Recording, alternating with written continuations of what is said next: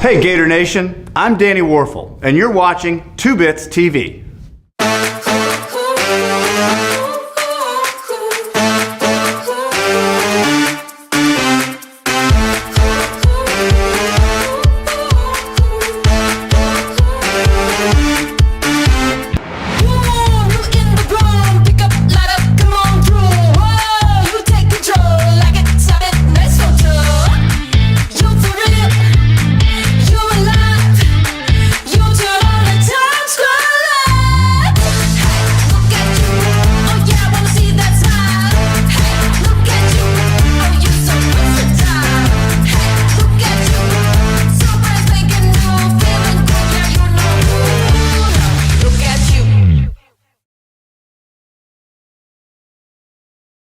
Score a goal for the Gators today. Kick Gator Giving Day off by making a gift to any area of the University of Florida, including Gator Athletics.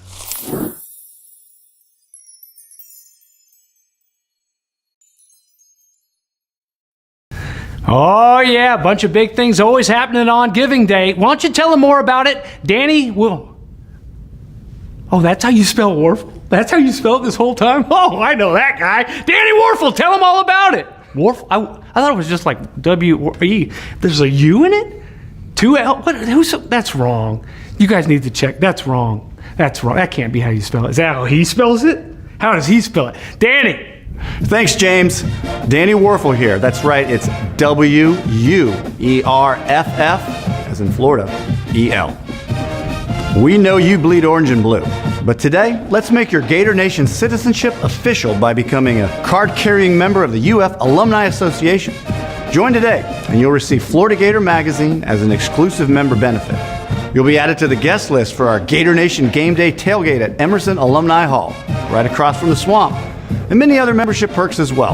Visit ufalumni.ufl.edu to join today.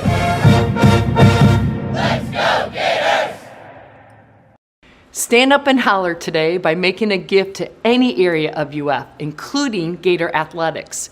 It's all for the Gators on Giving Day.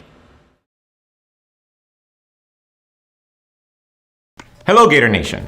I'm Dr. Carlos Rinaldi Ramos, Chair of UF's Department of Chemical Engineering. This Giving Day, I invite you to be a part of this enduring legacy of innovation and impact. Together, let's empower the next generation of Gator chemical engineering leaders to soar to even greater heights. Your gift fuels their journey by strengthening our academic programs, leveraging cutting-edge advancements like artificial intelligence and machine learning, expanding internship opportunities, supporting high-stakes student competitions, enabling transformative study abroad experiences, and so much more. Every contribution you make opens doors, more scholarships, more global adventures, more hands-on industry opportunities, bringing our students and faculty closer to turning their aspirations into reality. Let's make it happen. Let's ensure every Gator chemical engineer has what it takes to excel, innovate, and leave an unforgettable legacy at UF. Here's to shaping the next 100 years of excellence and beyond. And as always, go Gators. Stand up and holler for chemical engineering. You know, while the University of Florida is right here in good old Gainesville, Gator Nation is everywhere. Am I right? And we're working hard each and every day to make the world a better place. Whatever your passion is, there's probably a UF project that matches your interest. Stay tuned to learn more about how you can help.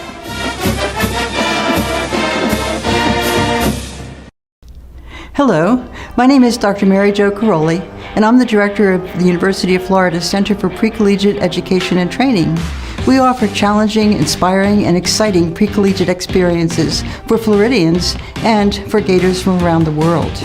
Your support and donations allow CPET to expand access to our programs for all students and teachers in Florida. Now let me pass it off to some of our directors. CPET fosters collaborations among K-12 educators, school district representatives, UF scholars, and community and industry partners. Together, we deliver innovative, research-based training and authentic learning experiences for secondary education teachers and students. For over 60 years, we've served middle and high school students as well as secondary teachers with STEM enrichment programs such as the College Reach Out Program, Mini Medical School, Summer Science Institute, Research Explorations, the Student Science Training Program, Upward Bounds, and Gator Labs. Now back to you, Dr. Crowley. Your donation directly supports these opportunities, opening doors for current high school students and teachers, and we hope, with your generosity, that together we will inspire the next generation of leaders, scientists, health professionals, and engineers.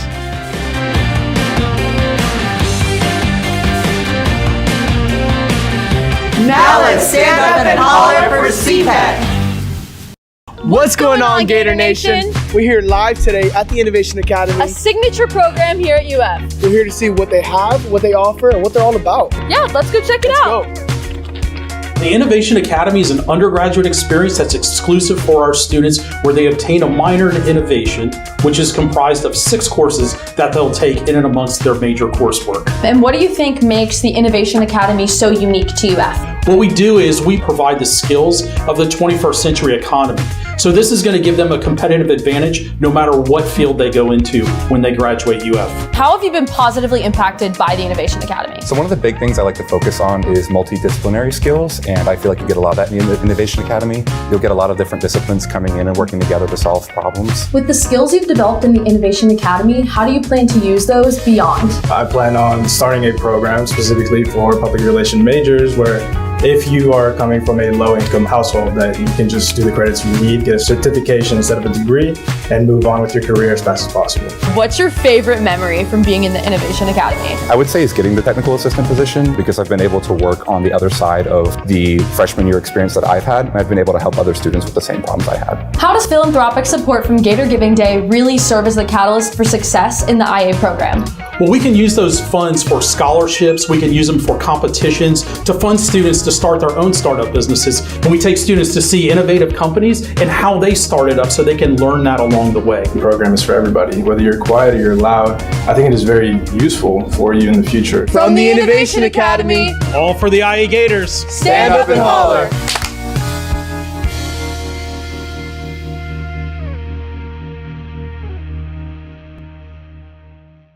Help us get the word out on social media by using the hashtag #AllForTheGators. Did you make a gift? Tell your friends which college or program you support and why that's meaningful to you. Let's show the world how strong and passionate and generous and grateful the Gator Nation can be when we come together and stand up and holler.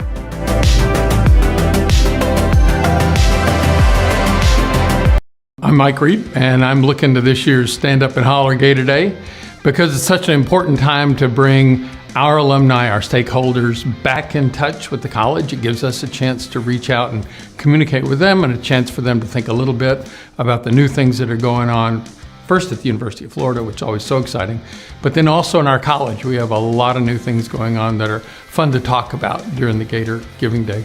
Our college this year is very excited to have a brand new sport analytics program that was funded by a strategic initiative at the presidential level for the university. What we're doing is part of a broader effort that involves the University Athletic Association, it involves the College of Business, it involves the College of Engineering, College of Medicine, and even Design, Construction, and Planning, all of whom are looking at the very new technology that's available for analytics, both at the athlete level and the coaching level, around games and around performance on field or on track. But at the same time, that same AI technology and sport analytics can be used for the business side of the shop. So there's a lot of applications to it. And because this is new, we've recruited some new faculty that'll be bringing expertise to our campus and to our college in particular. So we think that's very exciting, especially in light of the fact that our college has a long history in the field of sports, athletics, and human performance. So it's a natural fit for our college. Gator Nation Giving Day is a particular value to us because the contributions that come in on that day go to support primarily our students. Most of the giving is channeled into scholarships. Some of it, however, goes into programmatic funds that can benefit our faculty, that can really enliven new programs and help us start in new directions. So that's always very exciting too. More recently in the college, we live in a very old building. It's the historic Florida Gym. It's on the National Register, and we value this building. It's a huge part of our history and our culture, but it's old. And so we're having a chance with some of the donations that are coming in to refurbish space in that building, to create better space for our graduate students, better space to facilitate student success, and that's mostly where we've been putting our money. So Gator Nation Giving Day provides us with extra resources to make that possible. What the Gator Nation can do for the University of Florida and for the College of Health and Human Performance is to contribute a little money. Give us what you can, chip in on Gator Nation Giving Day, and help us make this day a success. The money that comes in will be put to the best use possible, and it's a chance to stay engaged with you. So we look forward to hearing from you. We look forward to receiving your gifts. And please know that the amount of money is less important than you being personally involved. We want to hear from you, and we want to reach back with you. We want a connection. Hey, stand up and holler for HHP. Hi, Gator engineers. I'm Kirk Hatfield, Director of the Engineering School of Sustainable Infrastructure and Environment, which is home to the Civil, Coastal, and Environmental Engineering programs at the University of Florida. One of our most beloved professors, Dr. Robert Tiki, recently retired this past December after 35 years of distinguished teaching, advising, and mentoring, and we seek to honor him and his legacy by creating an endowed professorship in his name. To establish the endowed Robert Tiki Professorship, we seek to raise a minimum of $1 million in donations from friends, colleagues, and many of the 6,800 students he taught, mentored, and advised during his 35-year career. Please look to make a generous donation on behalf of Dr. Tiki's good name and reputation using the active link associated with this message. Thank you for helping us honor an exceptional educator and mentor who has given so much to our engineering community. And go Gators! Stand up for Bob Tiki and Essie. Remember when you were a kid? Discovering all you can do, while learning to love who you are. Finding your spark, and igniting passion in others. Stepping into your independence, but realizing you don't have to do it alone. Dealing with the pressures of the world, while finding a way through the storm. These moments haven't changed, but the world has, and it's coming at us faster than ever. 4-H has helped millions of youth pave a path forward. We're ready to inspire millions more to do the same, through programs that are proven to work. We're building a generation that is beyond ready. Ready to lead, ready to serve, ready to build, ready to conquer. More youth, more community, more ready.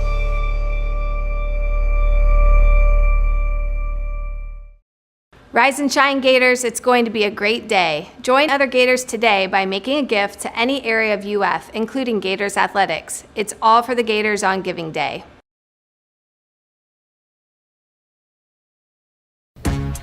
Hello, Gator Nation. I am Dr. Michael Tonks, Interim Chair of the Department of Material Science and Engineering and the Nuclear Engineering Program. Did you know that we're the #1 material science program in Florida and one of the select few universities in the nation with our own training nuclear reactor? At MSc-NE, we empower students with cutting-edge learning and industry collaboration opportunities, preparing them to lead with confidence. Our innovations, like self-healing metals for NASA and microscopy of nuclear reactor fuel, prove that no material is too hot to handle or too small to study. This Giving Day, your support directly empowers students to explore, innovate, and succeed. Together, let's shape the future of engineering excellence. Thank you, and as always, go Gators. Stand up and holler for our material science and nuclear engineering. Oh, and we're just getting started, too. Stick around for much more on Giving Day.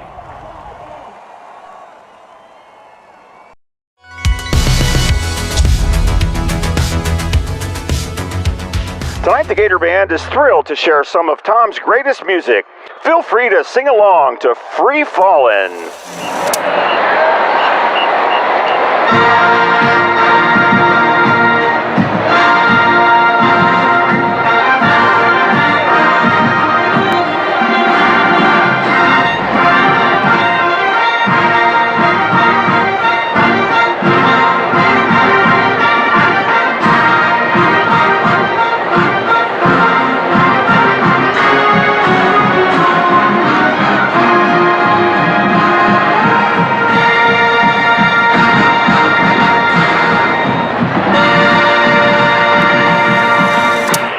is American Girl by Tom Petty and the Heartbreakers.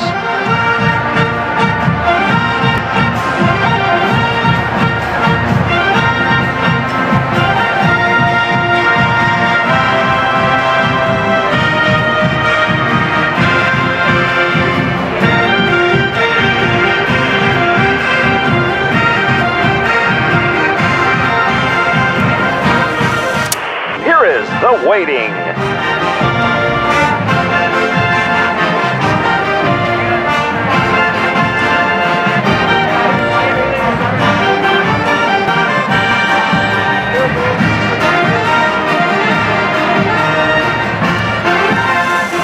You all know this next hit from Tom's solo album, so sing along!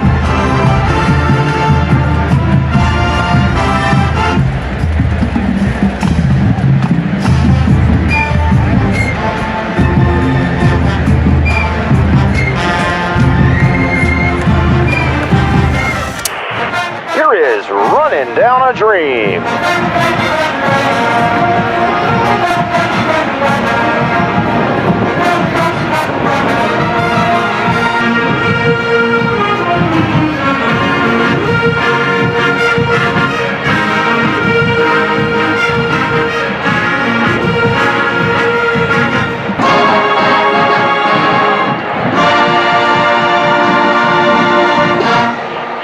Let's hear it for Tom Petty and the 2022 Sound of the Gator Nation, your Gator Marching Band.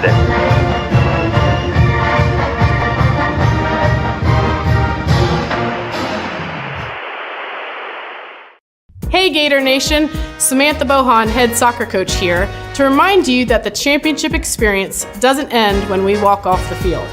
A true strength of Gator Nation is built by everyday MVPs like you. One great way for you to help us put big points on the board is by registering your new Gator license tag today. Our Gator plates not only keep you riding in style, the proceeds support much needed student scholarships and help to reaffirm our ranking among the very best universities in the nation. Get your new Gator license tag today by visiting ufplates.com. And remember, wherever you go Gator! Hey, I hope you're having a great Gator Nation Giving Day. I sure am. Stick around. Up next, we've got a piece on how you can help maximize the student experience of our highest performing undergraduates through your support to the UF Honors Program. My name is Karen Hegland. I am an associate professor and the program director for the Masters of Arts program in Communication Sciences and Disorders in the Department of Speech, Language, and Hearing Sciences. Regarding swallowing and really other functions of the upper airway, including speech, voice, and cough function, all of those different movement problems that affect the lower body can affect the head and neck muscles as well. So we can get problems with coordination between different subsystems. So all of those functions depend on coordinating with the respiratory system. And so if those different precise timings of movements are slightly off, we can have problems like aspiration or things going down the wrong pipe during swallowing, difficulty coughing material out, changes to voice and speech function. So my research lab is really focused on different mechanisms of airway protection. So swallowing being one of the primary and coughing being another important one. Big strong cough. What our research has shown is not only are people with Parkinson's prone to develop swallowing disorders, but then they also develop cough disorders. And so then you have an instance where something might go down the wrong pipe, but you're not able to effectively cough it back up. Good. Our current studies are going to be focusing on looking at how a common therapeutic, which is deep brain stimulation, might affect those functions. So hope is that this study will give us some guidelines that surgical teams can use in their decision-making process. We identified that there were disparities in the percentage of white patients versus black patients that do go on to get deep brain stimulation surgery. So we've just been told that we'll be getting funding from the American Parkinson's Disease Association to do a mixed method study to really dive into why those disparities exist and hopefully find some ways that we can reduce the disparities there. I I think the ability to have a positive impact on the lives of so many people, because Parkinson's, like I said, is a very common disease. That means a lot of people have it, not just in this country, but worldwide. And as I mentioned, there isn't a cure, but what we can do as researchers is come up with ways to really maximize that quality of life. You know, obviously the functions of eating, drinking, socializing, using speech and voice are all incredibly important to people. And so if our research can help make a difference in improving those for people living with Parkinson's and other types of neurodegenerative diseases, then I think we've done what we wanted to do.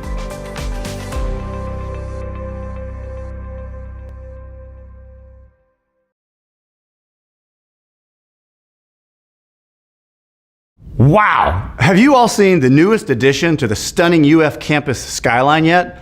Malachowski Hall. It's a state-of-the-art, one-of-a-kind interdisciplinary center for data sciences and information technology here in Gainesville. It's going to be a game changer for research, applications, and transformative advancements in today's most promising field, AI. If you haven't had the chance to see it in person yet, I hope you'll get the opportunity soon. But until then, we've got you covered with a video sneak peek inside, plus highlights from the big day when NVIDIA co-founder and UF alumnus Chris Malachowski was on campus for the ribbon cutting of this iconic new facility. Let's take a look.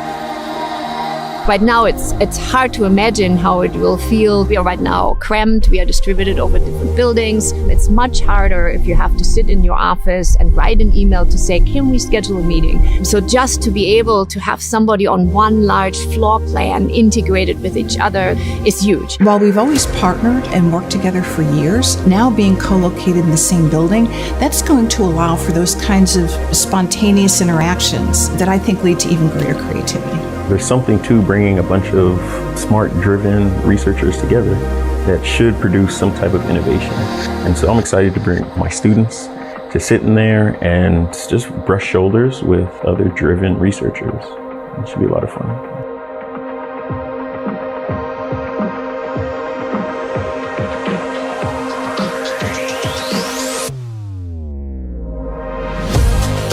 I had never expected this, that so much would actually be realized. It's hard to believe. Malachowski Hall is just absolutely gorgeous. I mean, look at this space. We have pretty much everything that we asked for. The office space, the conference rooms, the equipment.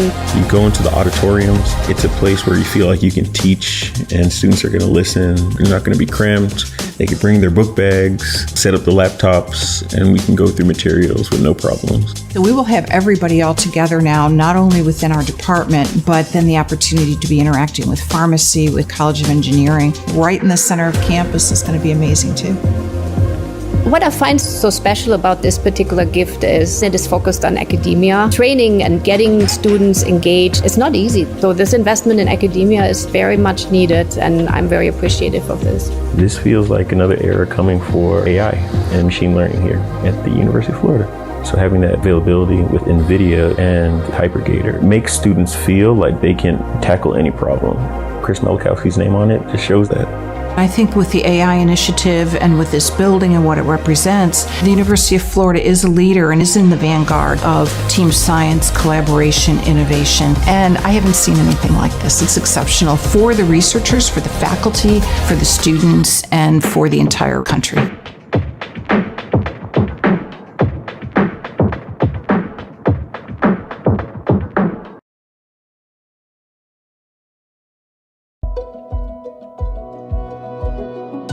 For more than 25 years, the Evelyn F. and William L. McKnight Brain Institute of the University of Florida has been a leader in neuroscience and neuromedicine research, advancing our understanding of the nervous system to improve brain health across the lifespan and revolutionize the treatment of neural disorders.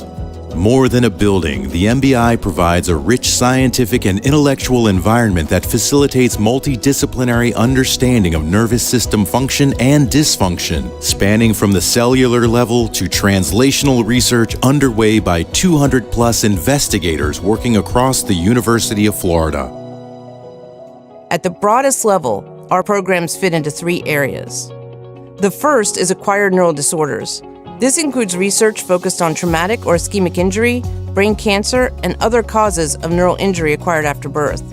The second area is neurodegenerative diseases, which includes research focused on understanding and treating conditions that lead to the gradual and progressive loss of brain cells. The third area is cognition, behavior, and sensation. Research within this area focuses on discovering the neural underpinnings of learning, memory, and aging, as well as sensation and perception. The MBI is instrumental in attracting and recruiting the best and brightest researchers to each of these focus areas and provides infrastructure to facilitate their new discoveries in brain health.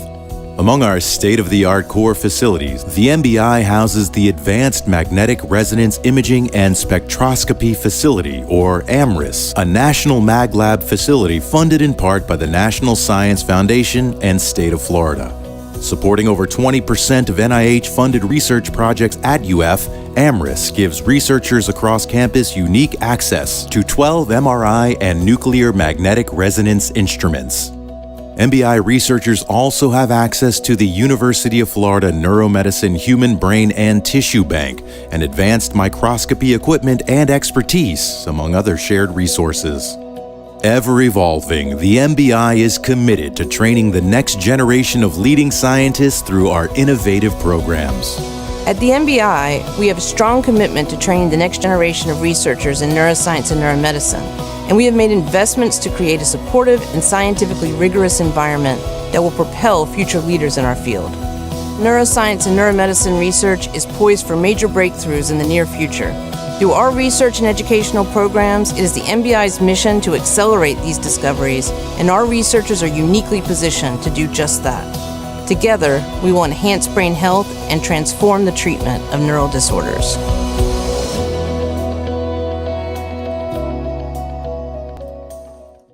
Oh yeah, a bunch of big things always happening on Giving Day. Why don't you tell them more about it? Danny will... Oh, that's how you spell Warfel? That's how you spell it this whole time? Oh, I know that guy. Danny Warfel, tell him all about it. Warfel? I thought it was just like W-E. There's a U in it? 2 L? What? That's wrong. You guys need to check. That's wrong. That's wrong. That can't be how you spell it. Is that how he spells it? How does he spell it? Danny! Thanks, James. Danny Warfel here. That's right. It's W-U-E-R-F-F, as in Florida, E-L. We know you bleed orange and blue, but today, let's make your Gator Nation citizenship official by becoming a card-carrying member of the UF Alumni Association. Join today, and you'll receive Florida Gator Magazine as an exclusive member benefit. You'll be added to the guest list for our Gator Nation Game Day tailgate at Emerson Alumni Hall, right across from the swamp, and many other membership perks as well. Visit ufalumni.ufl.edu to join today. How do we protect the people on the coast and also protect nature? We're out in the field, we're on the front lines. We have a great research group here at the University of Florida, but we're also engaged with a lot of great partners. I'm Andrew Altieri. I'm an assistant professor in the Environmental Engineering Sciences Department, and I'm an associate director for the Center for Coastal Solutions. I've been in the Keys, I've been on the Gulf Coast, and I've been on the Atlantic coast. Florida is a special place because there is so much coastline, such a diversity of ecosystems. So I find myself really passionate about coastal environments in particular because I grew up going to the beach, snorkeling, and later scuba diving. My research is examining biogenic habitats, and that can include mangrove stands and seagrass meadows and coral reefs, and understanding how they're responding to environmental change. And increasingly, my research is taking that knowledge and then applying it to help enhance restoration projects and engineering shorelines to work with living infrastructure. What I find really exciting about my research is that it's really heavily field oriented. So we do a lot of work at field sites collecting data in the natural world. And a lot of our work involves collecting data by counting organisms or making measurements of them, and then also deploying instruments to collect data on water quality. And that allows us to put together this perspective of not just the living organisms in the system, but also the environmental drivers that are leading to change in those systems.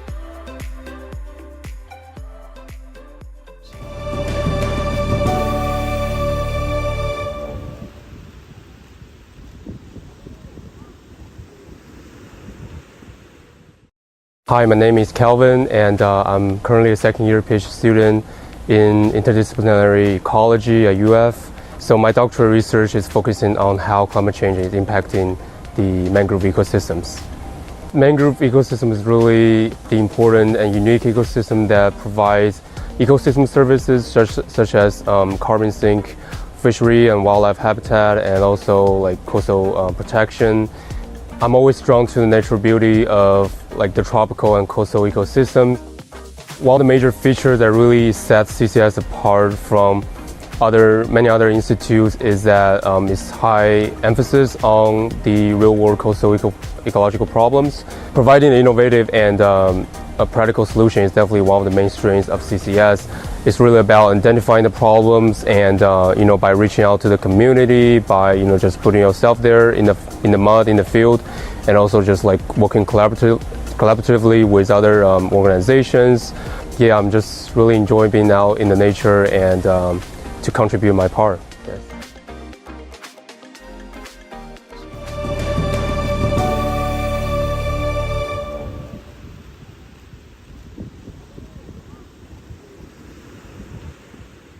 We're excited to host Head Start Family Days at the Florida Museum. Located on the University of Florida campus, the Florida Museum is one of the nation's top 5 natural history museums. These special events allow Head Start families to explore our exhibits, including the butterfly rainforest at no cost. We have partnered with Episcopal Children's Services, the leading provider for Head Start and early Head Start education in North and Central Florida. This partnership aims to create a space for hands-on learning through play, allowing participants to experience all that the museum has to offer in support of early childhood education. Head Start families enjoy early entry and snacks, and then have all day to explore our exhibits, including the Discovery Zone, an interactive exhibit to engage young visitors and their families. Family Days are a great way to have fun in a safe and welcoming atmosphere while exploring all that the Florida Museum has to offer. Hello Gator Nation, I'm Dr. Mark Taranapur, proud chair of the Department of Electrical and Computer Engineering, better known as ECE.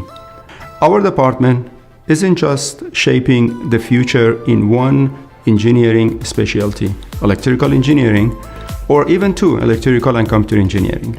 We're nurturing next generation Gator engineers across 8 critical areas and over 30 specialized fields. So this Giving Day, I invite you to help us empower our next generation engineering leaders to reach even greater heights. Your generosity fuels their growth in countless ways. Supporting undergraduate research, participating in national competitions, and hands-on projects in student organizations. Every gift you make helps them access scholarships, embark on study abroad adventures, and secure internships that bring them closer to their dream careers. So let's do this together. Let's make sure every ECE Gator has the tools to excel and leave their mark at UF and beyond. And as always, go Gators. Stand up and holler for ECE. Hey Gators, thanks for tuning in to 2Bits TV. Stick around a little longer and we've got more coming up on Gator Nation Giving Day. Go Gators. Rise and shine, Gators. It's going to be a great day. Join other Gators today by making a gift to any area of UF, including Gators Athletics. It's all for the Gators on Giving Day. Go Gators!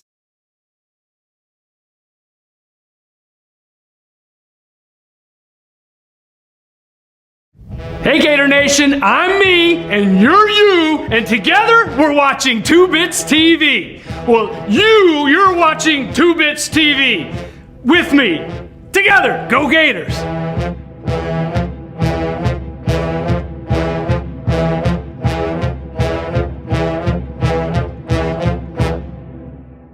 It's important to give back to UF because there are generations of children coming behind us. They're going to be your doctors, your lawyers, your architects, your journalists. It helps strengthen communities and forges lifelong relationships. So as we rise, we lift others. Go Gators. I've seen Florida change a lot in my lifetime. Growing up, I spent a lot of time in the water, especially just around Miami and the Keys and stuff. I've seen a lot of changing happening in the reefs throughout my life. That was kind of what ignited a lot of my interest in environmental research in the first place. Hi, my name is Charlie. I've worked for the CCS for a little over a year now. I spent a lot of time doing field surveys and helping students and PIs get projects in the ground, and spent a lot of time underwater. A lot of fun. I love working with all of the PIs here, their research, their projects, their grants. Everything is awesome and it's valuable work. My whole life growing up, it was common to just have like roads flood when it would rain, or if it was king tide, I mean, things would just flood all around you. So I think seeing it my whole life, there was never a point that I could turn away. I think working for a coastal engineering group like the CCS has just given me a completely different perspective on what kind of a difference and an impact we can make to the coastlines. Things that I thought were kind of out of reach or impossible aren't so far out of reach or impossible.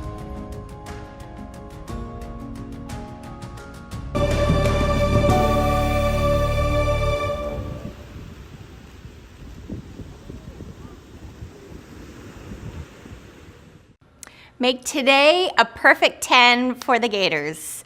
Get Gator Giving Day off by making a gift to any area of the University of Florida, including Gators athletics. Go Gators!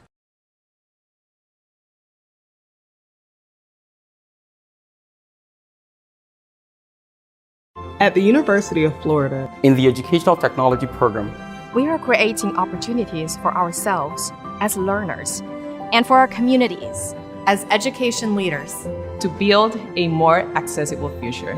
Our EdTech program focuses on us as individual students for a personalized graduate experience. In our educator community is a supportive and empowering environment that's collaborative and open to all. To all students. We receive composite mentoring from faculty who we work with as partners across multiple cutting-edge disciplines.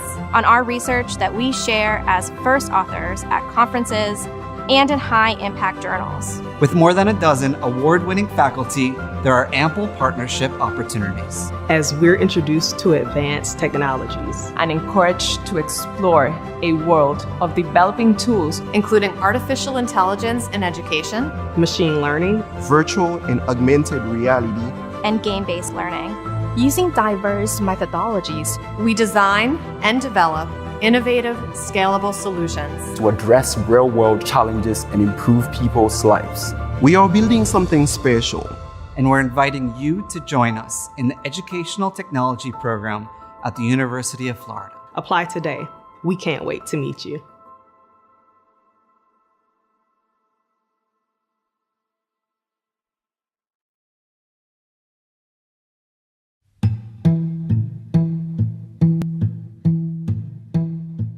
I'm Emily Miller-Cushion. I'm an associate professor in the Department of Animal Sciences.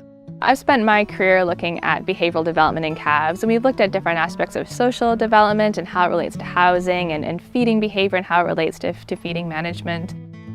So in my lab, we focus on dairy calves, and we're interested in how we can manage calves to improve welfare, and also how we can use an understanding of their behavior to provide insight into their welfare. We're interested in what those long-term effects for the calf all the way into her lactation will be.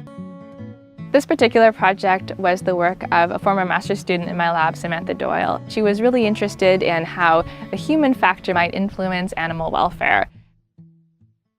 Weaning is a stressful period for calves because it's a time period where we're stepping down how much milk they get to encourage them to start eating more solid feed like grain and hay. We had 14 individually housed calves and 14 pair-housed calves, and we followed them through the duration of the pre-weaning period. So for calves, this is the first 8 weeks of life.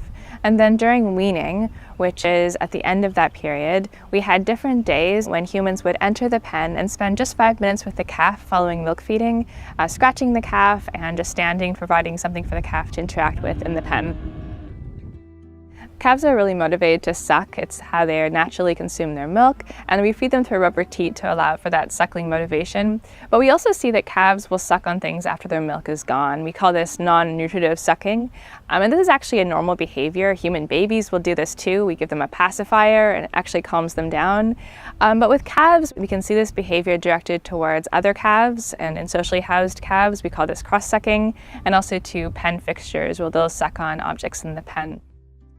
We found that human contact particularly reduced this abnormal oral behavior for individually housed calves, and it also somewhat reduced the cross-sucking behavior in pair-housed calves.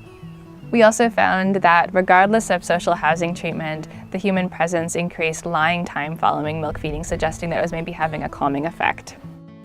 We were surprised that human contact was that influential, considering the human was only in the pen for a few minutes. But it could be some effect of the scratching and tactile stimulation, or it could just be the novelty and interest that the calf had in the human in the pen that redirected them from some of these abnormal behaviors.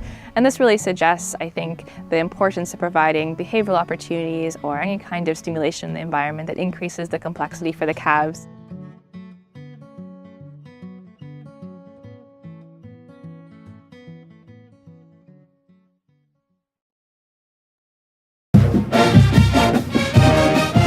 We know you bleed orange and blue, but today, let's make your Gator Nation citizenship official by becoming a card-carrying member of the UF Alumni Association. Join today, and you'll receive Florida Gator Magazine as an exclusive member benefit. You'll be added to the guest list for our Gator Nation Game Day tailgate at Emerson Alumni Hall, right across from the swamp, and many other membership perks as well. Visit ufalumni.ufl.edu to join today.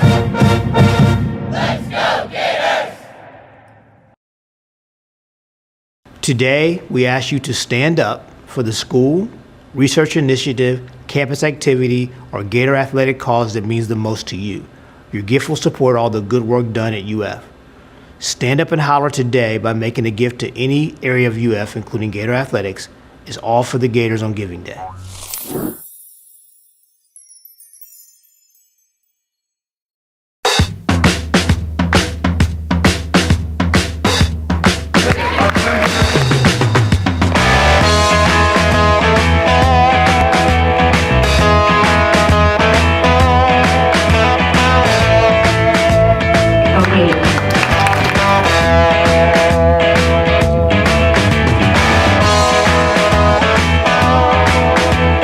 Congratulations on your induction into the Grand Guard Society of the University of Florida.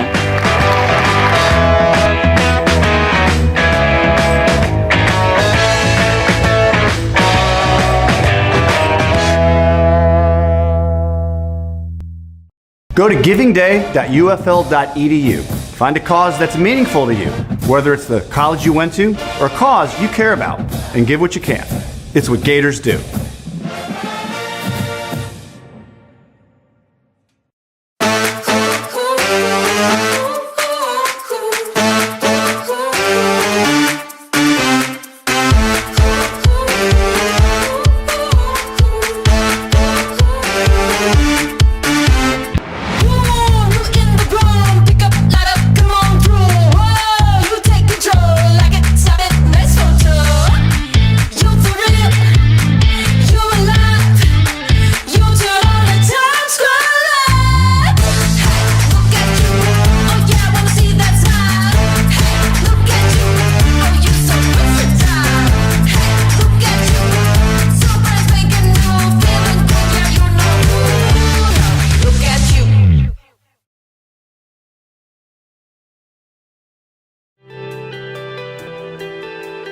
This is a very special day because it marks the beginning of your lifelong journey to become Gator Scholars. Ladies and gentlemen, welcome to the Innovation Academy Launch an IAA Convocation Celebration. Being in the Innovation Academy has let me meet a lot of people who are very different from I am And being able to see that in play every single day, it makes me more confident in knowing this is what I'm really good at. I'm gonna do this and we're gonna work together with what you're really good at to do the best we can. Be comfortable not really knowing what you're going to do, because there are opportunities that they'll give you in the Innovation Academy to figure out where you want to go in your career. And it's not like that pressing to figure it out right now, because no one really knows yet. I found that at UF, students are united by our ability to strive towards and achieve excellence. Whatever traditions you decide to create and live out, the history of our university is written each day.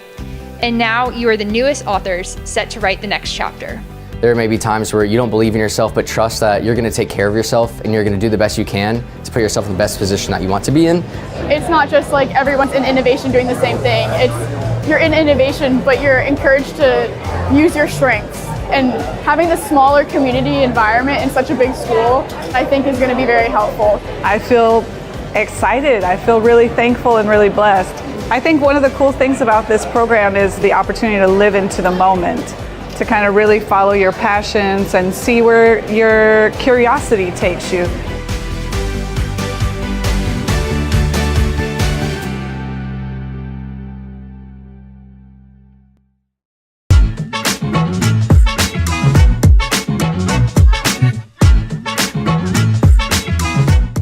Time at camp is a treasured tradition. I love Camp Cleverly! Florida 4-H camps bridge the gap between fun and education, using a learn-by-doing approach that gives youth the opportunity to smile and laugh, while making new friends and discovering their own spark. Florida 4-H's 3 in-state camps are managed by the University of Florida IFAS Extension and are open to both 4-H members and non-members. These camps are used throughout the year for environmental and outdoor education field trips, outreach programs, meetings, and retreats. During the summer, they are filled with campers and traditional activities like kayaking, hands-on learning, archery, and of course, campfires. Feel like Harry Potter waving a wand. It's not the sound of the whistling wind. It's not the sound of the whistling wind. That's not what hippos do. Each of Florida 4-H camps has its very own personality. Nestled on the banks of Lake Francis in Highlands County is Camp Cloverleaf. Here, campers learn about Florida's freshwater environment and land-based ecosystems. Camp Tampucci, located on the Choctawhatchee Bay in Florida's Panhandle, gives youth a chance to enjoy one of Florida's coastal areas, with special marine science activities like collecting specimens and taking a closer look to learn about our coastal environments.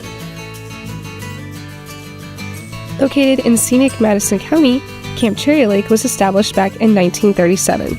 Campers experience the wonders of the outdoors and explore North Florida's unique ecosystems.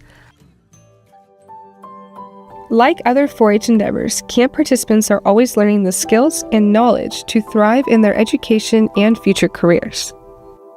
The kids get an opportunity to work on projects and things, learn different skills when it comes to things like archery, to swimming, safety, learning about nature and science. So this provides them with a sort of a living laboratory, if you will, for them to be able to learn about all of those different subjects. And again, they're learning while they're participating.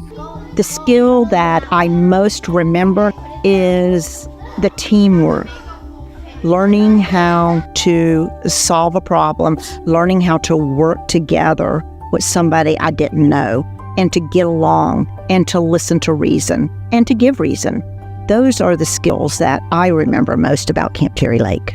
4-H provides a lot of opportunities for our youth and young adults. These camps have so much potential, and our hope is that these camps will serve as a chance for there to be some learning outside the classroom. So that's the kind of fat we want to avoid, because we all need... At all 4-H camps, a legacy of developing life skills and creating lifelong memories is what endures most. Yes. But now, Camp Cherry Lake needs your support. Nearly a century of use has left the facilities in need of major renovations and improvements to better serve Florida's youth. Please consider helping our camps. Please consider contributing some money to help Camp Cherry Lake. It's in desperate need right now, and so any little bit helps.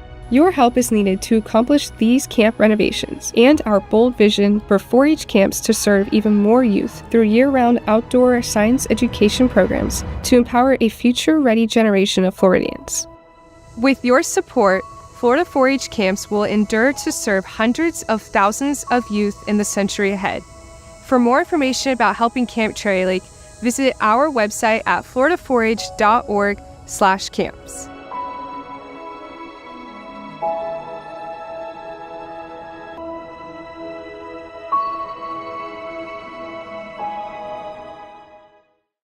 Welcome to the Swamp, home of the Florida Gators. Black, white, free, Touchdown, let's go. Touchdown for the Florida Gators. Got Greengrass ahead of him, and he breaks Yeah, right in the ball. The Let's Gators go. find 6.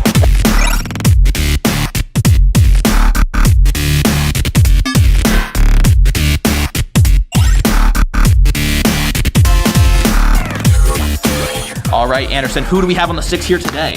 Thanks, Anderson. Let's get into it. Players, if you're ready, game on. We'll find out today, right here on Gator Nation Gameplay. The Esports Club will be simulating every single Florida Gators football matchup this year, as hopefully it won't go like that in real life. Are you doing okay over there? We believe in you, man. Happy experience. Fair enough. Can you tell us a little bit about who we have on each side of the line of scrimmage today? Yeah, absolutely, Nate. Fumble, it's Jason Go, Jr. boy! There he goes. Let's go! He's got a shot for a defensive touchdown. No one separating Marshall from the end zone. 17-13. Let's go! And out of nowhere, this football game becomes monumentally closer than it was. You said ask you how you're doing in a couple of minutes. How you doing? I'm feeling a lot better. Thank you for asking me now. You know?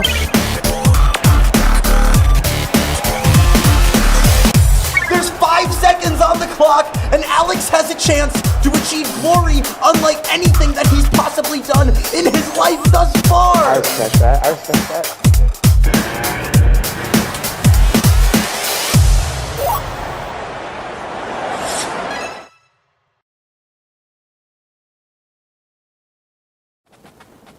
A disastrous Week 3 finds the fortunes of Florida flipped in CFB IRL. Can our Gators continue to pull away on gameplay, or do our fates intertwine on game day as a perilous season spirals on? We'll find out today, right here on Gator Nation Gameplay.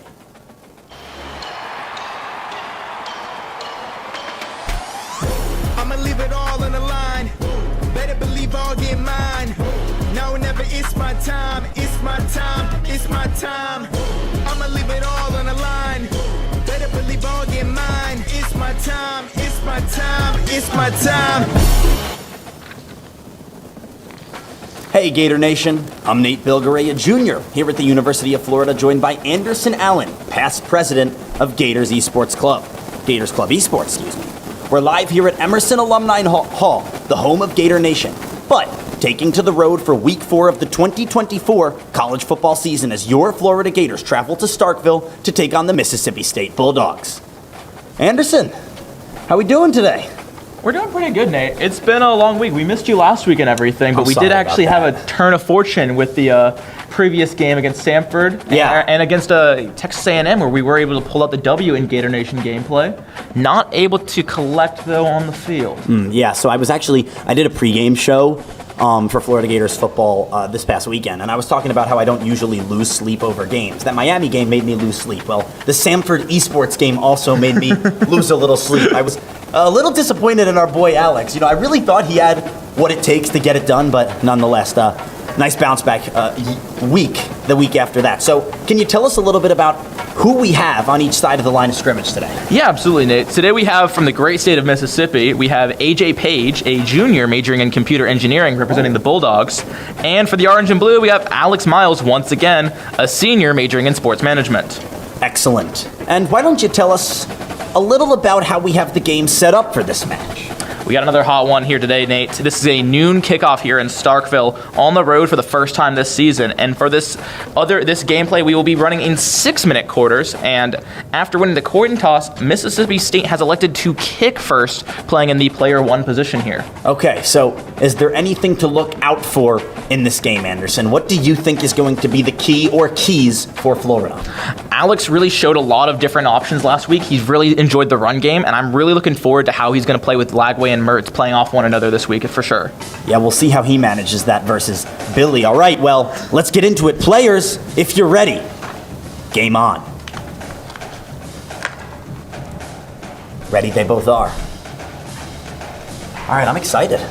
Let's do this. It's been a minute. I know. I was upset that I missed the last one, to be honest. No, it's good. I'm glad we can make this work one more time. Me too. I'm happy to be here. Hopefully Alex can represent. He's locked in over there. Got the Beats headphone in one ear. He's, it's one of those moments where he's getting in the zone. Yeah. It's the build up to a major competition. Maybe the biggest competition he's performed in thus far in his human existence. Now, this is the first stadium we've gotten to see, though, that hasn't been the Gators Swamp. Real? Oh, yeah, because first away game. Yep, so Okay. we are getting to see a different kind of intro here than we've had previously for some of these other games we've played.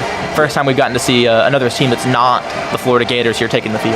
Yeah, it's interesting to see like the graphics and everything, the effects, the fireworks. I've never been to this stadium in real life, so this is the only real grasp I have of it. Now, you talked about it a little. I'm excited to see how Alex manages the 2 quarterbacks today, because Billy Napier struggled to do it last week. Let's see if he can find a more successful way to do so here in this game. And we're officially off as the kickoff is in the back of the end zone. Alex is going to play it smart and just let this one roll out, starting things straight to the depth chart. Grab Mertz to the bench. DJ Lagway in the game. I mean, video games are a little different than real life, and I'd say it's kind of a historic thing. You play with the running quarterback, right? Yeah. It gives you more options and things like that. It gives you, I think, in the meta that is college football, they are able to do more with a running quarterback with a mobile option like Lagway. Absolutely. I mean, it just expands your game plan. And also, when the pocket collapses because your offensive line isn't holding up, you can kind of just run and pray with DJ Lagway. Yes, for sure. That was kind of a rhyme there. Run and pray with DJ Lagway. Hey, man. Maybe we'll catch that on the new branding for him next week. Run and pray with DJ Lagway of the Florida Gators. We'll hopefully keep him throughout the season for the most part. The stadium pulse is booming right now as Alex is on the road. Johnson takes a handoff up the middle for play number 1, and results are none. He got swallowed up by some Mississippi State defenders there. This is the first time I think we've actually had the negative impacts here of that stadium pulse, Nate. We've previously been enjoying the benefits of it. We are seeing the lateral, though, play through here and not able to collect on the No. Yeah, not ideal there. I understand what Alex was going for. The RPO, you got DJ who can run, toss it out to Montreal, but now he's in 3rd and 12, so we'll see what he can do. Lagway drops back to pass. He's rolling out right. A short pass, a check down. It's Montreal Johnson, but he's got enough to get the first and then some. Montreal breaks a couple tackles and turns what could have been just a couple yards into 15-20. Just 5 yards away here from Mississippi State territory, Nate. He's really trying to push down this field with the run game as much as he possibly can. These short passes very much giving him that ability to do so. Yeah, right back to the run game. Up the middle now. A heavy tackle there from Mississippi State, but Montreal Johnson, 8 yards in a cloud of dust, and just like that, it's second and manageable. I can't even imagine what the heat's going to look like for that game here on Saturday. That's going to be a lovely game there to attend for the Mississippi State fans, the hopefuls. Zipperer getting some fullback time there, but no gain on the play. 3rd and 2 now. About half of the time has elapsed here in quarter number 1. Make that over half.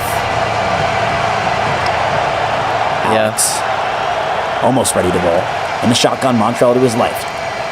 Lagway rolls out. It's green grass ahead. Nothing else. He's going to slide, play it safe, but that's kind of why you play with the running quarterback in video games, isn't it? Now, we did talk about this previously last week with other Anderson, but so the way that college football is created here, if you run with a quarterback and your quarterback gets tackled and doesn't slide, the odds of him dropping the football infinitely higher. Yeah. Like almost like 80% of the time he is dropping. That is going to be a fumble play. Yeah. And you're going to lose possession of that ball. I mean, I've dealt with that as a casual video game enjoyer. Every single time I run the ball, whether it's Lamar Jackson, it doesn't matter who it is. Yeah. If you get hit, you fumble. Lagway in the shotgun, drops back to pass. He's sitting in the pocket. The disciplined freshman makes his way towards the left. It's got green grass ahead again. DJ Lagway with a nice 20-yard pickup there. And he slides home safely. Florida is just 2 yards out of the red zone. Alex really is he's a little quieter than he was for that Samford game. He's kind of locked in right now with one goal, and that goal is to represent UF Club Esports. I wouldn't be surprised if we got some practice going on in the back room. Yeah, he's been I'm sure he's been preparing for this moment. Now, Alex seems to have a similar game plan every single play. It's snap the ball in the shotgun and take it out wide with DJ Lagway, and it seems to be working for him. You'll see the run routes aren't really showing super solid lines for the most part. That is coming into the play with that pulse effect in the stadium. They're unable to kind of like lock in where they're going to be on that field, which leaves a lot of inconsistency for the pass game right now. Absolutely. And the first quarter did just end, everybody. It's 0-0 here to start the second. Alex is driving. Mississippi State still has not touched the football. So Alex is eating some clock and doing so efficiently. As he's in the red zone, Lagway takes the snap under pressure. Oh no, he tried to throw it away. It's a fumble. Covered by the Mississippi State Bulldogs. I couldn't tell for a second there. But Alex, running with DJ Lagway paid off until it didn't. AJ coming in here talking about how Stone, his defensive lineman, was able to recover that. He is going to also be doing the run game as well, looking to try and get some yardage there. Man, that was killer because you're in field goal range, and just like that, you lay a goose egg on the board after a long drive. Come to find out if this is a golden goose or not here for AJ as they make their way down the field. First pass of the game coming through, collected there, and going to be the first down and out there at the 35. Yeah, Chapin found his man there, and not a lot of passing from Alex on that first drive. But it seems like Mississippi State has a different game plan. Chapin in that I formation. He hands it straight off to the back, who's got a little bit of room, but runs right into Shamar James, who makes the emphatic stop. Now, random question here from a casual sports fan. Sure. You're the professional sports fan, obviously. I'm a student, but I try my best. These are the second set of Bulldogs we've played this year. Of the 3 that we played this year. Okay. I see where you're going with this. That's common in sports, honestly. Yeah. Like, there's a lot of, you look at, there's just too many sports teams. There's a lot of Tigers, the LSU Tigers, the Clemson Tigers. There's even Gators up in Pennsylvania. So, like, it's pretty common. Yes, so it's pretty common, actually. Now, the best Bulldogs we play is probably going to be Georgia. I'm not so excited. Probably more excited for the esports game than the actual game against Georgia. They're one of our toughest opponents on the esports side of things, too, at the end of the day. Oh, yeah. Yes. So they have a solid esports squad over at Georgia? Absolutely. Rocket League team for them specifically is going to be something we're going to be up against for the rest of the season. Okay, so speaking of esports, why don't you just tell everybody a little bit about what's actually going on right now and what our friend Alex is doing? Well, we have 2 different players, one representing Mississippi State, another one representing the University of Florida, playing in EA's College Football 25. This was a really anticipated video game that came out this year, and this kind of sums up what a lot of esports is about, where we kind of... Oh, hey now, a little juke from Mississippi State. Blake Chapin, the quarterback, really finding his guys in stride here on the first drive. Continue, I apologize. No, of course. We got to make sure we're keeping an eye on the game here. Gonna go ahead and watch this real quick. All right, looks relatively safe to keep talking for a second here. Yeah. But yes, esports being the kind of collaboration, that competitive nature of player versus player with video games. So in this case, EA's other games might be Valorant, Rocket League, League of Legends, or other various titles that people compete in. And the esports club will be simulating every single Florida Gators football matchup this year, as hopefully it won't go like that in real life. Mississippi State strikes first, a run right up the middle, and he really just waltzed into the end zone untouched there. Alex, you might have to check on your defensive line. But so this is going to be a consistent thing. Esports club versus esports club, and it'll align with the Gators' actual schedule. Absolutely. As many of these as we can possibly do going forward, I think is going to be the game plan for awesome. Gator Nation gameplay. Okay, so everybody make sure to tune in week by week. Now, give Alex a chance here. He was driving on that last one. Maybe he'll be smarter with DJ Lagway. It's 7-0 Bulldogs. We're about a minute past the halfway mark of the second quarter here, so the game is flying. You'll notice that one possession eats up a decent chunk of clock here in EA Sports. Lagway's looking for a man. He's got Elijah Badger, the transfer from Arizona State. And Alex is moving just like that. Nice to see a first down there on the first play. Very much gives you kind of that momentum you want to see on the field. The Bulldogs are going to, it's the 2-minute warning. By the way, this is the first year of the 2-minute warning in college football ever. It was only an NFL thing, but they decided to give the young guys an extra break as well. I mean, it comes into play quite a bit. It really means that at the end of the second, into the fourth, you're able to do so much more across a half. Talk up. Alex, sticking with the game plan. DJ Lagway, busting a move. He slides. Oh, my. Alex, I know you were scared there. You were hoping that slide happened before the contact. It did. Lagway on 4 rushes, has 45 yards on the day thus far. Lagway in the shotgun. Johnson lined up to his right. Elijah Badger and Trey Wilson twinned out towards the left. Shimre Dike all the way to the right. Lagway takes the snap alone in the backfield. Alex thought about running for a second. Instead, he tosses it to the running back, Montrell Johnson Jr., for 10 yards and then some. That's another first down for the Florida Gators. Yeah, I think Alex really favors Montrell here a lot. It's one of his strongest players, I think. For sure. I think between him and Lagway, those are his really 2 power picks there when it comes to playing this game right now. The go-to guys. Absolutely. Let's see if DJ Lagway continues to succeed as he dances around in the pocket. Lagway escapes. It's a gain of 2, so at least not a sack for negative yards, but he took a heavy hit there, and you told us already about what happens when your quarterback gets hit. I'm surprised, honestly, nothing came of that. That could have been another fumble there on the midway point of the field. It's not something you want to see at this stage in the game, especially down 7 points here. The stadium pulse is back, impacting Alex's ability to call plays. He plays it safe, runs it up the middle with Montrell Johnson, who swallowed up at the line of scrimmage. Only a gain of 1, so it's going to be 3rd and 7 from the 35 for the Florida Gators. Now, we see all these plays books coming in here on part of the game and everything. Players at home are going to be seeing this as well. Can you lend us some kind of insight as to whether or not a lot of these are major Gator plays that are used in the actual Napier playbook? Sure. So now the Napier playbook, I'm not so sure if it's actually taken directly from his page, but I mean, a lot of these plays are based on modern college football and the modern day NFL, as Alex unsuccessfully does not convert on 3rd and down. It's going to be 4th and 8. We'll see if he plays it risky like he did against Samford and goes for it with 27 seconds left in the half. No, he's going to play it safe. Field goal. Oh, timeout coming in for the field goal here. Well, it's a 52-yarder. But yeah, so the plays are based on actual college football in the NFL. Okay. I don't know if team by team the playbook is it's not exactly what Billy Napier does, but there's definitely a page taken out of the book. I got you. Okay. Yeah. So similar, definitely similar. Yeah, this one might be the hardest field goal I've seen played in college football. Oh no, it's not even close. Alex tries to kick one with Trace Mack. It's wide right, almost like that Arkansas game last year, and it's still a goose egg on the scoreboard for Florida with 21 seconds here in the first half. Oh, gosh. Sorry, Alex. I don't mean to be harsh. I'm just saying it out how it is. I mean, I don't know that you're being harsh. I got AJ over here dropping the cowbells, apparently coming into play here. Starkville, known for their cowbells, not something I'm familiar with, but interesting to hear. Yeah, each school kind of has their tradition. Oh, nice little toe tap on the line there.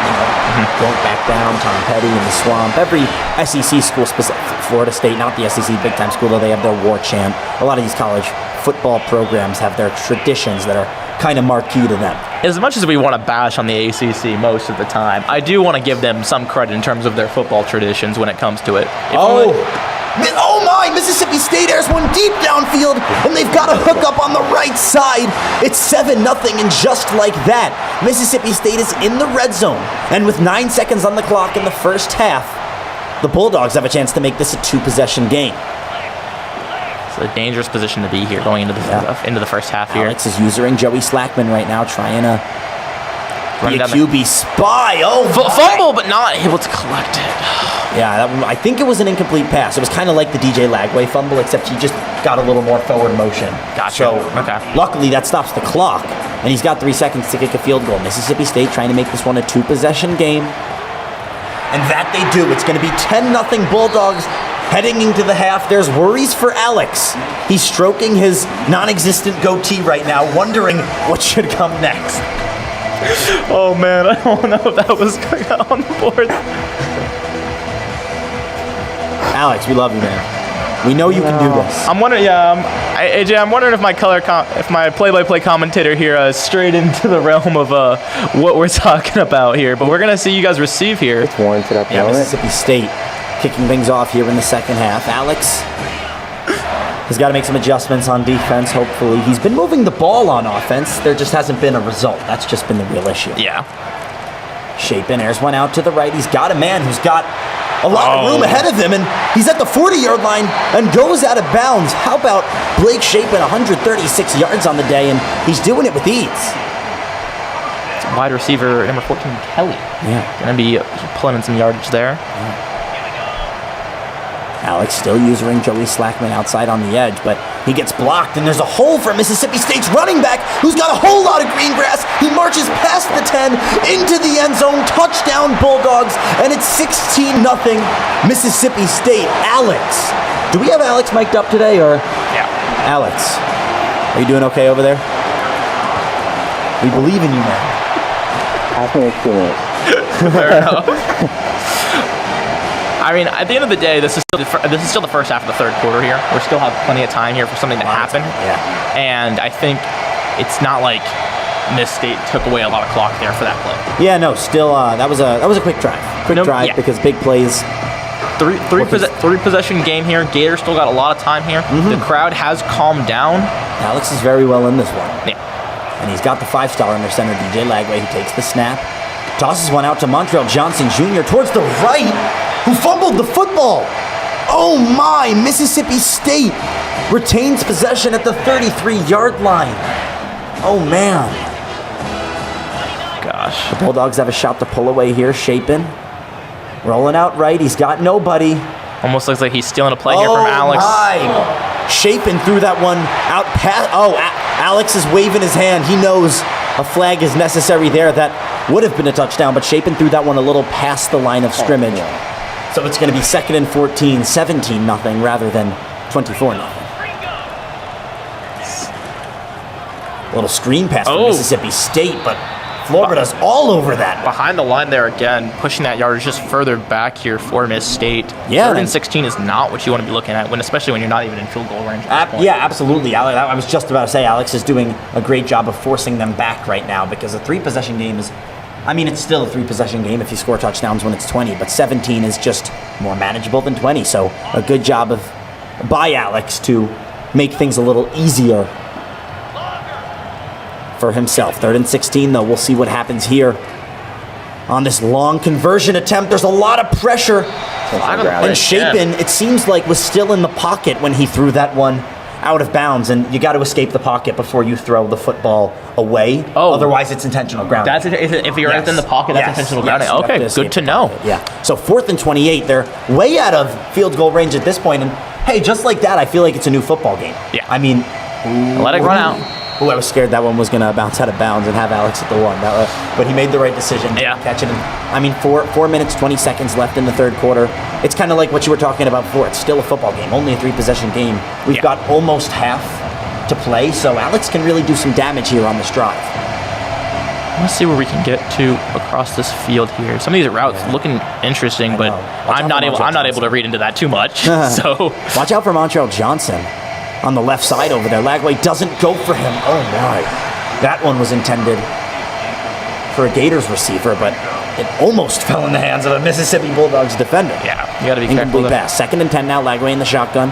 Montreal Johnson lined up to the right. Lagway running it up the middle here. Yeah, but he does a nice job of breaking it outside. Lagway slides, but not before he gets that first down, so it'll be 1st and 10 from Florida's own 31. Alex is officially driving. Good, and I mean, hey, that's all you want to see in everything. What make this a competitive game? At the end of the day, here for a good game. Keep it close, keep it tight, and make sure we don't know who's going to win. Right? Yeah. Lagway prepares to take the snap, calling some last-minute audibles. Lagway's got time, but not enough time, apparently. Mississippi State with a big-time sack. It's 2nd and 18 now from the 23. Now, Anderson, why don't you just tell us a little bit more about Esports Club as a whole outside of these competitions? I mean, outside of like the college football competition, the other games you guys play. Yeah, of course. I mean, our biggest team right now is going to be our Rocket League and Valorant teams right now. They're both competing in what's called the NECC. Oh, that's This cool. is the National Esports Collegiate Conference. Wow. So we are currently doing the placement tournaments for that, and hopefully we'll be hearing about what tier of competition we'll be playing at. That's cool. Can look at things like the D1 level versus like down to the D3 level. So they even have like D1, like subdivisions and yes. It's mostly based on skill at this point in time, just because financials aren't exactly going to be indicative of skill at this stage of the game. But right now, that can be relatively interesting when you get into how our teams are placing. That's pretty cool. It's 4th and 8. By the way, everybody, Alex wasn't able to convert. They were on 3rd down, and he's trying to make a splash here. It's risky because he's in his own territory. But scared money don't make money, as Billy Napier does always say. Alex definitely isn't scared. He's got a man. And I think he might have made money there. Yeah, I thought that was a first down. It was Arliss Boardingham, the tight end, who barely kept his feet in bounds. But Alex making some money on 4th down. And he keeps the drive alive. Now, the last time I was here, Alex Henna rotated with Graham and DJ. He's pretty much fully on the DJ train at this point as Mississippi State brings him down for the sack. 7-yard loss there on the play. Yeah. We'll mention that I believe AJ here is probably one of Alex's toughest opponents he's played on the sticks. Really? Previously, we've been playing against other students from the schools. AJ here is the competitor for college football for the University of Minnesota. Oh, really? Yes.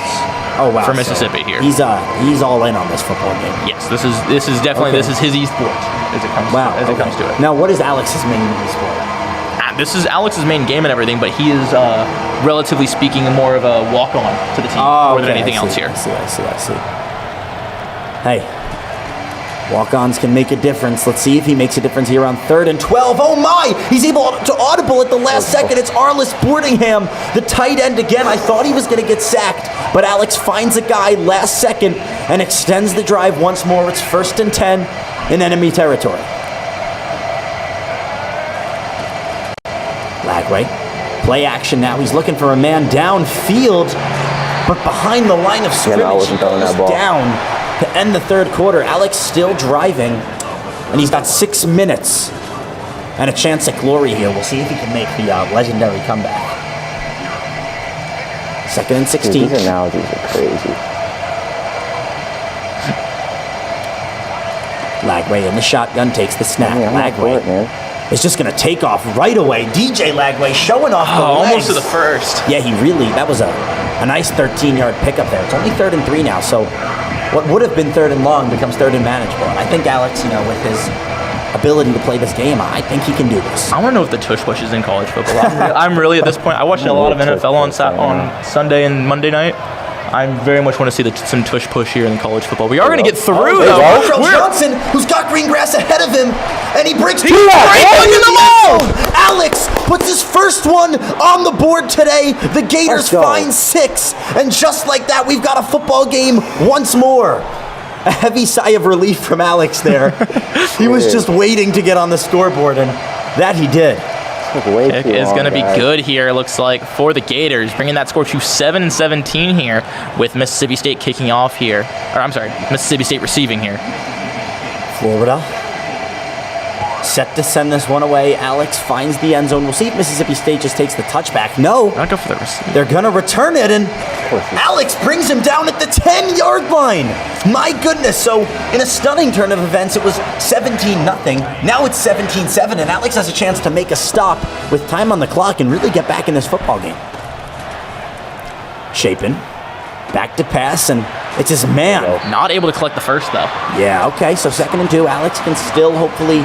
8 yards gained, no first for them. Though. Yeah, but 2nd and 2, they're sitting they're where they want to be. Yeah. Right now, we'll see if Alex loads up that defensive line, expecting run, or if he expects pass. It is a run, and that's going to be a first down, and then some for Mississippi State. A nice spin move. Yeah. Broadcast, we had a question. A broadcast jinx, you said? I'm sorry about that, man. He was asking for visual.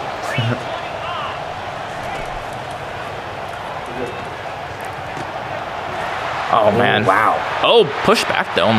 Not able to... We'll see if he got the first. It looks like he did actually get the first down. You know, the nice thing about computers is they're rarely going to make the wrong call there. That's true. It's auto-generated. That's very true. Now, everyone remember, AJ is his name, correct? Yes. Yeah, AJ competes for Mississippi State for this game, so he definitely had experience coming into this one. And he's going to run with Chapin and slide just before that first down yard marker. It's 2nd and 1 now, 3 minutes on the clock. We're about halfway through the final quarter of this one. Oh, I hope I can get it right now. Oh boy. Where's that first down going to be collected? Going to be 1st and 10 here for Mississippi State. Just around the 50, I believe, right? Yeah, 45. Oh, that's 45. If you actually look, this is for everybody. You see where it says 1st and 10? Yeah. Yeah, to the right of that it tells you. So, yeah, I'm not like a magician or anything. No, I appreciate it. No, I hadn't noticed that number before. Yeah, that's what that is. So, able to stop, though, on the 5-yard gain there on the rush. Yeah. Mississippi State has a plethora of running backs. They actually have 3 guys who get carries, so it's kind of a committee, and that's hard to deal with when you're a defense, right? It's just, you don't know who to game plan. The committee of running backs. Yeah, it's a committee of running backs. They've got a couple of guys, and it works for them, I guess. Yeah. So we're finally at the final 2-minute warning marker. Mississippi State leads 17-7. Now, Alex did just have a very explosive drive that resulted in a Montrell Johnson Jr. touchdown, but if he wants any chance staying alive in this one, he needs to stop, and he needs it now. Oh, I thought that was a fumble. Almost, yeah. Mississippi State went for the flea flicker. Were you, Alex, surprised that they tried to pull those shenanigans there, or were you expecting that kind of stuff? I was not expecting that. But you stopped it, didn't you? It worked out. Yeah, it worked out. Sometimes you gotta let it all work out. Another one coming through here. Yeah, Chapin has a lot of time. No one's open, but there's green grass ahead. Oh, Fumble! Alex with Covered by the Gators! Forces the fumble. It's Jason Marshall Jr. There he goes. He's got a shot for a defensive touchdown. No one separating Marshall from the end zone. 17-13. And out of nowhere, this football game becomes monumentally closer than it was. Alex, how we feeling? You said ask you how you're doing in a couple of minutes. How you doing? I'm feeling a lot better. Thank you for asking me now. Got 1 minute and 40 left on this football game here. Wow. You're gonna need to make a decision here really quickly. Are we looking for the onside kick, or what is the strategy here? Trust the defense. Trust the defense. 1 minute 40 to go on the clock here. Trust the defense. Wow. I got goosebumps right now. This is about as exciting as it gets. In the swamp, not in the swamp. I don't know if I don't think it gets better than UF Club Esports.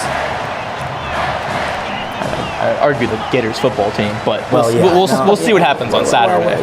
We're here right now. We're there. Alex We're there. forces We're there. completion. 2nd and 10 now, and the clock stops without Alex having to burn a timeout. That was a win-win-win type of play for Alex. We had 37 coming in. We got timeouts available. Chapin takes the snap. Oh, and he finds a receiver. We're still there. Oh, no, Let's he go. doesn't. Let's go. I thought that one Let's was a go. completion, but Alex was ahead of us. He forces the incompletion, so now it's 3rd and 10, and this play could essentially decide the football game. Chapin under center in the shotgun, drops back to pass. Coverage looks good downfield. Chapin hasn't thrown yet. He tosses one, and he's got a man wide open in enemy territory. And Mississippi State extends the drive. Now, Alex does have one timeout. He just stopped the clock, so this one is not over yet. High snap from the Bulldogs. They'll just hand it off on a draw right up the middle. Alex burns his final timeout here in this one. It's 2nd and 10. 1:21 to go. Mississippi State leads 17-14. Chapin runs a little screenplay, and it works to his delight. First down. Oh, man, I wasn't sure if he got the first there, but he got the first. And at this point, I believe AJ can just run the clock out. We'll see what he tries to do. Oh, he's in the no huddle offense. It looks like he's trying to score. Yeah. Alex, he got a chance to capitalize. Not going for anything crazy here yet, but he is going to be able to collect this. Nope. Just short of this first down. 8-yard run there, though. We're under a minute of game time left now. It was a valiant fight by Florida, and they've got 55 seconds to somehow make something crazy happen on defense, which they just did. So maybe Alex can do it again. It's an iffy, dude. I don't even know how that's going to go.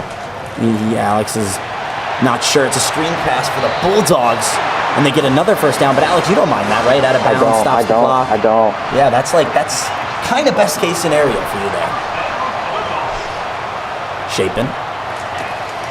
In the shotgun, he takes the snap. Alex generates some pressure, and it's a big-time sack. 37 seconds to go here for the Gators. Oh, it looks like AJ's going to take a sweet time now. Which makes sense. He could technically run the clock out, but he's going to run another play. Now, he was just saying he doesn't think the game is going to go like this on Saturday, and so he's trying to score some extra points with his fans here by making this game exciting for them. Make it a little more realistic. Yes.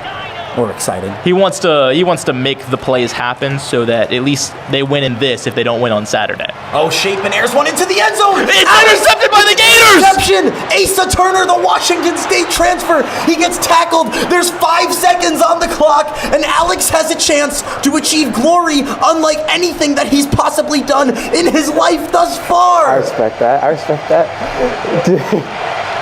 AJ took a risk. It didn't pay off, and DJ Lagway, the 5-star freshman, has a shot to get his marquee win here on the road. He might kill me though, though. Lagway takes the snap in the shotgun. This is it. Alex is Lagway's running. Freshman. He's running with it. A juke. Still on his feet. Lagway breaks a couple of tackles. He almost brought it out to midfield. Man. Finally got tackled, and the clock expires. Mississippi State does win, but Alex, I got to admit, you fought like a soldier there. You fought valiantly. It was 17-0 in the fourth quarter, ended at 17-14. Alex, do we have any post-game thoughts? Are you proud of the comeback at least?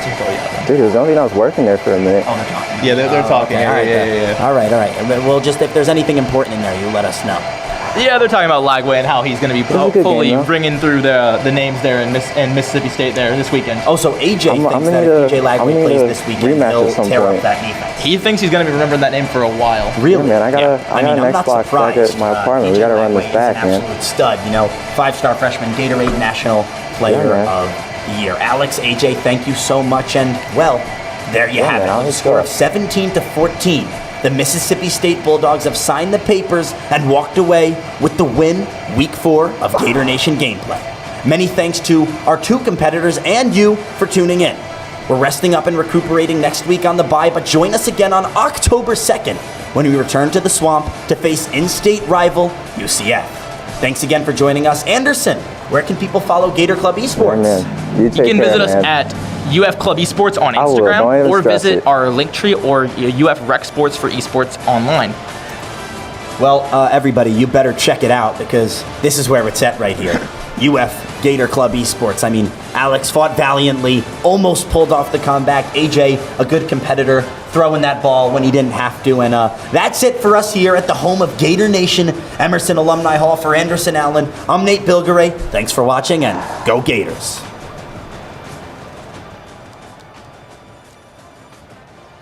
That was fun, dog. This is Sunday before the first week of classes start. Tell me what it means to be here. How does it feel?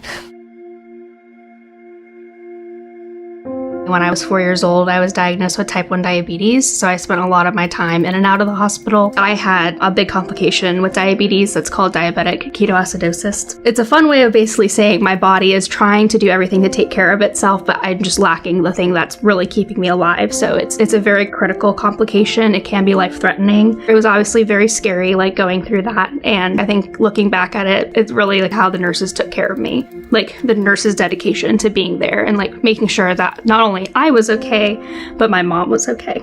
So I think that for me was a really positive experience in that respect to shape me towards that nursing mentality for medicine. I was not able to relocate home during this time, so I'm still in the Great Gainesville community. I started working at 14 and I've never stopped since then. Maybe if I try to work even harder before going to college and save more money, just anything to try to get some income in to at least give me some kind of cushion, that's just kind of where my mind immediately went. We did accept the offer to come to UF, and I think it was maybe within a week or two that we heard about MFOS and got an email regarding being able to apply for it and get it.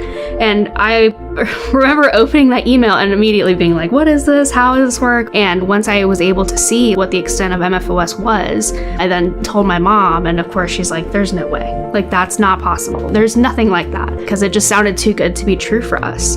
It just felt like such a huge weight off both of our shoulders of I'm going where I want to go, and now I don't have to worry about all the extra finances. Something that prepares me to come to school and just focus on school. Jocelyn Massey! I'll just never forget how passionate I was to have my name called and go across the stage and know I've put in all this work and here I am, having a bachelor's degree. I really had a lot of self-doubt growing up, and I always found ways to say something wasn't going to work for me. I leaned a lot on what happened within my family and kind of portrayed that my life would be the same. I had a very hard time seeing myself be anywhere close to where I'm at today.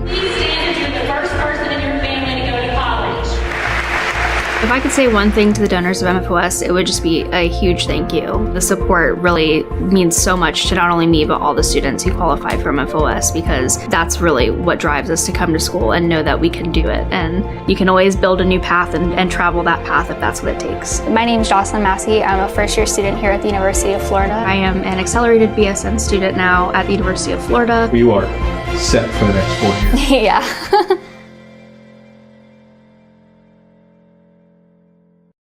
Hello, Gator Nation. I'm Dr. Carlos Renaldi Ramos, Chair of UF's Department of Chemical Engineering. Did you know that chemical engineering is one of the founding pillars of UF's history? For over a century, we've been advancing innovation as one of the pioneering departments that helped establish UF's legacy of excellence in research, education, and community impact.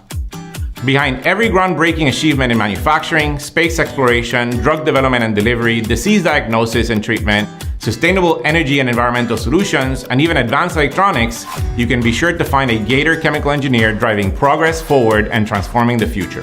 So this Giving Day, I invite you to be a part of this enduring legacy of innovation and impact. Together, let's empower the next generation of Gator chemical engineering leaders to soar to even greater heights.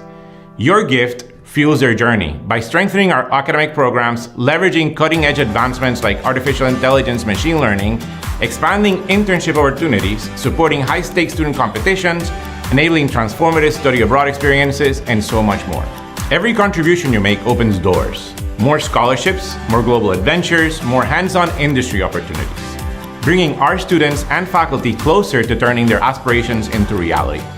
Let's make it happen. Let's ensure every Gator chemical engineer has what it takes to excel, innovate, and leave an unforgettable legacy at UF.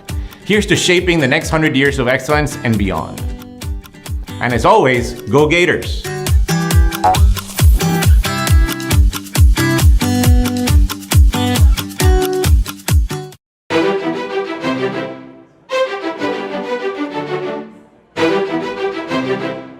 You made words into action.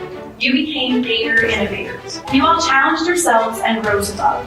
I'm here to graduate from the Innovation Academy, and over the years I was an Innovation Academy ambassador, so that's why this graduation means a lot to me, because I found the majority of my core friends from this program. They helped me create a family outside of my own family. The ambassador program is just like that. We say we're a family unit. We're people first, students second, and ambassadors third. The Emerging Leaders Award goes to Nikisha Dar.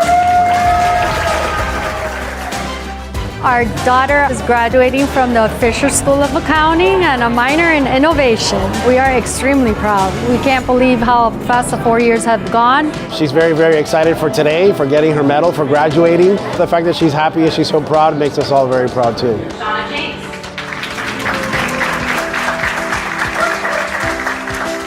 I'm here to celebrate my little sister who's graduating. She's somebody who really enjoys her life tremendously, and so to see her come this far and have an accomplishment like this is really gratifying and amazing. It represents self-recognition, what we're capable of, and the milestones that with some focus and dedication and time, you can achieve anything that you want. One of the best parts about the Innovation Academy is the small school aspect that it brings to the larger university. It's really rewarding, honestly, at the end of the day. And to be here and to see some of these people who I maybe haven't seen in probably 3-4 years, now that we're all here at the same place we just started, it's amazing.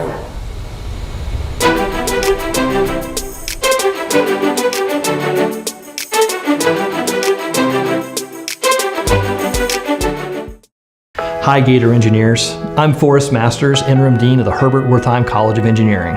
Today, I'm inviting you to be part of this incredible legacy, a legacy built by every member of our Gator Engineering family, our faculty, students, and alumni. When you give to the Dean's Excellence Fund, you're directly contributing to the success of our talented students and faculty. Your support helps equip them with future-ready resources, such as the cutting-edge HyperGator supercomputer, and provides access to world-class spaces like the Malachowski Hall for Data Science and Information Technology, our Starship for Digital Innovation, and the Herbert Wertheim Laboratory for Engineering Excellence, where experiential learning mirrors the highest real-life industry standards. Now, let's do this together and continue to pave the way for our next generation of Gator engineers by building on an incredible legacy of impact and innovation. Together, we can shape the future of UF engineering. Thank you for standing with us, and go Gators.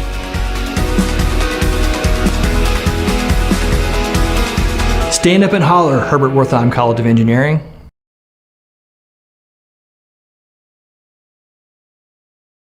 My name is Adam Stern, and I'm an associate professor of forensic pathology here at the University of Florida College of Veterinary Medicine. One of the job duties that I do here is I perform forensic autopsies and I run the forensic pathology service within the college. I also teach students. I teach law students. I teach veterinarians. We do workshops. We talk about how to document and identify cases of animal abuse. We also work with other professionals, law enforcement, animal control. We train our vet students, law students. So really any student, any professional involved with an animal abuse investigation, we are willing to work with, and we do work with them to make them be able to do their part. I can't do this job alone. I have a number of professionals. I have a forensic entomologist that we work with, Dr. Jason Bird. We have 2 DNA analysts. They do wildlife crimes and companion animal crimes. And we also have Dr. Lyra Sutton, who is an expert in detection of clandestine graves. So if we have a dog fighting scene where there's some burials or another kind of crime, we will call her and she will help us to not only identify the graves, but also to excavate the graves. And lastly, we actually have a fellow starting in July, and she is going to be training here in veterinary forensic pathology, which is going to be a rather exciting time for us for the next year. We work on a lot of cases. Some of the cases are high profile. You can see here just an example of some of the cases we worked on. Most recently, we did the Celebration, Florida mass murder. There was also a fatality of the pet dog. And so we will help with these cases as well. Oftentimes we're sort of in the background. We're not listed in the media, but we're working those cases and we're helping to prosecute those cases as appropriate. Now, for me to show you what we do, I have our mock crime scene, and the students are actually going to be processing this scene, and I'm going to tell you how they got there. So in this case, this was a rural area. The people who lived out there gave law enforcement a phone call and said, you know, there's a lot of noise, a lot of barking. It's the middle of the night, not the normal things that we have going on there. So law enforcement gets there, lots of people start running away, which is a good sign that something is not right. And in this case, they got there, they suspected dog fighting, so they went ahead, got a search warrant, called us to help, and then we helped process the scene. And that's typically how it happens. We get a phone call. So we have Sarah here. She's actually getting some blood samples off of the wall of this fighting pit. And then Seth is picking up a brake stick, which is a piece of evidence that would be really valuable when we bring it back to the lab. We also have a deceased dog there, and we'll bring him back to the lab so that we can go ahead and process his body and tell his story to say what happened. So one of the things that we do is we do radiographs. We do postmortem CT scans. We could 3D print these animals out if we want to bring them to court and show a jury what we have. So it's really fascinating stuff, really helpful for a jury to be able to touch this stuff that they normally can't touch. So in this case, we have some radiographs. There's projectiles in there. So one of my jobs is to go ahead, perform the autopsy and recover that so we could send that to a ballistics expert who can tell you more about that ammunition. We'll do the forensic autopsy to determine the cause of death. We will also go ahead and recover evidence. So like I said, we have the projectiles, so we'll go ahead, we'll collect them, we'll package them up, give those to whoever needs them. That dog there had some insect activity on it, so we'll go ahead and we will collect those insects because they will help us later on to sort of put together a little bit more of that case. Here's an example of what a projectile looks like after we've recovered from the body. We will photo document it, we will measure it and describe it as best we can, and then hand it over to a ballistics expert who is going to tell us much more information about that projectile and then potentially look at the guns that it might have been fired from. So I said entomology, we have bugs there. Bugs are really great. They tell us a lot of information, and in this case what we're using those bugs for is to figure out a time of death. So we take those maggots, we actually will grow them. We figure out what kind of fly that is, and then using all of that information, we can figure out how long those flies have been there, how long it took them to get to the age that that maggot was at, and start to make that timeline of who did what and when they did it. If you want, you could come look here. We have an example of what a maggot looks like. They're actually very interesting creatures, but we have one under the microscope if you want to look at it. But basically, this is what we're looking at. So the maggot is that one on the bottom, the adult fly is on the top, the eggs are on the right, and then the pupa is on the left. And using this information, our entomologist, Dr. Bird, he is going to be able to tell us a lot of information about the life cycle and how long these flies have been there on that animal. We're going to finish off with forensic DNA analysis. So what can forensic DNA analysis do for us? Well, it could help us to identify a species, it could identify the gender of an animal, and we can also get specific profiles of that animal. So we can compare that animal's DNA to other samples we've received at our scene. So if we think back to the scene that we were at, we collected blood from the wall, we collected a breakstick which has probably saliva and epithelial cells on it. So we've processed all of that, as well as DNA from our dog that we performed the autopsy on. And we'll have processed it, and we'll start to tell you, did those dogs interact with that stuff? Is that blood from our deceased dog? And we find out, in this case, we have the dog DNA, and it does match to that wall swab. So we know that dog's blood is on the wall. But what we also know is that breakstick doesn't have our dog's DNA. It has another dog on it. So we do know that we had at least 2 dogs there, which makes sense. It's a dog fighting ring. We know who it is, we just don't know specifically where that dog is right now. But through that investigation, you see there's a cell phone on the floor. We'll get a search warrant for that. People will go through that information, figure out who was there. We'll find other dogs. We'll connect those dogs by using their DNA. So we're sort of really putting together this whole story of not just what we see there now, but who was there and who has gone. So really, in conclusion of this whole thing, veterinary forensics is very multidisciplinary. We're not just veterinarians anymore. We have attorneys in this group. We have entomologists, other forensic scientists. We have law enforcement, prosecutors, defense attorneys. We're all involved. So really, it's a very broad area of veterinary medicine. It's essential, and then we strive to educate everyone we can, any stakeholder. So the veterinarian, the law enforcement agents, animal control. We do different workshops all the time for them. And of course, our students, whether they're vet students, law students, they're our future. I'm training my replacements, sad to say, but really I want to replace myself with the future. And so, we try to hit everybody that we can.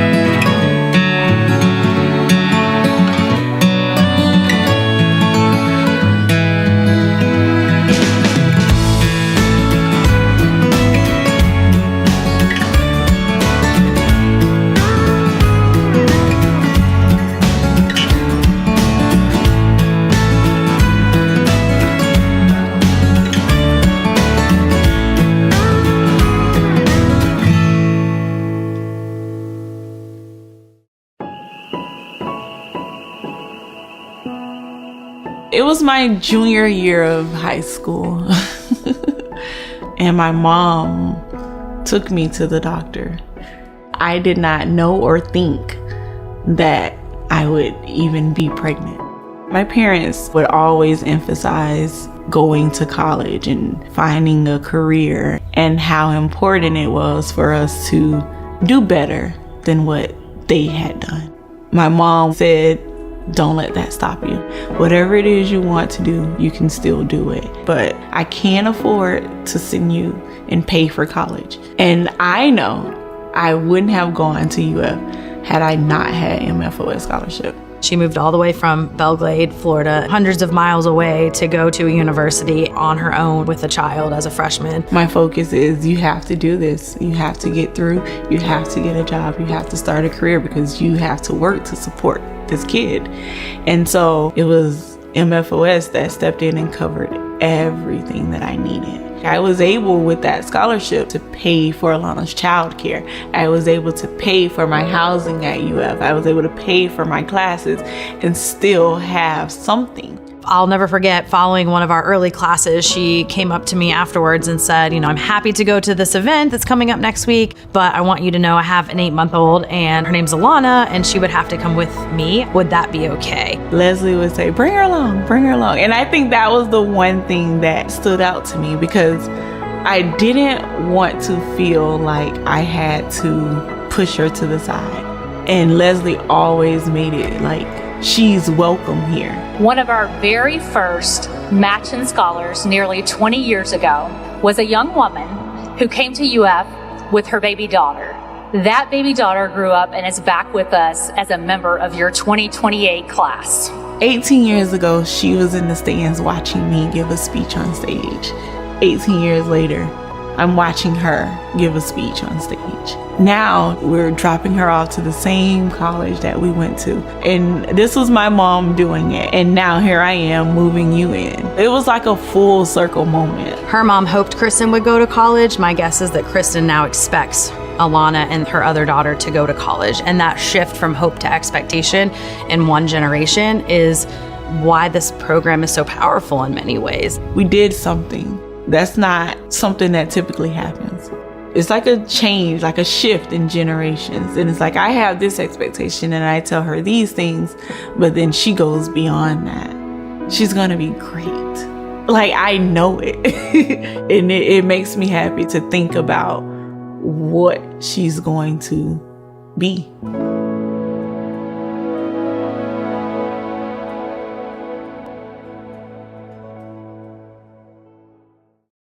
Hello, Gator Nation. I'm Dr. Juan Gilbert, Chair of the Department of Computer and Information Science and Engineering here at UF, better known as CISE. At CISE, we take this responsibility seriously.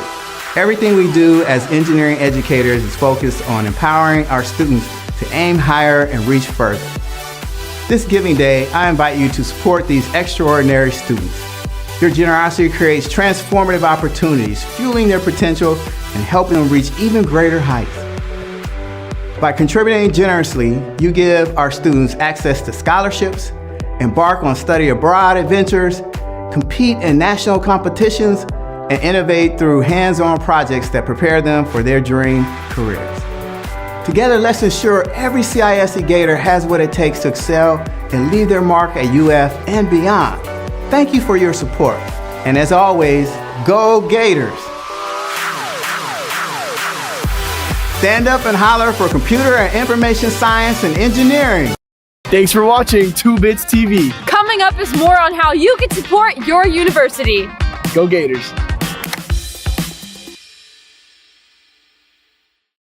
His father totally screwed him up. What's he yelling? You made me play second base! I want to apologize for the bumps this morning. Evidently, Florida doesn't like us Georgians. Maybe it has something to do with the beating the Bulldogs put on the Gators last fall. This came for you in the mail today. Congrats. You're on somebody's radar, son. What?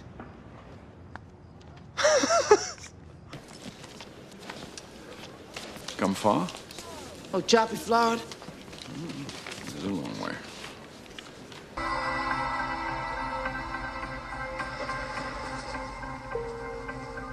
How else do you think Lyle can join us?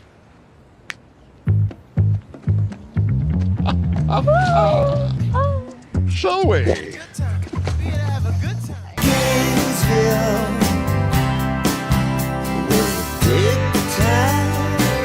In just 1 minute, the Coventry Singers will be performing for you. So let's go over and join the hootenanny.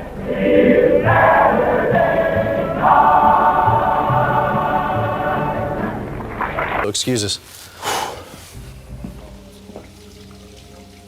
I forgot her name. That wasn't the girl I wanted to give it to. It's the Karen. I said Katie.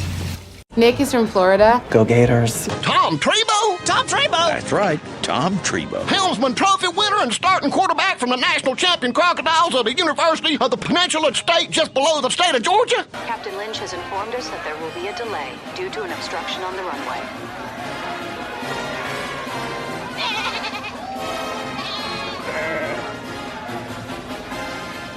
I really feel like killing somebody.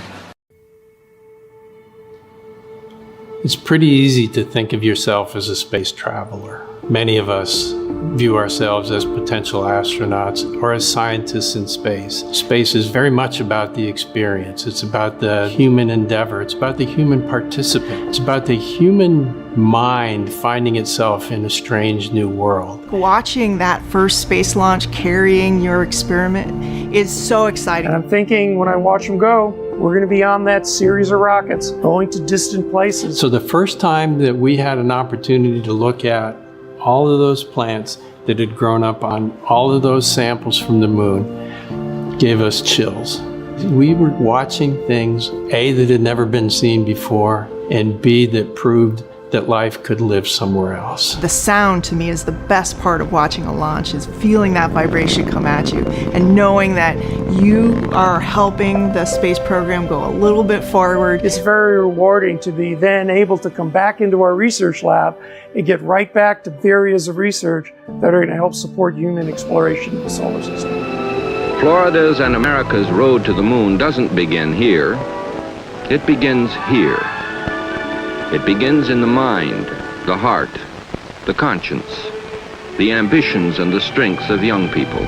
The University of Florida has had a very strong relationship with both the operations and the science at Kennedy Space Center since the very early launches. You come here and there's so many Gators here and you see them everywhere and you instantly form bonds. Just sort of a fraternity. You're part of the space program, part of the University of Florida. It's go Gators everywhere you go. So the Space Institute is a grand plan for unifying, celebrating, and enhancing the space research that occurs here. The University of Florida is just really beautifully and strategically placed to be a leader. The proximity that the Space Life Science Lab has is unprecedented. And we can get our science to space faster.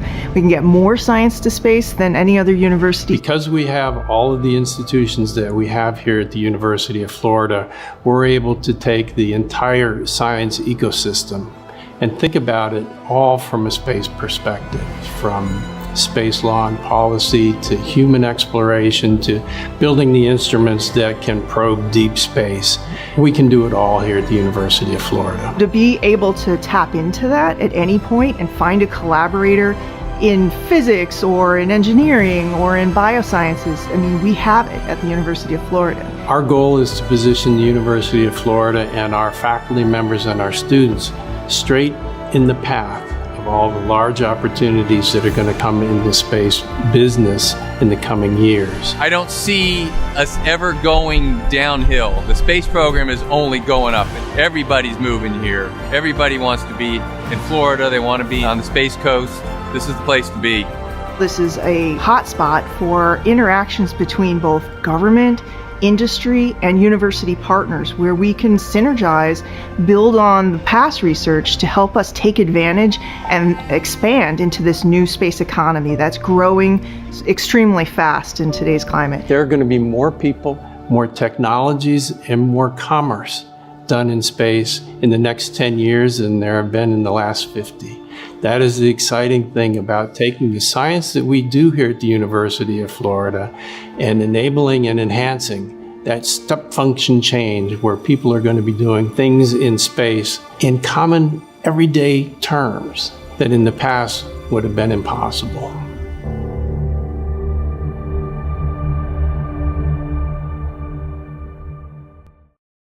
The UF in Maynooth program is a 6-week program, faculty-led from UF, that covers 2 courses, business visits and cultural visits in Ireland.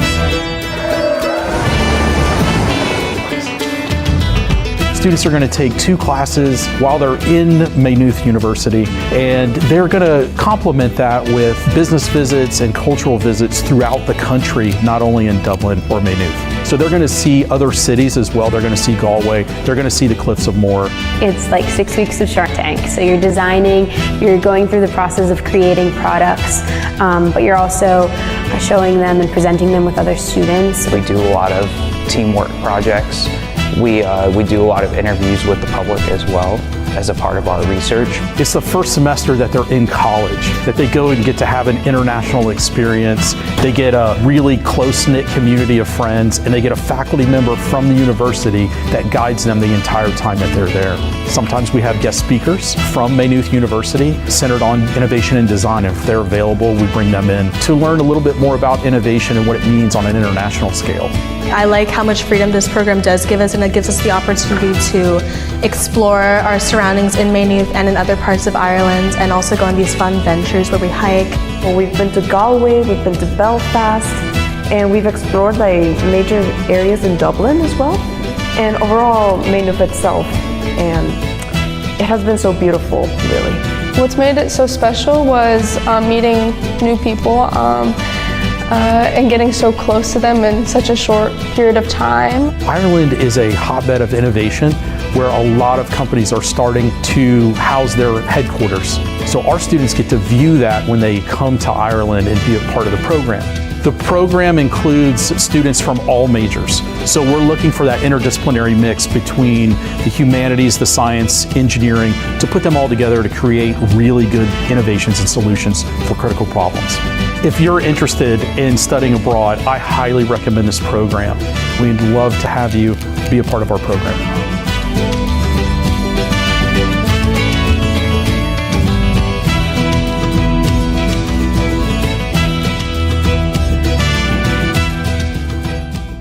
I am a scientist, I am a chemist, I am an engineer, but in many ways I'm also an artist, definitely a craftsperson, definitely a historian. I have to be all of those in order to sort of do my job as best as I possibly can.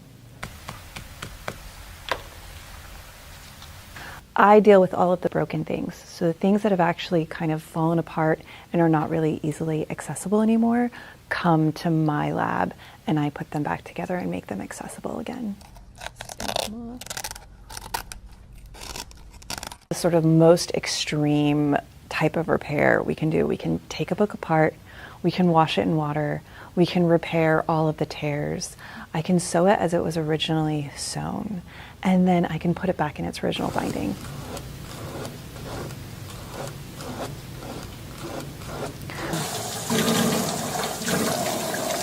We have a huge collection of children's books, and therefore we have a huge collections of books that move and have pop-ups. When I started looking at the damage to this collection, I realized that the damage that I was seeing was associated with people being really curious in how these things work and move. And I really like to cater to curious makers. I want that accessible.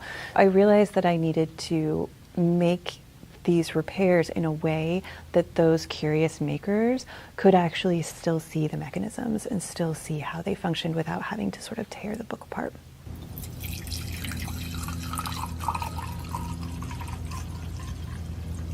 When I tell people that I fix books, they think of me as a historian or they think of me as a librarian. In reality, I'm more of a scientist working in a librarian field. I have microscopes, I have, Pyrex measuring jars and all of the chemicals to do all the stuff that I need to do, and it's really fun. A lot of the items that I work with are really sensitive culturally, and I want to be able to make sure that I'm being sensitive to the various cultures that I'm working with. We have a very large Judaica collection. I always make sure that when I work on those books, all the sort of new materials I'm working with are kosher. I want to make sure that I know the history of these families to make sure that the losses that I might be repairing might actually be historically important. We have a lot of things in that collection that come from the Holocaust, and so the losses or the holes in those pages actually might be more important to keep. rather than sort of fix and make invisible again. You know, my favorite part of the job is actually hands-on working at the job. I kind of joke about it, and I tell people that I do everything to books that your kindergarten teacher told you never to do.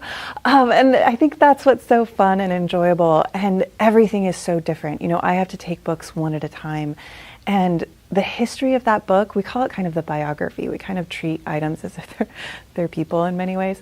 It's so different. And so how this book has come to me makes it such a unique piece to sort of work on and sort of take care of.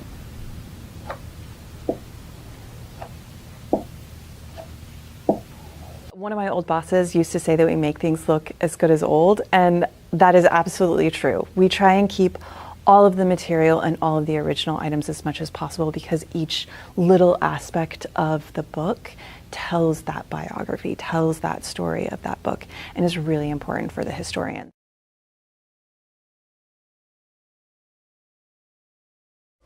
Hello Gator Nation. I'm Dr. Hans van Oostrom, Department Chair of EED, and I'm proud to say that we are the driving force behind budding Gator engineers. This Giving Day, I invite you to support our department's top priority, the Peer Mentor Program. Your gift lets experienced students emerge as early engineering leaders, while guiding new students to advance successfully in their first-year design course. Your gift also helps them gain direct access to UF's most advanced digital and AI technologies through our AI and data science courses. Thank you for making a difference today that will echo into tomorrow. Go Gators! Stand up for the Department of Engineering Education. Hey Gator Nation, I'm Danny Warfel, and you're watching 2 Bits TV. Hello Gator Nation. I'm Dr. Michael Tonks, the Interim Chair of the Department of Material Science and Engineering and the Nuclear Engineering Program, what we like to call MSc-NE. Did you know that we're the #1 ranked materials program in Florida and one of the oldest in the country?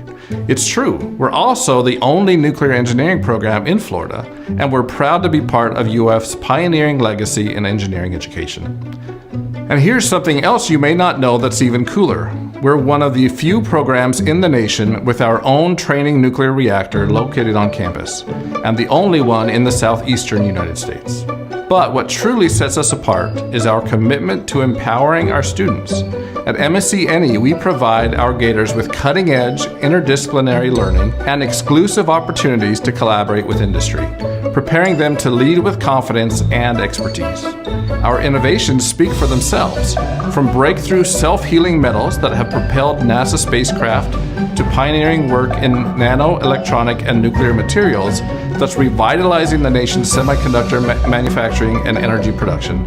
Our students are mentored by faculty who are literally shaping the future.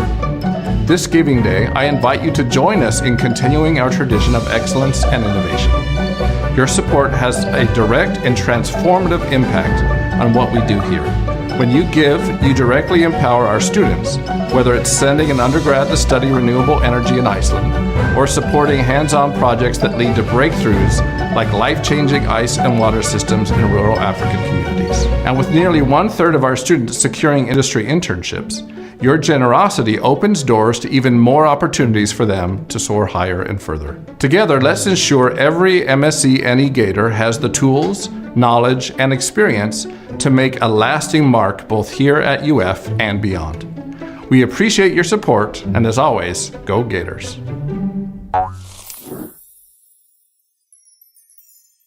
Hi, I'm Kent Fox, and on this Gator Giving Day, I'm reaching out to everyone at the University of Florida and the broader Gator community to encourage you to make a gift to the University of Florida, to an area that you care about. We thank you for the difference you're making in the lives of our students, and also to our faculty and all of our different colleges across the university. Thank you, and as always, go Gators!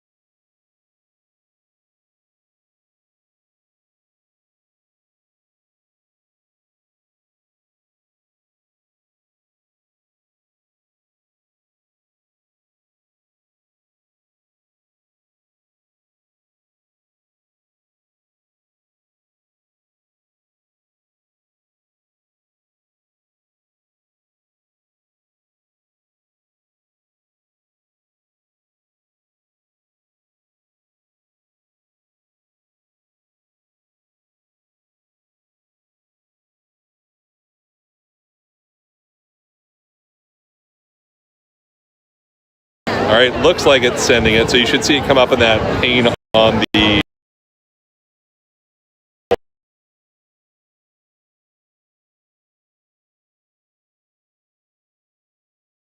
We'll hit it right.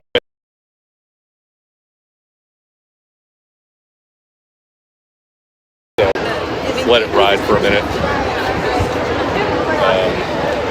Yeah, if you can.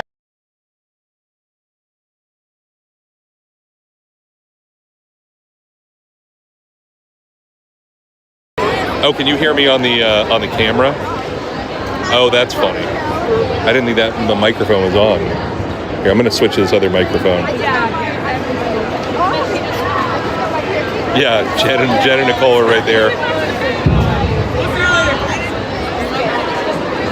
How does the audio sound? I just switched the microphone to this other microphone, actually.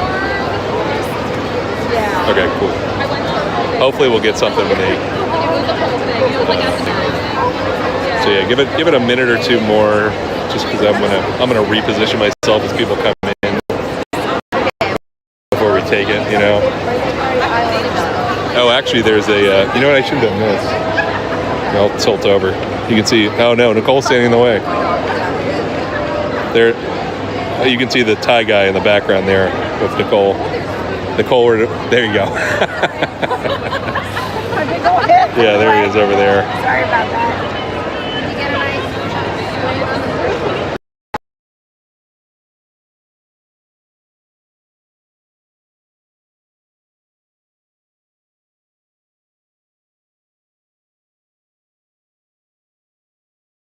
Lined up, it looks like. I see the drone mover over there. It should be pretty interesting. And then, like I say, depending on the numbers, I may pick up this shot and move it in a little bit. So let's wait till we get settled to take the shot.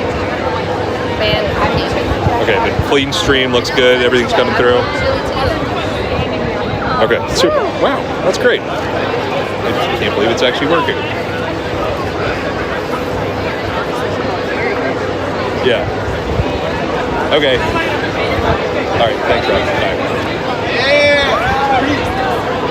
But that one's so cute.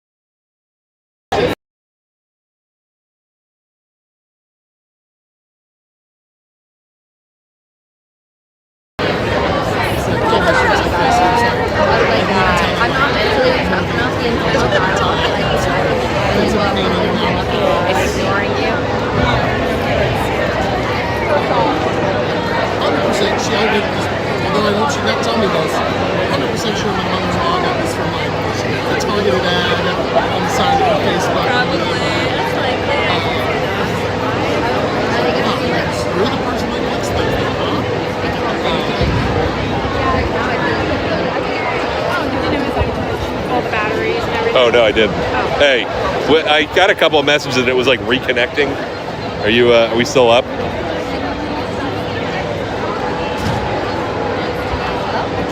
It's fine. Okay. All right.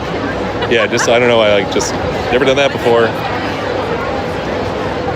It blipped out for a second. Okay.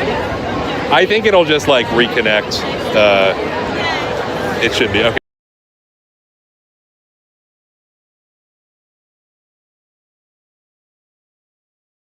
Probably go ahead and take it.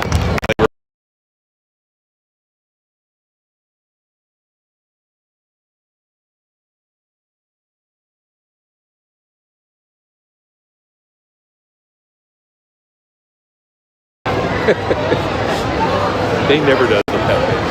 it's like, yeah, it's that big. Like you have to like sign up to do this or whatever. Yeah, Dane's always very fresh about that.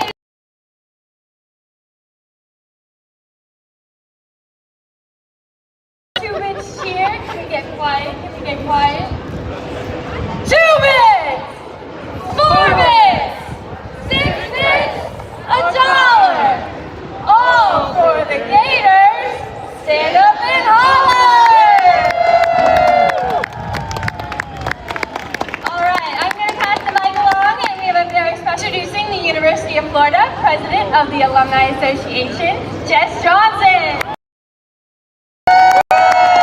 Abigail, thank you so much. How about this, the University of Florida Marching Band, the Pride of the Sunshine here. How about our University of Florida cheerleaders?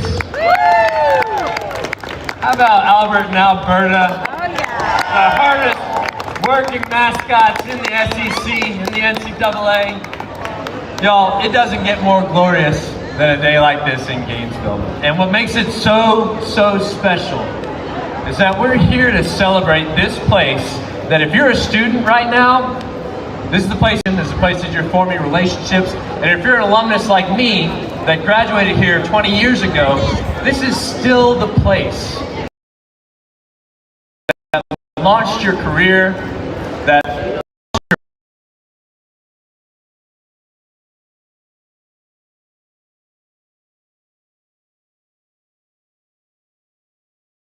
That's why the board of directors of our Alumni Association, which is almost 50 people strong, is here today. Because we want more of the Gator Nation.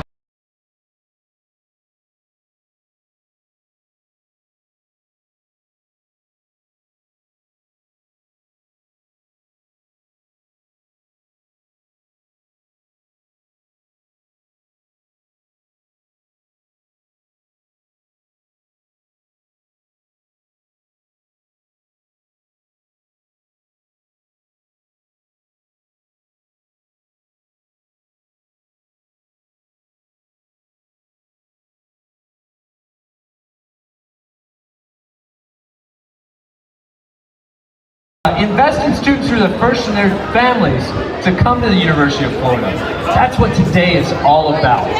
Matching up people with their passion and the things that are happening at the University of Florida.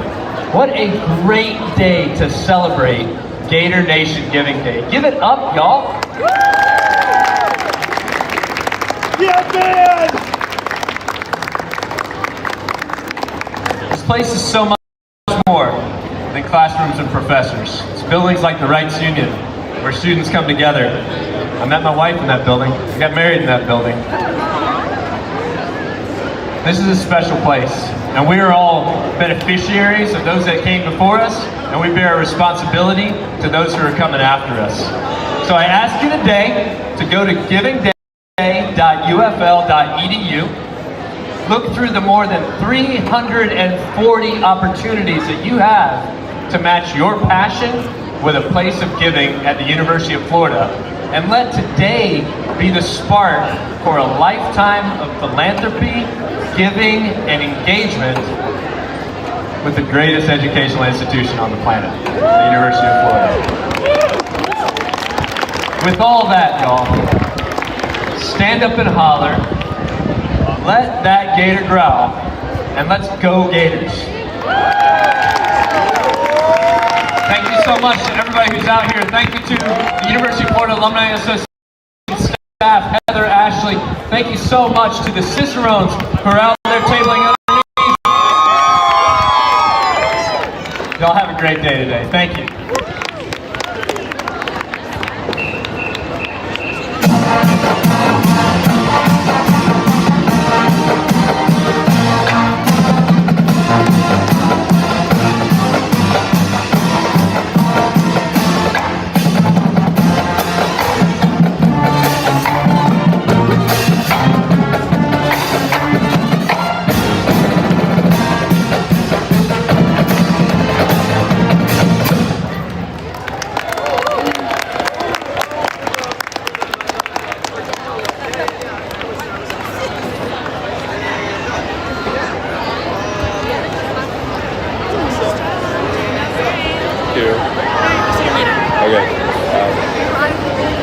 Hey, I think we're good.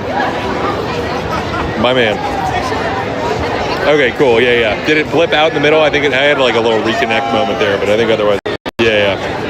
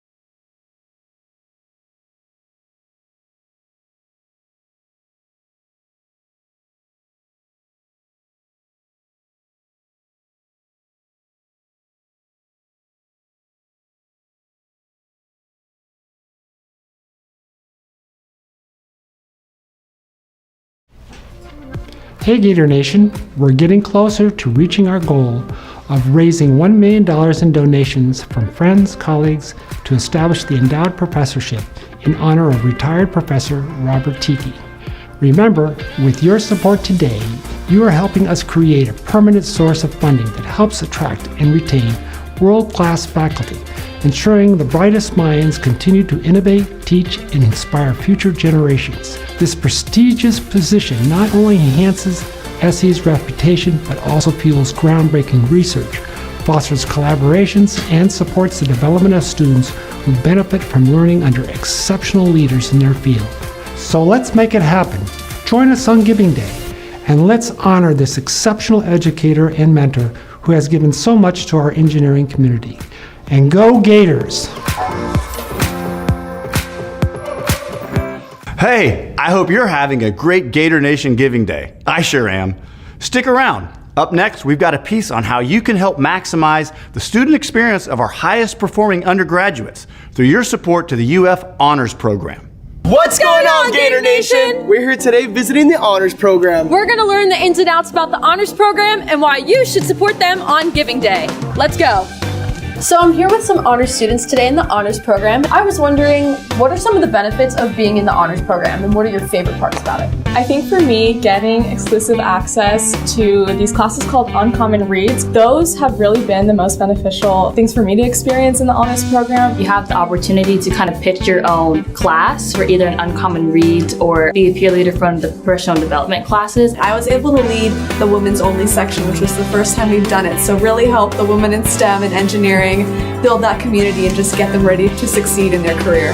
The honors program has also granted us access to such a unique community of people where everyone is super motivated and like-minded, yet super diverse at the same time, which has been amazing. And being able to take classes with these students and be involved in student organizations with these students has been very, very valuable. The honors program has some very cool student honors organizations, and I've developed some really cool connections that I wouldn't have been able to develop if I wasn't in honors. With the funds from Gator Giving Day, what plans do you have for the honors program? Oh my goodness, we have so many.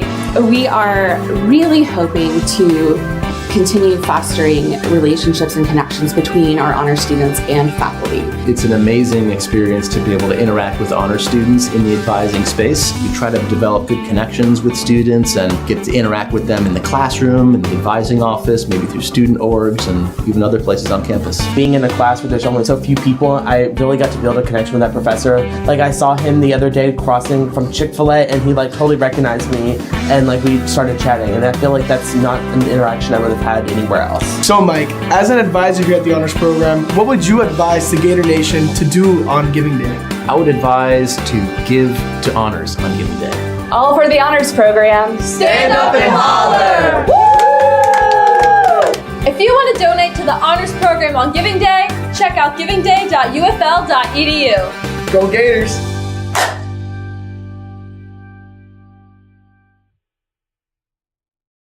I feel very strongly that the mission of the College of Education is what makes possible all the opportunities that the University of Florida offers. The fact that the College of Education has alumni and donors that support current students means so much, and to have a community that goes beyond just college students and there's a whole support system out there is crazy awesome. We are so grateful for everything that we've been blessed with, and we believe that we are supposed to leverage our resources to support others. My work is not just me, but all those around me who have supported me, and I'm very appreciative. College of Education has opened a door for me that never would have existed had I not had this opportunity. We were very fortunate to get scholarships and financial aid, and so over the years we've been committed to continuing that. I just retired from Dade County Public Schools, and that afforded me the opportunity to look into what do universities offer our kids. They offer them the opportunity to see and reach beyond their own grasp. It opens their minds and their eyes to things that they were not really exposed to. The College of Education is really forward-thinking in engaging their students, engaging the entire community, and incorporating new learning strategies. I really do like supporting other students, scholarships for them, supporting programs in classrooms and the kinds of projects that will make the college and those students very successful in the future. The educator community means to me a family of people that are there to support you, to pick you up when you're down, to hold your hand as you're working through your studies, helping other people be successful in their life and education. If I can help other students be successful in meeting their goals and meeting the needs of the citizens in our state, in our nation, in our world, then I can't think of a better way to contribute to that success. Hi, this is Mike Reed. I'm Dean of the College of Health and Human Performance. I just want to come back and say thank you so much to all of you from our college and from the broader campus who are part of the Gator Nation and who contributed on Giving Day. This was a very successful day. We are so pleased and proud to be connected with so many people on this one day. We appreciate it. We look forward to doing it with you again next year, and go Gators. Hi, I'm Sabi Mitra, Dean of the Warrington College of Business. Today is Gator Nation Giving Day, which is your opportunity to join your fellow business Gators in celebrating and strengthening Warrington. With your investment in Warrington today, you support career readiness programming, student internship and study abroad experiences, real-world learning opportunities that will prepare students for a bright future and beyond. Show your support for the next generation of business Gators by making a gift to Warrington today. Go Gators!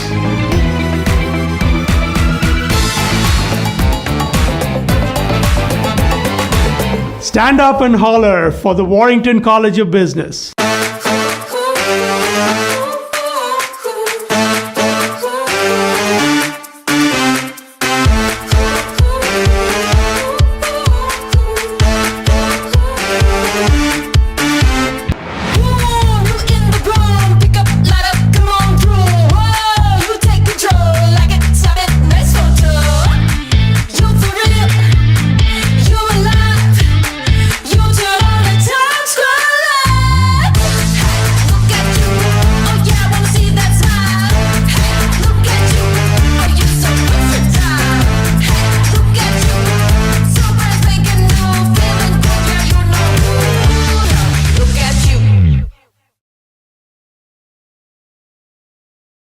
Rise and shine, Gators. It's going to be a great day. Join other Gators today by making a gift to any area of UF, including Gators Athletics. It's all for the Gators on Giving Day. Go Gators!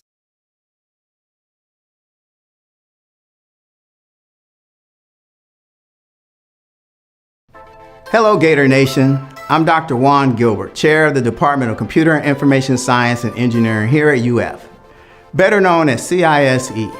We're one of the most popular academic departments on campus, proudly carrying the dreams of more than 5,000 students who aspire to change the world through the power of computing.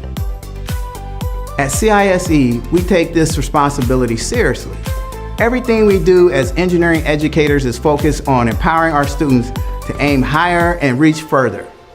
With expertise spanning 18 areas, from AI to cloud computing to mobile computing, we're committed to advancing society through life-enhancing computing technologies. This mission drives our students to break barriers of every kind: physical, technological, cultural, and even virtual. And they're rising to the challenge in remarkable ways. Take their recent study abroad project, for example. Instead of partnering with a traditional academic institution, our students chose to work in a city in South Africa with no paved streets, energy grid, or even a town map. They collaborated with local grassroots groups to build tools like a city dashboard, educational sites, and tutoring platforms, all while engaging in a meaningful cultural exchange.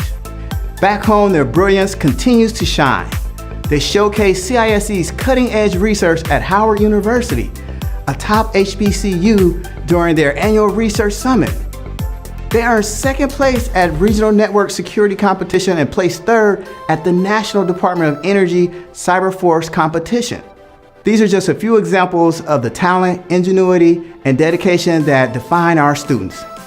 This Giving Day, I invite you to support these extraordinary students. Your generosity creates transformative opportunities, fueling their potential and helping them reach even greater heights. By contributing generously, you give our students access to scholarships, embark on study abroad adventures, compete in national competitions, and innovate through hands-on projects that prepare them for their dream careers. Together, let's ensure every CISE Gator has what it takes to excel and leave their mark at UF and beyond. Thank you for your support. And as always, go Gators!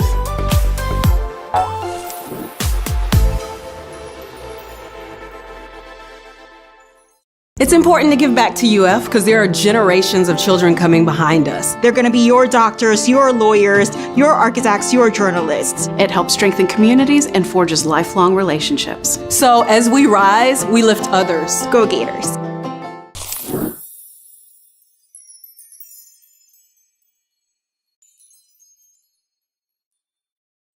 Hey Gator Nation, I'm Warren Dixon, Chair of the Department of Mechanical and Aerospace Engineering. Today I'm excited to share a dream with you. A dream to give our 3,000 plus MAE students a state-of-the-art home that they can truly call their own. With your support on this Giving Day, we can transform the new engineering building, NEB, into a next-generation hub of innovation right in the heart of UF's campus. This 142,000 square foot facility will be more than just a building. It'll be the launch pad for tomorrow's engineering leaders. And here's the best part. Your generosity can unlock a special $30,000 gift from our very own MAE Gator, UF Distinguished Alumnus, Dr. Thomas Hunter, after our first 100 donations. So let's make it happen. Join us on Giving Day, and let's give MAE students the home they deserve. Go Gators!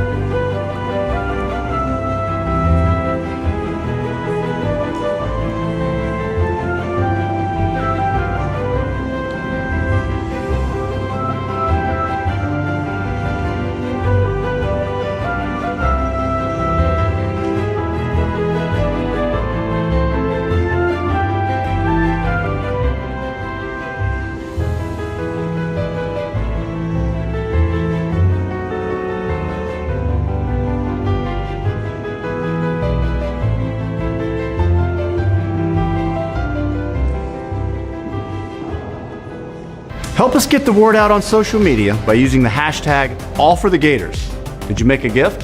Tell your friends which college or program you support and why that's meaningful to you. Let's show the world how strong and passionate and generous and grateful the Gator Nation can be when we come together and stand up and holler.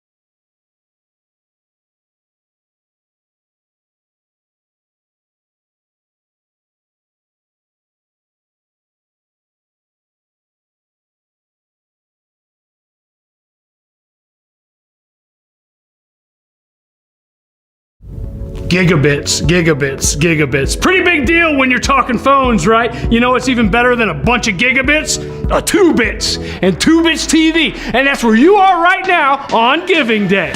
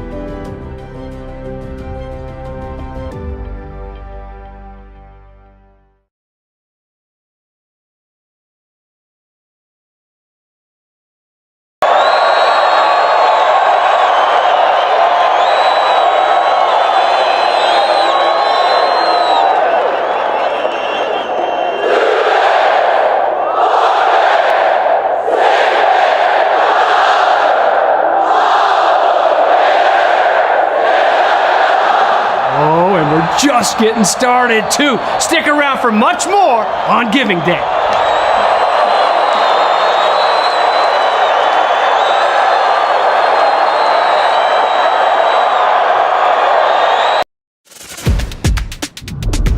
At the University of Florida College of Public Health and Health Professions, our researchers improve health at every level. What does that mean? Everything from the individual patient to global communities. At the microscopic level, we discover viruses and how to stop their spread. In healthcare facilities, we're helping people overcome breathing challenges.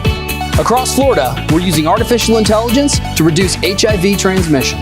Around our world, we're studying threats to our waterways to help protect human and animal health and ensure a safer food supply. Health at every level. Always forward.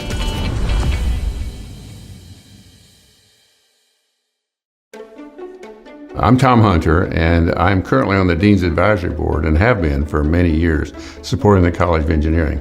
I'm a graduate of the School of Engineering from back in the 60s, in fact, and try to keep closely in touch with campus and with faculty, and occasionally have a chance to work with students.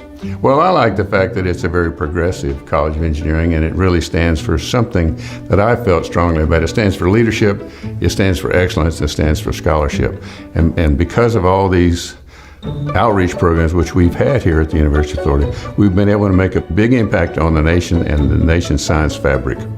Well, I've fortunately been able to support quite a few programs here at the University of Florida, but as an MAE graduate, I felt it was important that department have a better place to be, and I got a nice tour of the building, and it was very clear that there's some needs that we could fulfill with a better building fund, and I decided to start this giving campaign with a gift to the MAE New Engineering Building Fund. Well, my quest for the College of Engineering has always been one of national prominence. I'd like to see the MAE department, and in fact the whole college, gain more stronger stature across the country and make a bigger impact on the course of the nation. I think that MAE is one of the most important departments that we have, not just because I was a student there, but because it's one of the most well-rounded, broad-based curricula, and it's one in which we can find a lot of opportunities for new engineers.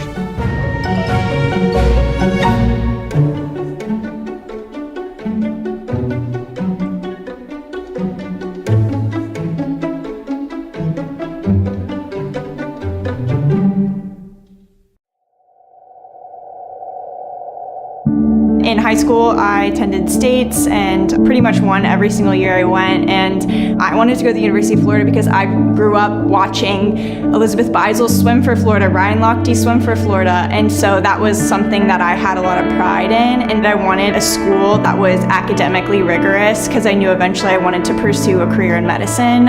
Florida was my first trip that I took in that fall of my senior year of high school, and I absolutely fell in love with it. Honestly, from the first time I stepped on campus, and then all the other trips just were a little lackluster compared to the Gator pride that I was feeling before even committing to the University of Florida.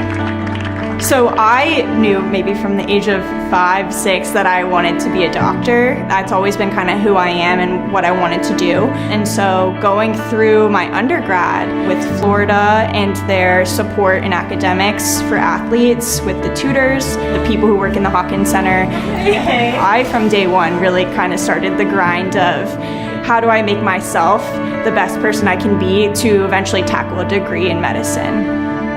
People in medicine want people who are resilient, hardworking, have the grit, determination, a little bit of competition, but also ultimately can be a team player and a team leader.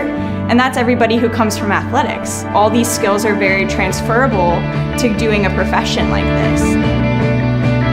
Medical school is a huge financial burden. Some people graduate upwards of $250,000 in debt.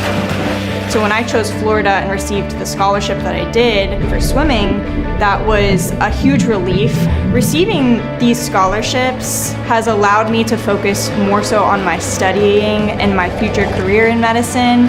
It frees up so much time and so much effort that I can redirect to being better in the pool, being better in the classroom, and being a better person to my friends and the team around me. I think I wouldn't have gotten the grades that I got if I not had been for the Hawkins Center. My first day on campus, when I saw this building, it was like the craziest thing I'd ever seen. I was like, this is so nice. Like, this is brand new. This is only for us. And so throughout that semester, I used the Hawkins Center every single day. If my medical school wasn't all the way down the hill, I would probably still come here to study just because it's like so nice and like the people here are so great. The resources with the computers, the rooms, it's amazing.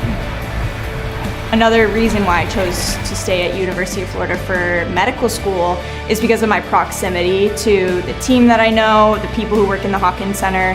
It's really easy for me to, just text Shandy or call somebody here and say, hey, can I get a meeting? This is something I've been thinking about. I have other medical students that also want to be on board on some sort of like mentorship pipeline for people to go into medicine. So I think it's important for me to be there for somebody in athletics who also wants to go through that same process, to like help them through it and be there for them, and then ultimately like make them go to the University of Florida, because I love medical school here. It's been the greatest experience. So I think just more pride that I have in the University of Florida, the more I want other people to feel like that.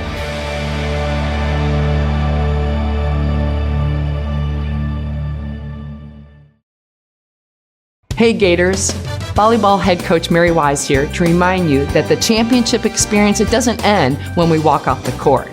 The true strength of the Gator Nation is built by everyday MVPs like you. One great way for you to help us put big points on the board is by registering your new Gator license tag today.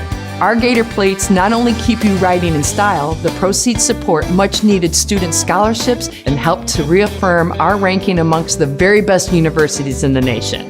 Get your new Gator license tag today by visiting ufplates.com. And remember, wherever you go, go Gator.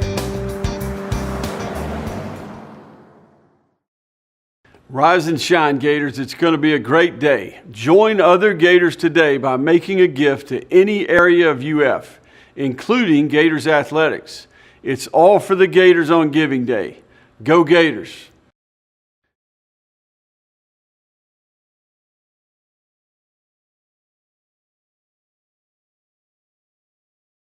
Hello, Gator Nation. I'm Dr. Mark Geronipur, proud chair of the Department of Electrical and Computer Engineering, better known as ECE. Here's a fun fact. Our department isn't just shaping the future in one engineering specialty, electrical engineering, or even two, electrical and computer engineering. We're nurturing next-generation Gator engineers across 8 critical areas and over 30 specialized fields. From the latest breakthroughs in AI, cybersecurity, and IoT, to exciting advancements in software. Yes, you heard me right, software. Smart energy, semiconductors, and biomedical engineering. ECE Gators are redefining what's possible every day. And where do they go next? They lead in academia, industry, government, and beyond. So this Giving Day, I invite you to help us empower our next generation engineering leaders to reach even greater heights. Your generosity fuels their growth in countless ways. Supporting undergraduate research, participation in national competitions, and hands-on projects in student organizations like the Solar Gators, who became national champions in 2023. Earlier this year, they raced over 1,500 miles from Tennessee to Wyoming in a solar power car they designed and built entirely on their own. Your support creates transformative opportunities, enabling students to develop award-winning innovations like machine learning-driven wireless biomedical implants, or develop precision agriculture that will provide maximum crop yield while using a minimum amount of water, energy, and chemicals. Every gift you make helps them access scholarships, embark on study abroad adventures, and secure internships that bring them closer to their dream careers. So let's do this together. Let's make sure every ECE Gator has the tools to excel and leave their mark at UF and beyond. And as always, go Gators.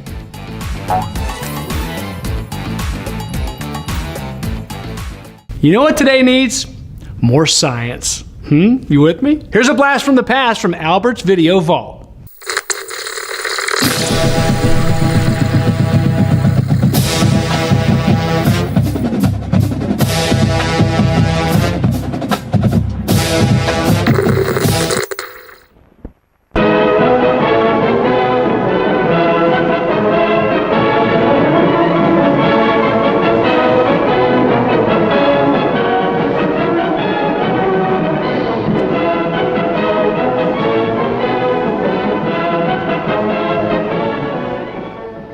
man's inherited gift to seek improvements of the mind and body, God has blessed him with an inquiring brain, the fruits of which are the material, spiritual, and cultural advancements of each generation.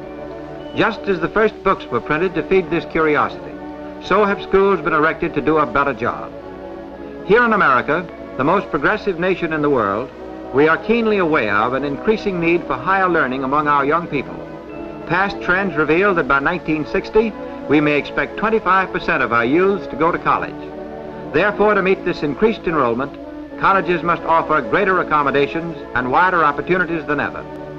To appreciate the active efforts toward this achievement, it is befitting to visit a modern, growing institution of higher learning, situated in a thriving state of new horizons. Such is the University of Florida. Ideally located near the center of the state, the university calls Gainesville its home. Over 300 acres of grassy carpets and imposing red brick buildings make up the main campus of this combined land-grant college and state university, while its total acreage, including outlying properties, is more than 10,000 acres.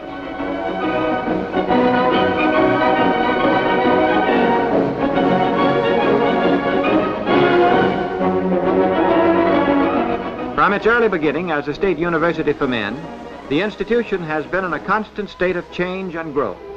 The admission of women students in 1947 brought the biggest change, for along with them came the initiation of new courses to suit feminine needs and the construction of new dormitories to house the co-eds.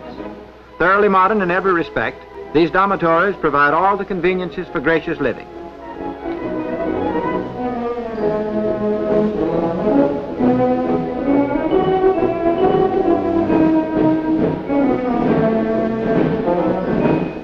The recent increased enrollment of men students also necessitated the building of new dormitories for men that compare equally with the beauty and comfortable living features of the women's units. Many new structures about the campus and additions to older buildings further reflect the growth of enrollment and at the same time reveal a far-sighted effort toward the university's plans for the future. One of the most striking new structures is the Student Service Center, where much of the leisure activity of students is centered. The hub, as it is referred to by students, houses such service units as the post office that serves the university and West Gainesville, bookstore, a restaurant, soda fountain, banquet hall, and laundry depot. Equally popular is the Student Union Building, with its offices for student government, the student paper, and meeting rooms for the student clubs and professional and honorary fraternities and sororities. A student's first impression of this vast modern plant is probably gathered at the administration building, for here are the registrar's office and the housing office, as well as classrooms, clinics, laboratories, and the executive offices. Many of the recent successful strides of the university have been made under the able guidance of its president, Dr. J. Hillis Miller, and its vice president, Dr. John S. Allen.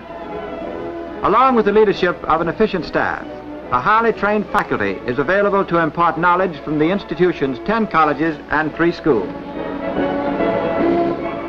The University of Florida is, of course, alert to the needs of the state and meets these needs through the training of students for better positions as citizens and workers, and through the contributions from the research laboratories of its various schools and colleges. The university's College of Agriculture continues to be of untold value to the farm families of the state through the Agricultural Extension Service, with branches in all principal areas of Florida. Farmers find they are prime source for increasing the productivity of Florida farms.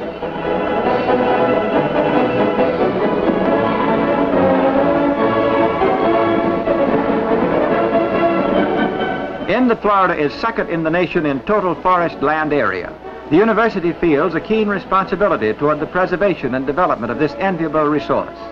The School of Forestry performs the dual function of developing scientific management methods of this asset and training students to use them. Through the College of Engineering, students become familiar with the engineering problems peculiar to the state, as they learn to conserve the state's natural resources as well as its manpower. Of particular importance is the university's technique of using radar equipment to trace hurricanes. Storm areas within a radius of 2,000 miles may be located by the spherics equipment developed at the University of Florida. National recognition has been given the new sewage research laboratory, and the campus sewage treatment plant for services to towns and cities throughout Florida in solving their peculiar sanitation problems. With more than $3 million worth of equipment and an outstanding staff of many eminent engineers and scientists, the university's College of Engineering repeatedly contributes to the wealth of the state and the nation through the utilization of nature's energy and resources. To the visitor, one of the most impressive courses is found in the College of Law. A beautiful practice court, complete to the last detail, is unequaled in the state except for the state Supreme Court room in Tallahassee. Here, law students present cases for trial before a faculty judge and fellow student jury. The College of Law proudly boasts the fact that most of Florida's governors, senators, representatives, and Supreme Court justices are graduates of this school. The College of Business Administration numbers among its alumni thousands of successful businessmen and employees who explored the mysteries of economics and business management or balanced their first books on this busy campus. The P.K. Young Laboratory School provides actual practice under competent supervision in the science and art of teaching in these authentic classrooms. Here, some of the nation's most able teachers received their early training. The Siegel Building, located in the main business section of Gainesville, is the home of the General Extension Division of Florida.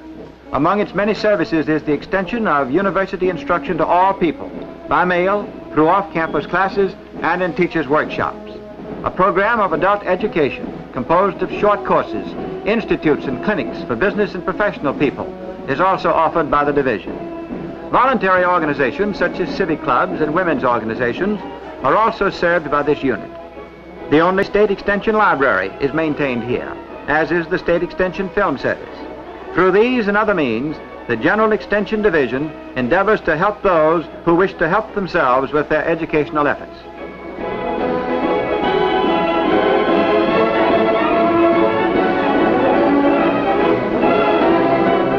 The Siegel Building also houses the Florida State Museum, a service created to collect, preserve, and interpret data concerning the history of Florida, both natural and civil.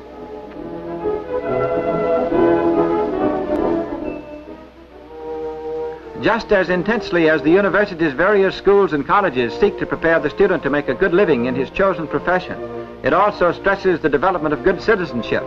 Under the honor code, students administer their own justice.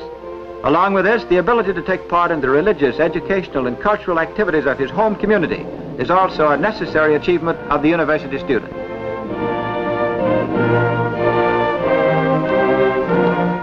As a means of accomplishing these ends, the university makes available many cultural advantages that are enjoyed by the entire community.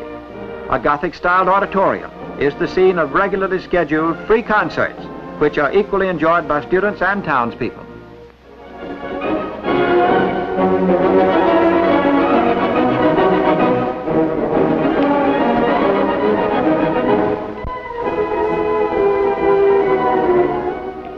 From the Drama Department Workshop Theater come full-scale productions presented by the well-known Florida players. Productions range from the best plays of Shakespeare to current Broadway hits. Further enriching the cultural environment of the school and the town is the College of Architecture and Allied Arts. Here, Fletcher Martin, a painter of international renown, instructs a class in fine arts. A crafts laboratory provides students an opportunity to exercise still more creative abilities.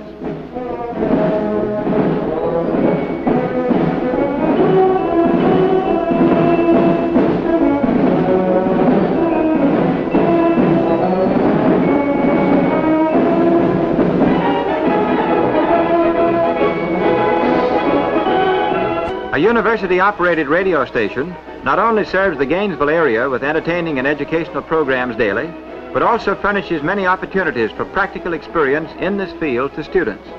In the College of Arts and Sciences, the Department of Speech makes use of radio equipment in its own laboratory to give students a chance to participate in a variety of radio programs as part of their classwork. Students in the School of Journalism work with current news events. Books, however, are still the backbone of education. With 500,000 volumes contained on its shelves, the university library plays a vital role in the cultivation of mind and spirit. Imagine this wealth of cultural and educational advantages accumulated in the center of a state that abounds in beauty and recreational activity. While the university presents every occasion for residents of Gainesville to enjoy its wealth, Gainesville, too, affords many pleasures and accommodations for the student as well as its own residents. A modern, pleasant town of some 37,000 people, Gainesville is the county seat of Alachua County and an agricultural leader in the state.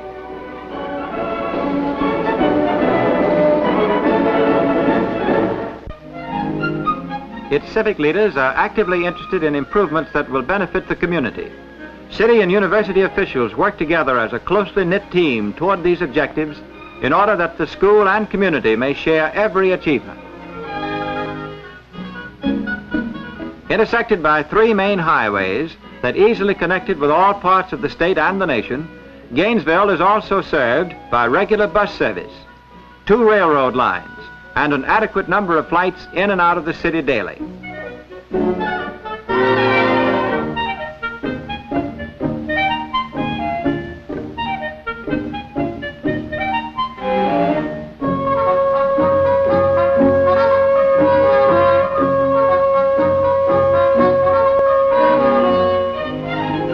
Several excellent hotels in the downtown area, plus any number of comfortable tourist homes, motor courts, and apartments provide accommodations for the visitor.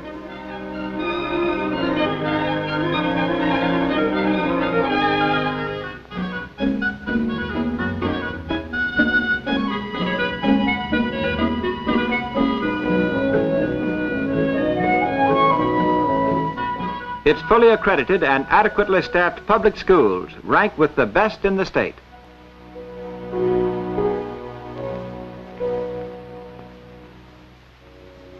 With beauty prevailing throughout, the real charm of the community radiates from the homes. Plush green lawns and endless displays of colorful flowers and rich shrubbery seem to intensify the beauty of every bungalow and pretentious estate.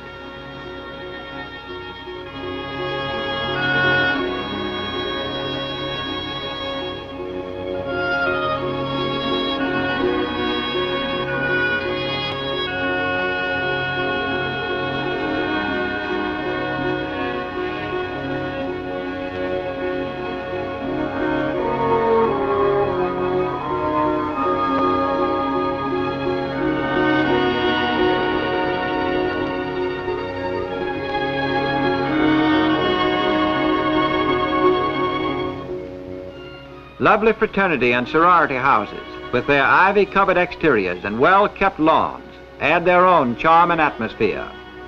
Much of the social life of students and Gainesville's young set is sponsored by these groups. Yes, life in a college town carries its own particular appeal, whether one attends the school or resides in the community.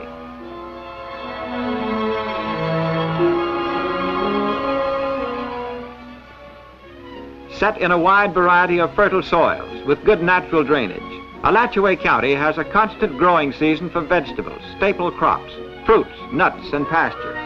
To balance this rich agricultural asset is a healthy amount of industry. Other than being the original center of the tung oil industry, Gainesville holds several manufacturing plants, thriving lumber and turpentine industries, and many smaller diversified businesses.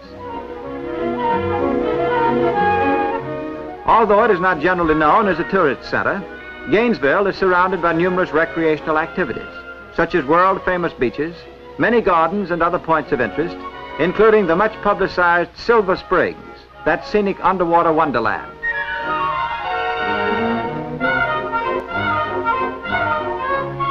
The area is also a haven for sportsmen of the field and stream. Situated halfway between the Atlantic Ocean and the Gulf of Mexico for deep-sea fishing, there are also 10 rivers and scores of lakes for freshwater fishing within a 50-mile radius. No doubt there are more freshwater fish in this particular area than in any other section of the state.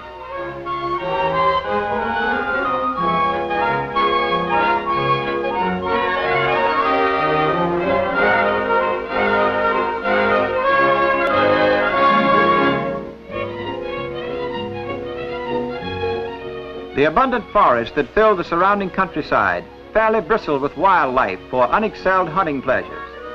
Available airboats propelled by airplane motors are able to skim over grassy waters into otherwise unnavigable areas. For well-planned social activities, the Gainesville Country Club extends its hospitality to residents, visitors, and students alike. A splendid golf course flanking the club is also open to students at special low rates. Many bridle paths make riding a popular sport. Modern theaters serve the entire community with excellent programs. One of the most envied pleasures of living in this university city has to do with the diversified sports program at the university. Focal point of all sports activity is the imposing modern equipped gymnasium. A 3-story and basement fireproof building, it meets many needs of the university in addition to those of intercollegiate and the intramural and recreational activities of the student body. When used as a single basketball court for intercollegiate games, it will seat in excess of 6,500 spectators.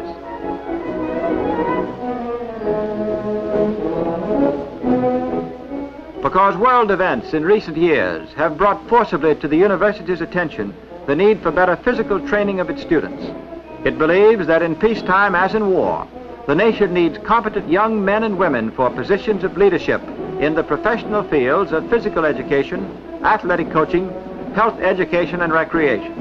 Therefore, the university's College of Physical Education, Health and Athletics is dedicated to higher standards of health and knowledge, to wholesome recreation, to proper respect for and care of man's physical endowments, and to the training of teachers, coaches, and instructors to further these ends.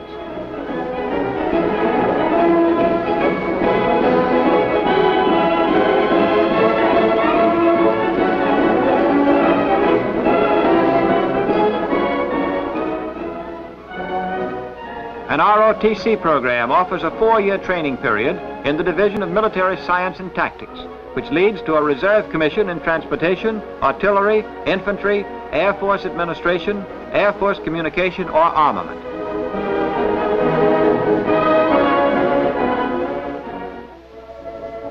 A university recreation park, located in a beautiful setting of pines near Gainesville, is a popular retreat for students and faculty.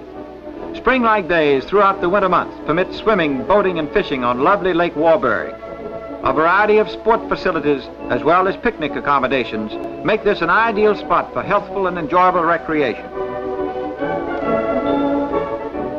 In connection with the university's athletic program and facilities is a fine infirmary, well equipped to care constantly for the general health of the student body.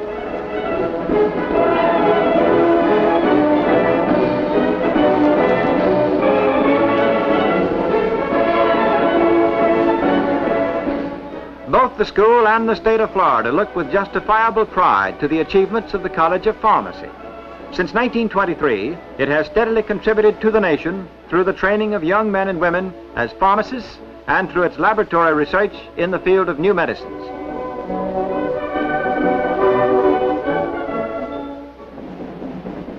Highlight of the social season for students, alumni, and residents is the Fall Homecoming celebration.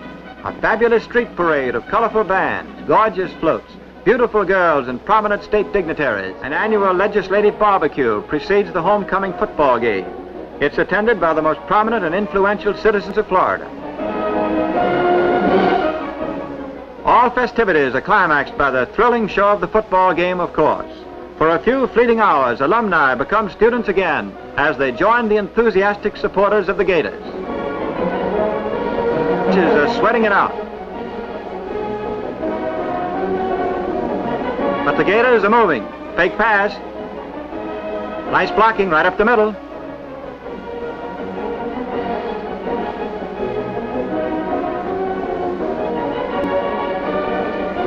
And it's a big first down. This time, the forward pass.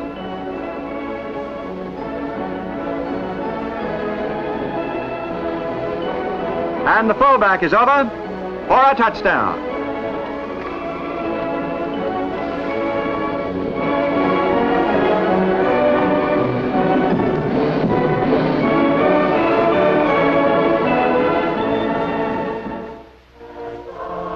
Sunday finds the community again returning to normalcy as families, students, and faculty make their way to church. Once again, peace and quiet replace the festive mood, and the entire area regains the order and dignity so characteristic of the charming atmosphere retained here. With such tangible evidence as seen in the university's construction program, its competent staff and faculty, as well as its many services and academic offerings to students, it is understandable that the University of Florida looks to the future, fully confident that it will meet every demand of its growing state and this progressive nation.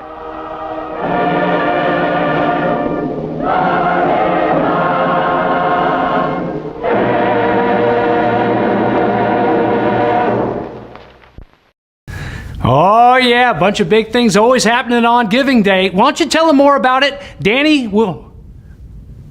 Oh, that's how you spell Warfel? That's how you spell it this whole time? Oh, I know that guy. Danny Warfel, tell them all about it. Warfel? I thought it was just like W-E. There's a U in it? 2L? What? That's wrong. You guys need to check. That's wrong. That's wrong. That can't be how you spell it. Is that how he spells it? How does he spell it? Danny! Thanks, James. Danny Warfel here. That's right, it's W-U-E-R-F-F, as in Florida, E-L. We know you bleed orange and blue, but today, let's make your Gator Nation citizenship official by becoming a card-carrying member of the UF Alumni Association. Join today, and you'll receive Florida Gator magazine as an exclusive member benefit. You'll be added to the guest list for our Gator Nation Game Day tailgate at Emerson Alumni Hall, right across from the swamp, and many other membership perks as well. Visit ufalumni.ufl.edu to join today. Let's go, Gators! Gator Day is a wonderful day. Gator Day is a powerful day. Hi, I'm Rachel. Welcome to the swamp, home of the Florida Gators. Black, white, free, touchdown, let's go. Touchdown for the Florida Gators. Got Greengrass ahead of him, and he breaks through. In the ball. The Gators find 6.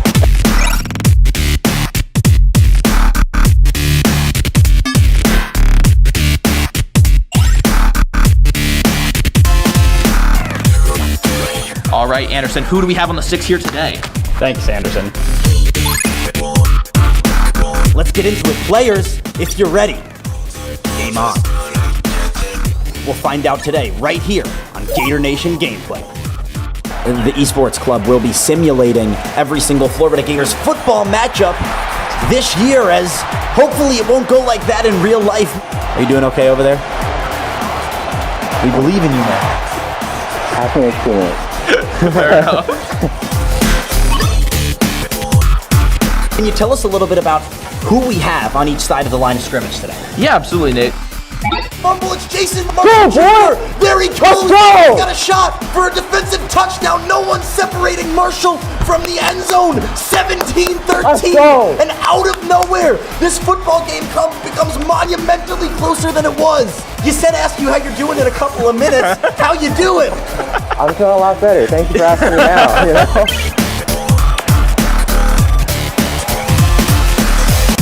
There's 5 seconds on the clock, and Alex has a chance to achieve glory unlike anything that he's possibly done in his life thus far. I respect that. I respect that.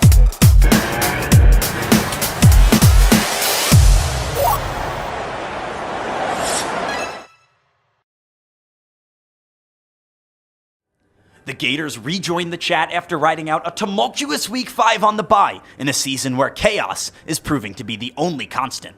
Never was that notion more fully on display than in Week 4, Gameplay's first road test where Alex Miles fell to MSU. However, on game day, the Florida Gators refused to follow Alex down that hedge-line path, marching back out of Starkville with a dub and a reprieve from the constant drumbeat of calls for Coach Napier's proverbial head. But what does this week hold? Does Gameplay foretell the legend of Sleep Billy on a dusky October night in the swamp? Will the saber-clad specter of our Week 6 opponent claim another noggin? Or does the connection between art and life grow ever more tenuous? We're seconds away from finding out right here on Gator Nation Gameplay.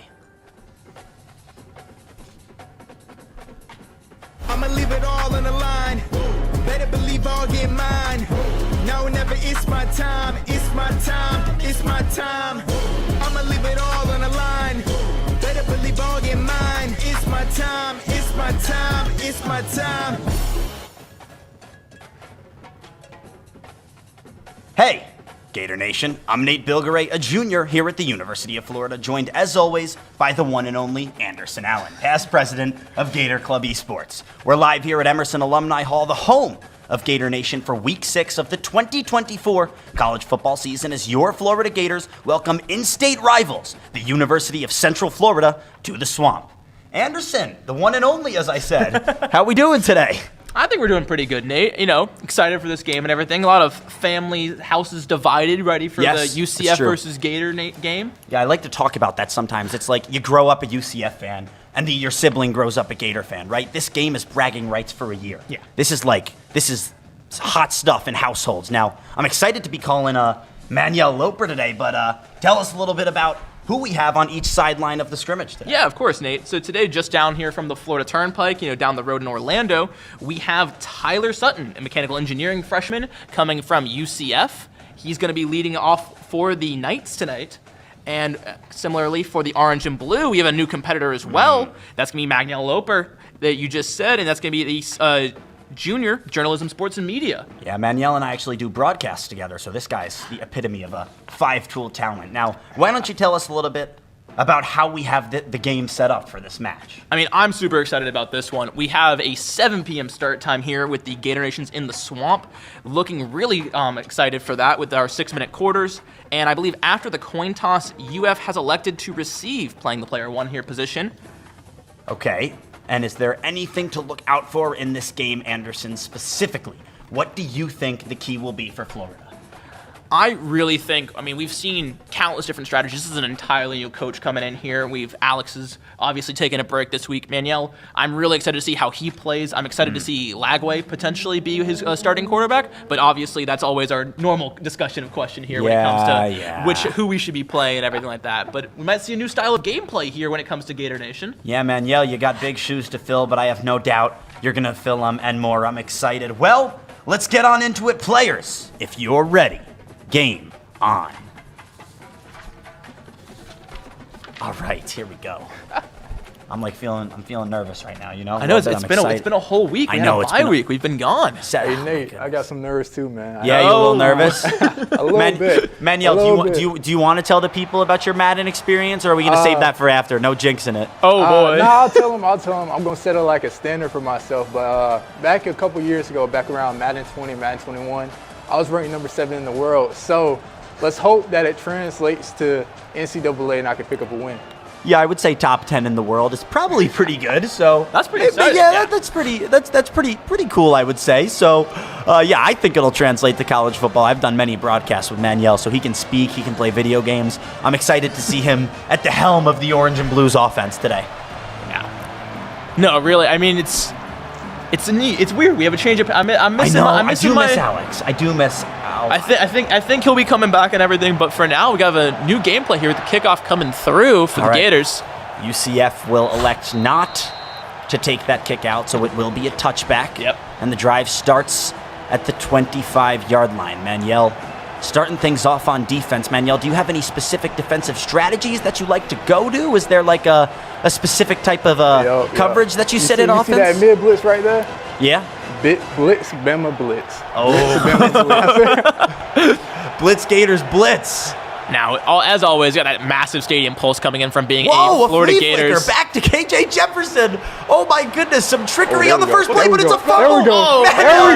There we go. Forcing the issue, Jason Marshall Jr. with the recovery. How about that immediate impact from Manuel for the Gators? Yeah, Tyler is not sounding happy about that whatsoever, man. I figured that. It's interesting play for sure, especially starting off with the receiving end of the first half here. That was like a whirlwind of emotions. First, you pitch the ball back to the quarterback.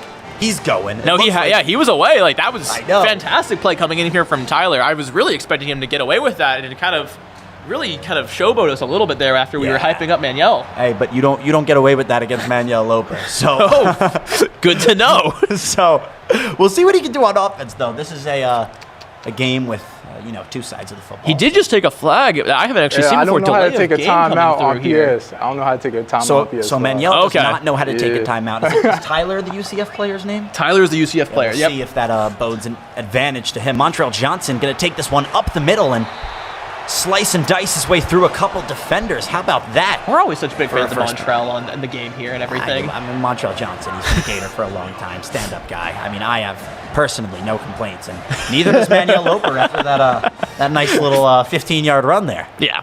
Now, you were mentioning a lot of different threats we have coming in from UCF. You mentioned the Arkansas quarterback and how he's kind of got a bone to pick here after playing against Florida last year.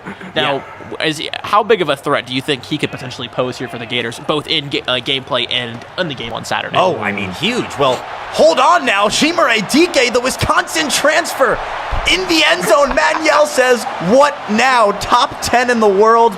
Indeed, this guy might be good. But Alex, I promise, we do really, really miss you. That is a sincerity.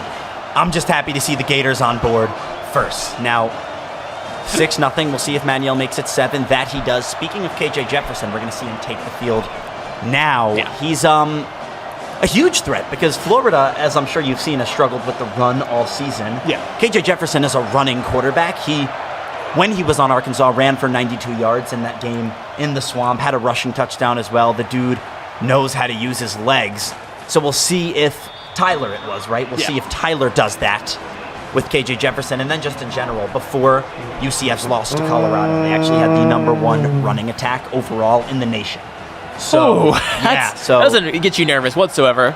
Not at all, no. Stadium pulse is pulsing, as it always is in the Swamp. Hey, the Swamp is the Swamp for a reason. No matter what, right? Yeah, absolutely.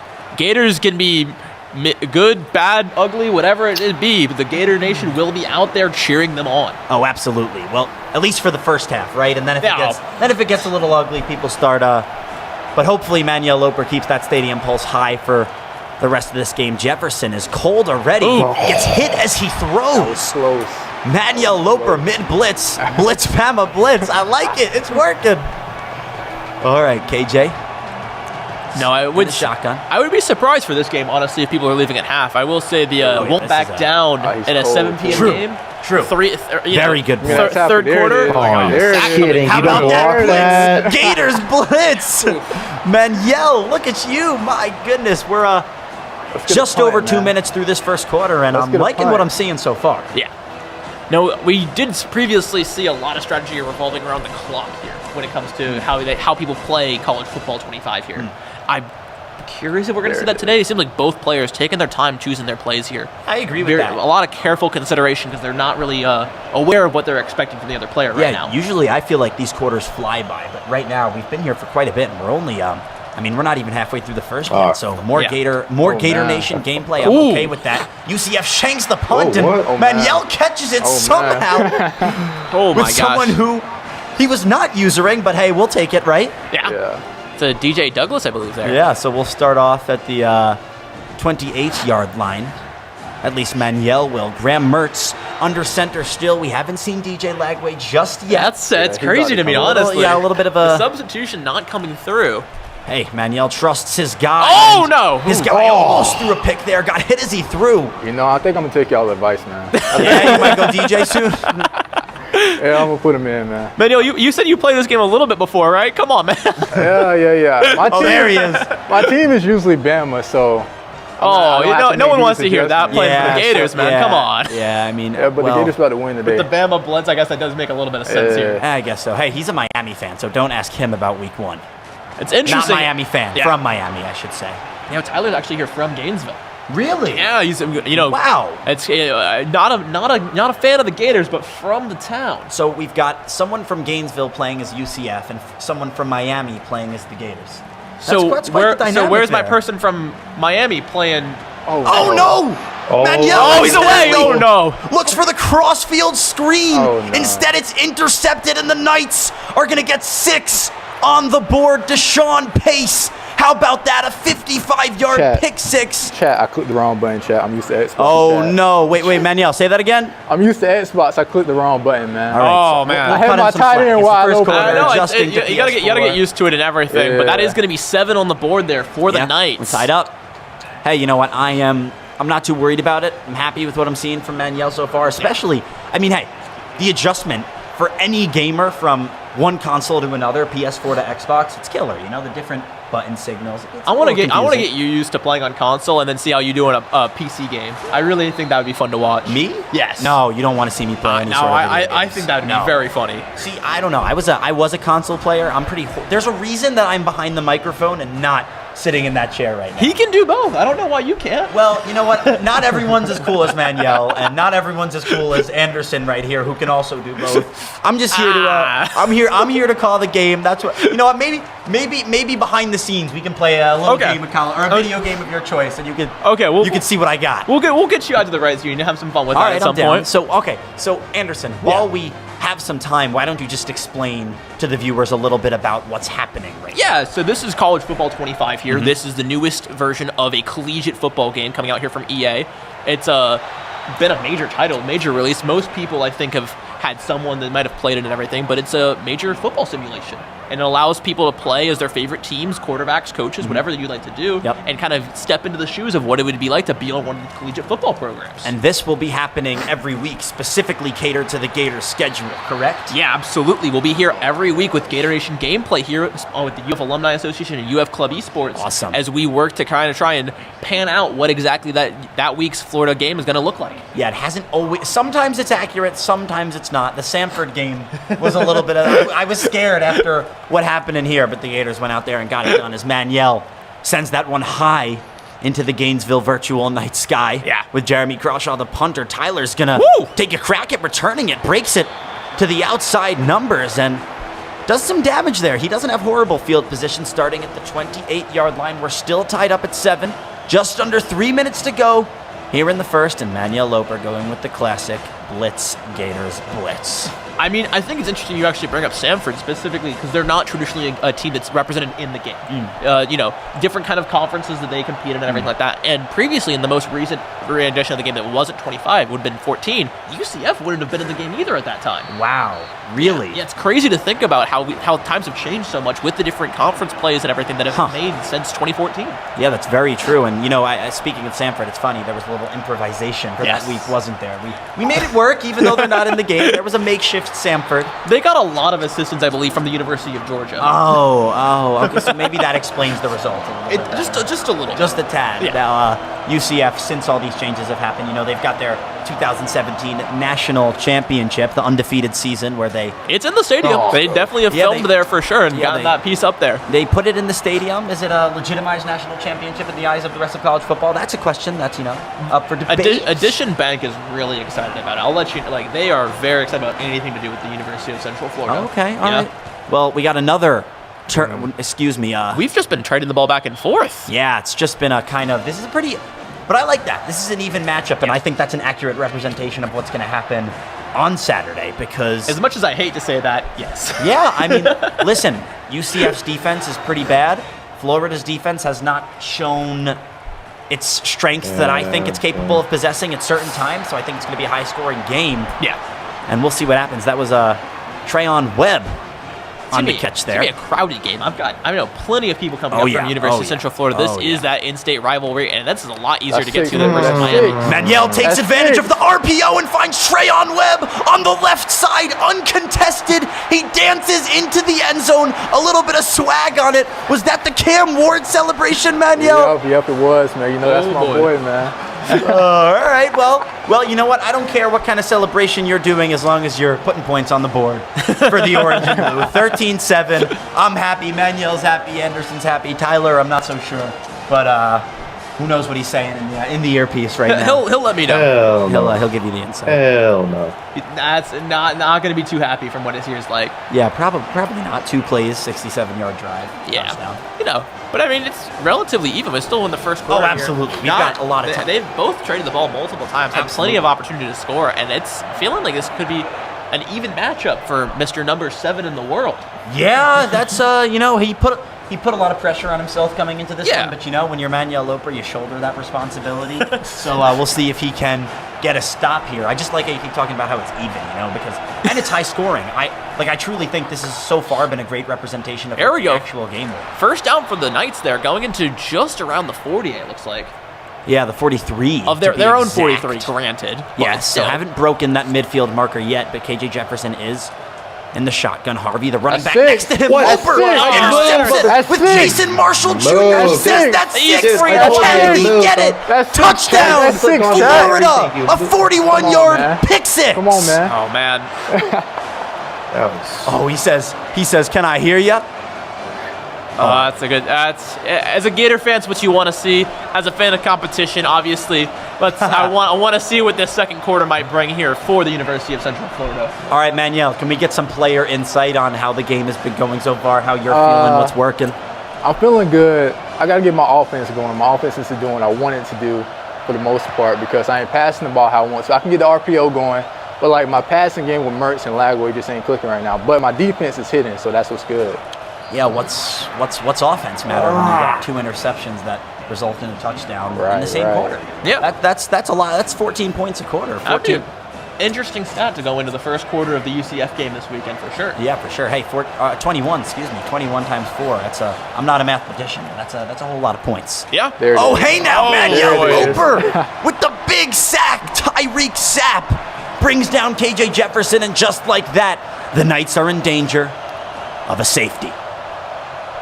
Did you actually get a chance to watch any of the Monday Night Football this week, Nate? Oh, I watch all football. Granted. Yeah.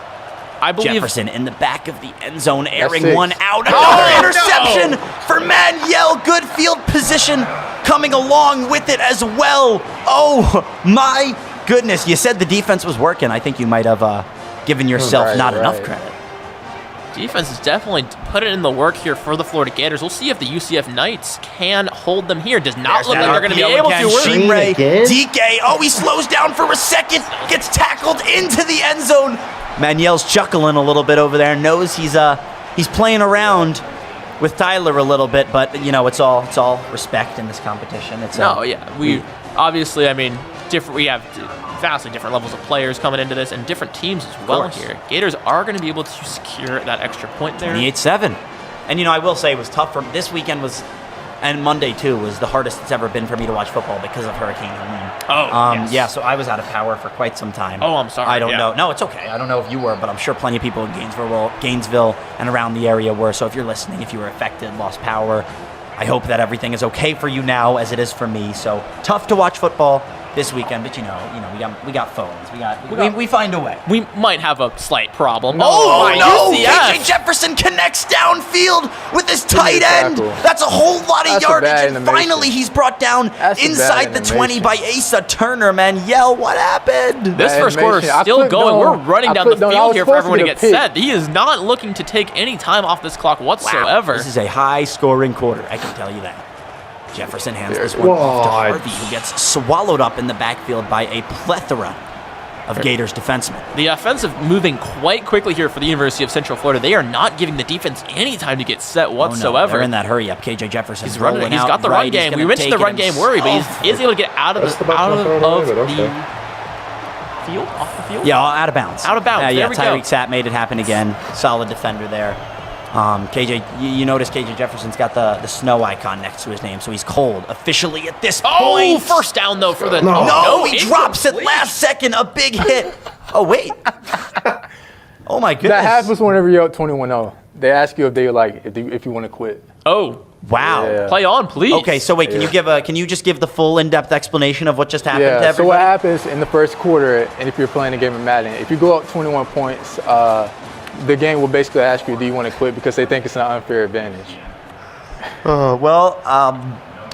Manuel, that means you're doing good, right? Yeah, that means I'm doing good.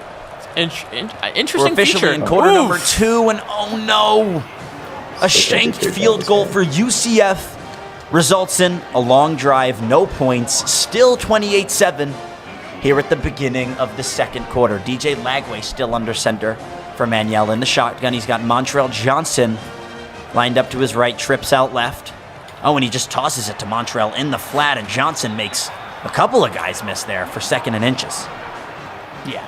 Anderson, what have you seen that you think has been working specifically for Manuel thus far? I guess I have to say the defense. Realistically, I don't know that we've seen the defense utilized in such a way in any of our previous iterations of Gator Nation gameplay where they've been so active across the field. And so do you maybe think that is the key to success in this game? Lockdown defense translates to offensive ability? I feel like there's the ability for the defense to create turnover opportunity in this game is a lot more prevalent than it would be in real life games, and I think that is where you can find a little bit of that edge, maybe. meta. Yeah, that you can find that kind of edge there in the game. Absolutely. Lagway takes the snap. He's looking, got no one. Now he's got Montrell Johnson down the sideline, who runs into Trey Wilson for a second there, but it was a little Gator on Gator collision. But now it's a first down, 28-7. Manuel in Florida still leads. It looks like he's going with the classic RPO. Once again, Johnson and Webb both in the backfield. Webb goes in motion, catches the screen pass in the flat. Webb breaks outside towards the sideline. Oh my! One defender more, and that would have been a touchdown, but it is a little chunk yard gain there. So Florida's offense is moving. No, they're definitely going to be happy with that. Going into the second here, we have seen a bit more of a time kind of chunked off in this first drive. Oh, definitely. So not, what we've been expecting so Loper far. takes a shot to the end zone in the back left. Almost intercepted there by the Knights. Oh, yeah, that was close for a second. Chat, I thought chat, that was I hit the wrong button touchdown. again, chat. I think. Okay. Yeah. Nothing there just yet. That was It is Elijah interesting when you Badger. have errors like that. You got to remember, it's like, oh, this is still a video game. These things could be happening perfectly. Yeah, But, it's true. Got that user input there to give just a little bit of edge when it comes to Lagway, stuff like that. oh no, he was going to take it though. himself. Passes at the last second. It's an interception for the Man, Knights. Mertz is not able to make the stop, able to get away here. DJ Lagway chasing him down. Can the young quarterback That's all I prevent needed. the touchdown? That he does.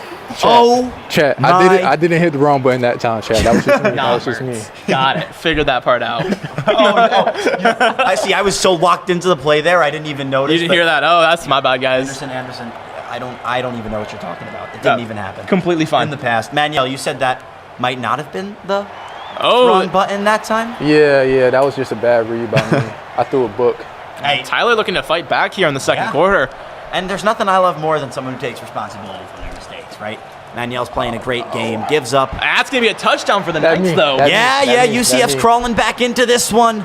Two-score game here me. going into the second half of the second quarter. Yeah, RJ Harvey, UCF's feature back, took that one to the house. He is the leader in their running back room. And like I said, before that Colorado game, UCF, #1 run attack in the nation. So it's really no surprise to see him finding the end zone in the first half.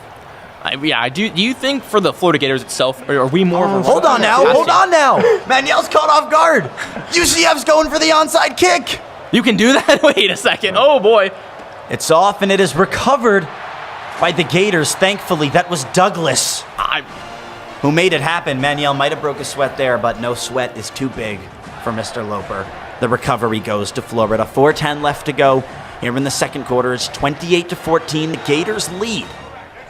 And Manuel's got... Yeah, we talked about good risky field football a lot previously, where people would be going for, 2-point conversions, onside kicks, just try anything to maintain a score lead. There it But is. Lagway takes a shot That's more downfield. like it. Trey Wilson wide open. He's taken down at the That's more like it. 1-yard line, just inches away from 6 points.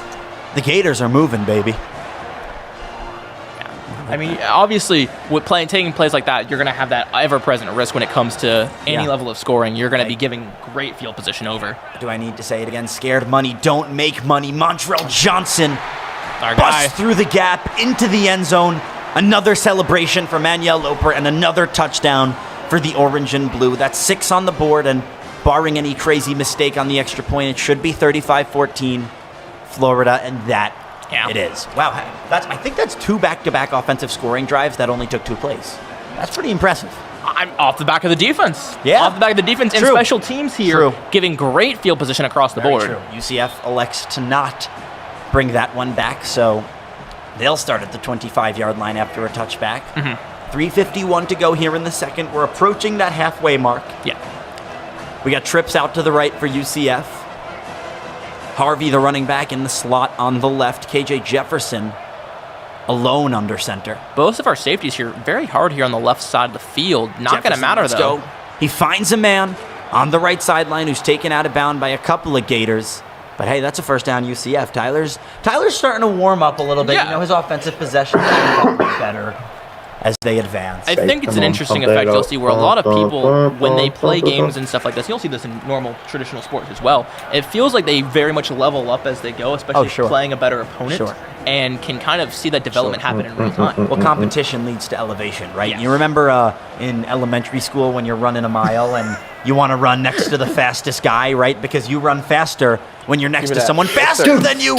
Talk about fast. A quick interception for Manuel. The Washington transfer. Asa Turner with the juke. Oh my, so close. Down at the 15. To his third pick six, but he'll go down at the 15. Like you said, 35-14. Gators lead. Gators ball. And Manuel is sitting pretty. I would need to do some research on this, but I wonder if the stadium pulse is directly affected by the score lines here. For instance, with the Swamp, would you think you would be louder and more excitable when the Gators are winning? The Gators are winning, but that play, advantage UCF. A big sack there for Tyler. It'll be 2nd and 14 for the freshman quarterback. And should I say the freshman gamer? This is his first appearance on Gator Gameplay, although, you know, top 10 in the world in Madden, so he might have a little experience. Just a little bit. Just a little bit. Lagway takes the snap in the shotgun. Lagway looking for a man in the back left of the end it's intercepted, though, and by the Knights. Finding Elijah Badger, as my amazing color guy said right here, an interception for the Knights. And just like that, hey, we keep talking. Tyler's warming up. He's getting there, He's getting there. His defense is putting in the work now, too. I am curious, though, for Manuel, how this is feeling in comparison to his Madden days.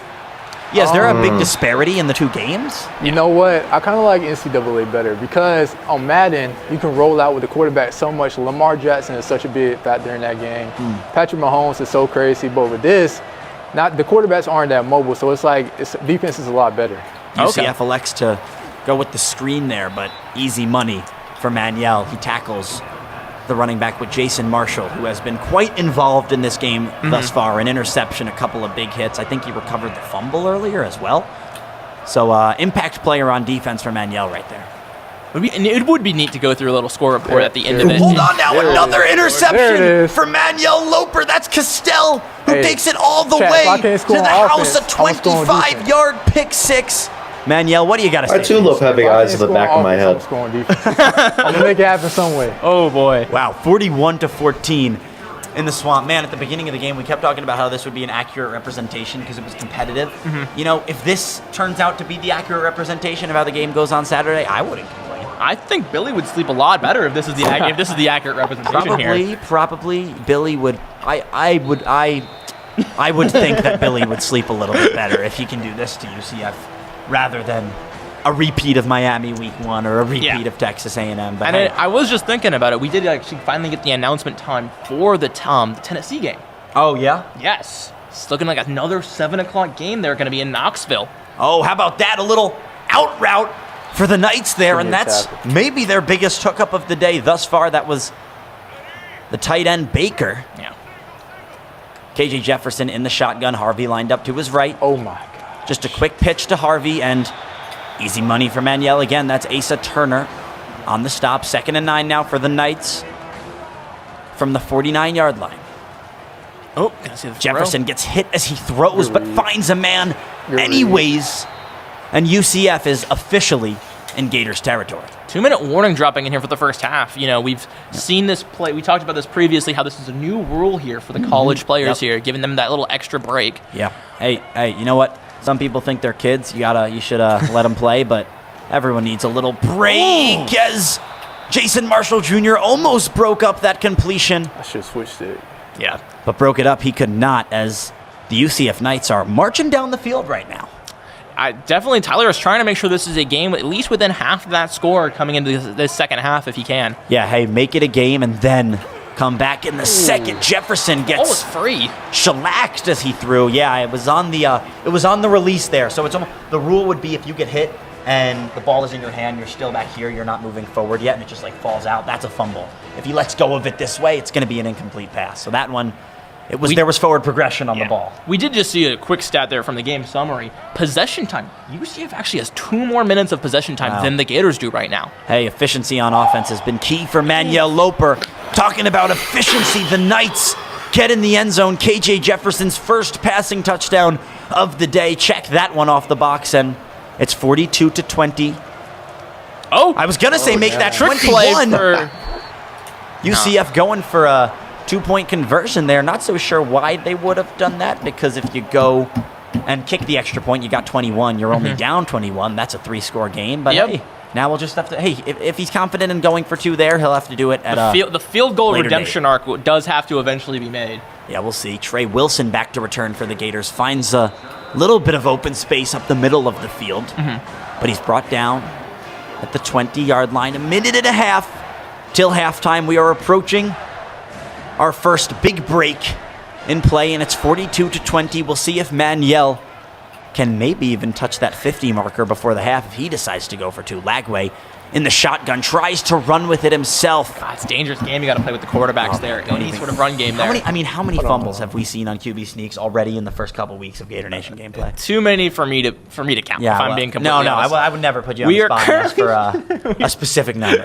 But I believe even in this game alone, we've had around 4. 4? Really? I mean, we've had mostly interceptions, granted. Yeah, true. No, you're right. We're seeing Manuel make a little quick time adjustment to his control setup. Interesting. So, Manuel, why don't you walk us through what's going on? I'm trying to find the timeout button because I'm used to Xbox, so I don't know what it is on PS. So, did you find it? No. Oh, okay. So Manuel is still without timeouts. We might be able to Google that for you. Yeah, we could probably. Here, let's. That's a pretty. You know what? See, oh man, this is what would I do without it?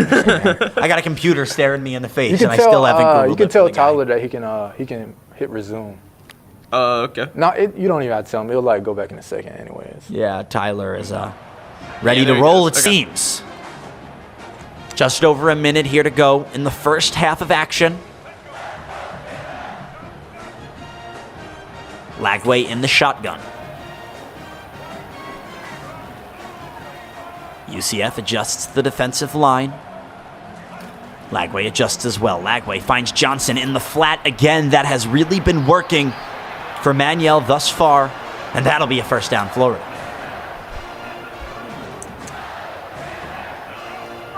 Lagway still out there. Anderson still trying to find that timeout I'm button. I'm searching. Hey, he's a hustler. I know he's going to make it happen. It's the touchpad. The touchpad? The thing in the center. In the middle. Yeah, right there. Cool, there you go. Now Manuel is a fully realized avatar. I mean, college football player. We learn it on the fly reference. here. Top 5 university here coming in. Yeah, I mean, gotta be able to adapt. You better be smart if you go to the University of Florida, right? At least I hope I'm smart. I got into this school somehow. But Manuel runs the ball. Was that you, Manuel? No, he took a time. Oh, okay. He wants the ball back. I was going to say, finally, we see a little timeout action. Try and keep this first half of the game alive here.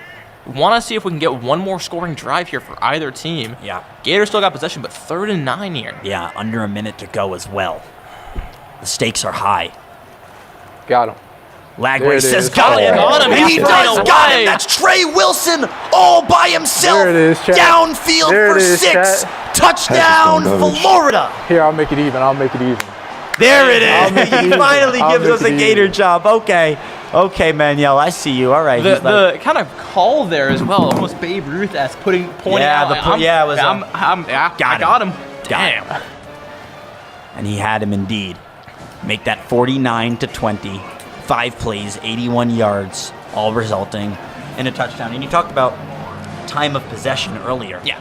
That possession was under a minute. Yes. I mean, it's efficiency, right? Yeah. Just consistent efficiency. I think it could have something to do with a lot of the scoring drives being really well set up by the defense. True, absolutely. Oh, absolutely. You wouldn't have to drive down the field for as much time, so that's given him a lot of advantage there in the time. Have you ever heard this say? That's supposed to be me, man. That's all right. You've already got 3, 4 interceptions. You don't need 5 in the first enough. half. But we'll take it. Hey, man. I don't know if you've heard the saying: offense wins games, defense wins championships.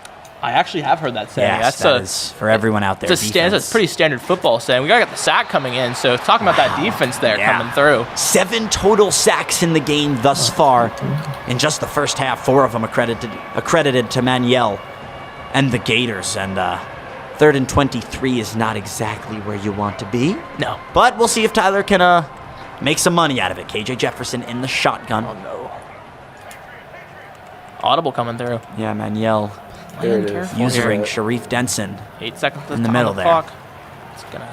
Tyler Tyler's going to air one out. Oh, this time, intercepted. Manuel does Yeah, not he just miss runs his the route opportunity better with than he Asa does. Turner. A spin move. Call that Turner's second interception of the game. And Mr. Manuel has a chance to really blow this one open at half. Yeah. A game like this coming in through for any statistics coming in for these players would look fantastic coming for their careers. I know. Oh, yeah. Longer Oh, term, longer term things. Oh, yeah. Hey, man, you get 2 interceptions in a game, even in Pee-wee football, you're happy. Lagway airs one into the end zone. Trey Wilson gets hit, but he secures it anyways. Another touchdown for the Gators. Back-to-back receiving touchdowns on back-to-back drives for Trey Wilson. Make it 55-20 Florida here in the swamp. Now, we talk about Florida being the big brother. Uh-oh. I believe that was still good. 5-second drive, 1 play, 28 yards.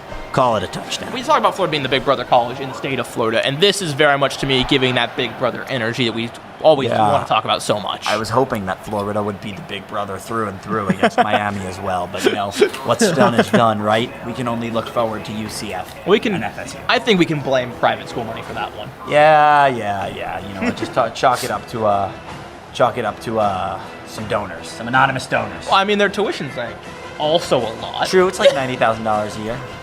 They're not top 5 though. No, they're Nope. not a public school. Not top 5. We're affordable for that reason. Manuel with Oh, another my interception. Lord. Jordan Castell with his second of the game.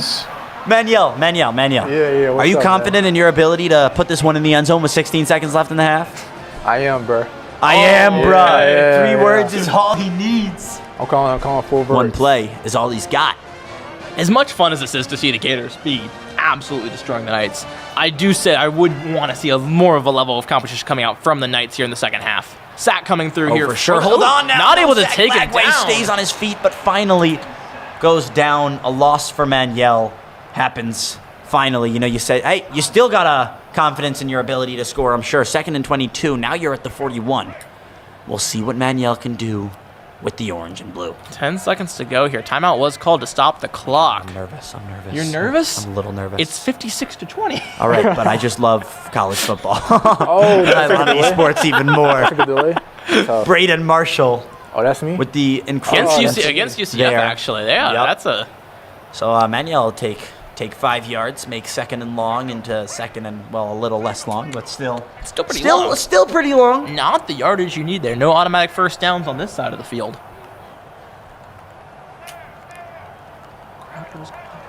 That got real quiet. A couple of audibles here. Oh, no.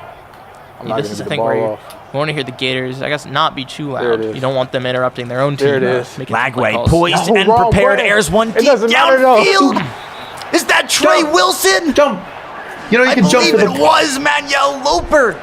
No, it was Elijah Badger, the ASU transfer. And just they've like never that, heard the of jumping Gators for are the ball. inside the 5-yard line with a chance to... Hey, chat. I Make hit me a the little wrong less button nervous. again. I hit the wrong button again, but it's getting mad at me. We got another hey chat over there. What'd you say? I said I hit the wrong button again, but it worked out, so I ain't gonna complain. Okay. Yeah, I was a little confused. You aired that one out, said we got him, then I saw double coverage. Yeah. So, all right. Hey, man, I doing better than some NFL coaches from what I saw on Monday night. Valid. Manuel with the last second audible. Is this another RPO for the RPO? The RPO king, I should say. 5 at this seconds point. going for the... Last timeout coming in for the that's it. Gators here. All right, 1 play for glory. 1 play 3 to seconds make it. and a half. 63 to 20. Quite the lopsided Hasn't score. happened yet here, Nate. No, it hasn't, but he's got a shot. Is that Graham Mertz back in the game? Yeah. Manuel's like, all right, well, we'll give him. It's 56 to 20. We can spread the play. love. You know, yeah, both quarterbacks on the field. I feel like always some fun stuff, some fun shenanigans you can get up to with that. Mertz is not Got going it to give all. this one on the read option. Gets hit as he throws, and Manuel comes up just short of scoring before halftime. But I don't think scoring's really been an issue for the orange and blue. 56 to 20 as we head into the latter half of this game. Unfortunately for the Knights, they are picking. Yeah. The second half here. It's going to be a Gators possession here. We're going to see if the Knights here can stop them on defense. We're going to look not to touchback. Trey Wilson finds an opening near the 25-yard line. Almost broke free there. But down he goes at the hands of a couple of UCF special teams members 56-20 still as the Gators and Manuel Loper take over for the first possession in the second half. Now, if you could give Tyler any advice, what do you think that you could see from UCF to maybe make this one a little less lopsided in the second half? We've talked a lot about the run game. I really think he's been throwing the ball too much. I Yeah. really think that we talked about how strong that run game could possibly be. I think he's been banking on his Straying quarterback away from the strengths. Yeah, I he's see been banking on his quarterback, making connections that at the end of the day, with the current defense that Manuel's running, not going to be possible. Another screen pass for Manuel there. Elijah Badger making a couple guys miss. Stays on his feet, gets some extra yards after the catch, and that'll be a first down. It's funny, though, because UCF is such a running-oriented football team, so you want to run the ball. But once you don't run the ball and dig yourself in a hole like this, it's hard to run the ball because you got to move the ball downfield. Yeah. So he kind of dug himself in a hole. Oh, my Seabreak God. DK, wide open, downfield. Another one on the board for Florida, and this time, Manuel doesn't even celebrate. Same old, same old. He's still scoring. Oh, Lord. Oh, Lord. Oh, I don't think I need to say. Oh, Lord, is all that moment needed. That's what we got to We both provide, we provide a little, we call the game. They actually, I don't know that I've seen that before. Do you know how we have the student section always has the big banner that they'll set up on "This is the swamp"? Oh, yes. They actually have that in the game. You can see that they're in the right-hand corner. Yeah, this is Gator Country. And then it's awesome. Yeah, good stuff. Really Good detail there coming in from That's EA. what people just love about this game thus far. It's really just such a realistic experience in terms of college football. The traditions, too. You get the pieces it's there. like you come to the swamp and you got the Gator chomp. You think they'll complain never back down here in the third quarter? Oh, man, I don't know. We haven't seen it. I don't believe if I remember it happening thus far. No, but I don't. That would be cool, though. If it does happen, I'll start singing. I can We can guarantee get our that phones much. out and start waving here. Oh my, another interception for Manuel and the Gators. Oh my goodness, that is just, Sharif Denson with his second pick of the game, and Manuel. Yo, what's up, man? What's going, I don't think I've ever recorded this many interceptions in a video game, period. Yeah. How are you doing this? I'm just putting my defense out there to making plays, so it's all them. A It's not even me. humble guy in victory. Or, well, I hit the wrong button again. Ooh, That's in the crazy. lead. He hit the wrong button again, but hey. I'm trying to hit my tight end. He's wide open. That's but I can't actually get a the ball, recent so- rule I just found out about. Which is? You have to escape the pocket before you throw Yes. the ball if you don't want to get caught for intentional grounding. Yes, you gotta. New get out of the things I find out here. Was I the one who told you that on a broadcast? It might have been you. Yeah, it might have been you. Yeah, but I'm remembering it right now, watching that play just happen. Yeah, you're right, and that's a very good point. Because DJ Lag, that's why it helps to have DJ Lagway's ability, right? Just get out of the pocket and get rid of it if the play collapses. Yeah, for sure. Down the field here. 3rd and 10, though, for the Gators. DK in motion.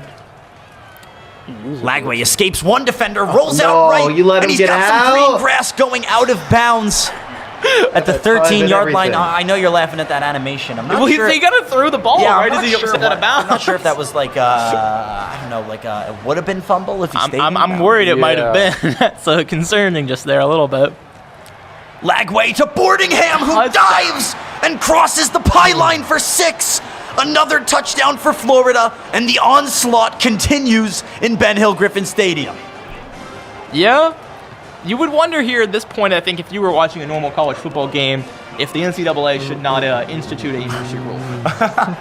Yeah, 70-20 is. They have one in baseball. Don't know why we can't have one in football as well. I think with the way things have been going this season, we should just enjoy as many Florida touchdowns as we can. That's, my bad. That's completely fair. what? Yeah, I want to be happy for, even if it's for an hour, even if this isn't what happens this weekend, I just want to be happy right now, and that's exactly what Manuel we got a providing. basketball team, though, right? I'm very excited for basketball. Can I just... Don't get me started about that team, because I will talk about them for the rest of the broadcast. They have some talent. Oh, dude, my Lord. He's literally- Again, a 3rd interception Manly, just for the let him Washington run you transfer. around, I guess. My That's goodness, fine. Manuel. It's like, This is, we might be I approaching know it's not a good double-digit choice, but interceptions. it's like, at least don't for let him run you Florida. up for you. Never something you want to Goddamn. hear as an offensive coordinator going into any That's sort what of you do. football No, game. no. Yeah, sure. The simulation game had you at double-digit interceptions. Well, we're going to try to do our best on Saturday to figure it out. We're going to be using the run game. Probably. That's probably what will happen. Florida's defense has struggled with the run, so I wouldn't be surprised. Lagway on fire now. The cold icon is gone. The heat icon is there. Lagway rolls out right. You could hear a sigh from Manuel before he even got sacked. Did you knew you made a mistake there before it happened? Yeah, I thought I was gonna be able to beat him over the top. The read's coming in through from our coach/player here. Yeah. Quite impressive. See, all I know is that I would not want to be on the opposing end of Manuel Loper in any sort of football video game. No, right now. I'm good. Honestly, good. I'm concerned how he would do in like a FIFA type game as well. I feel like he would just be good at that as well. All right, Manuel, were you only a Madden guy, or can you do it all? Oh, hold on now. He's 70-20. He's up 50, still going for it on 4th and 7. I guess scared money doesn't make money. He can afford to do this at this point in time. He's made his bank.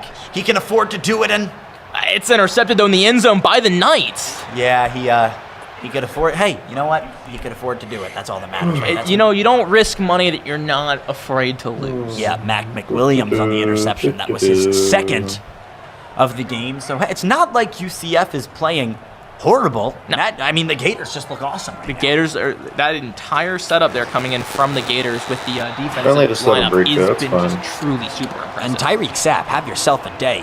Tyreek Sapp with the sack, his third of the game, 2nd and 17 for the Knights now. KJ Jefferson takes the snap in the shotgun. Ooh, sack man. Again.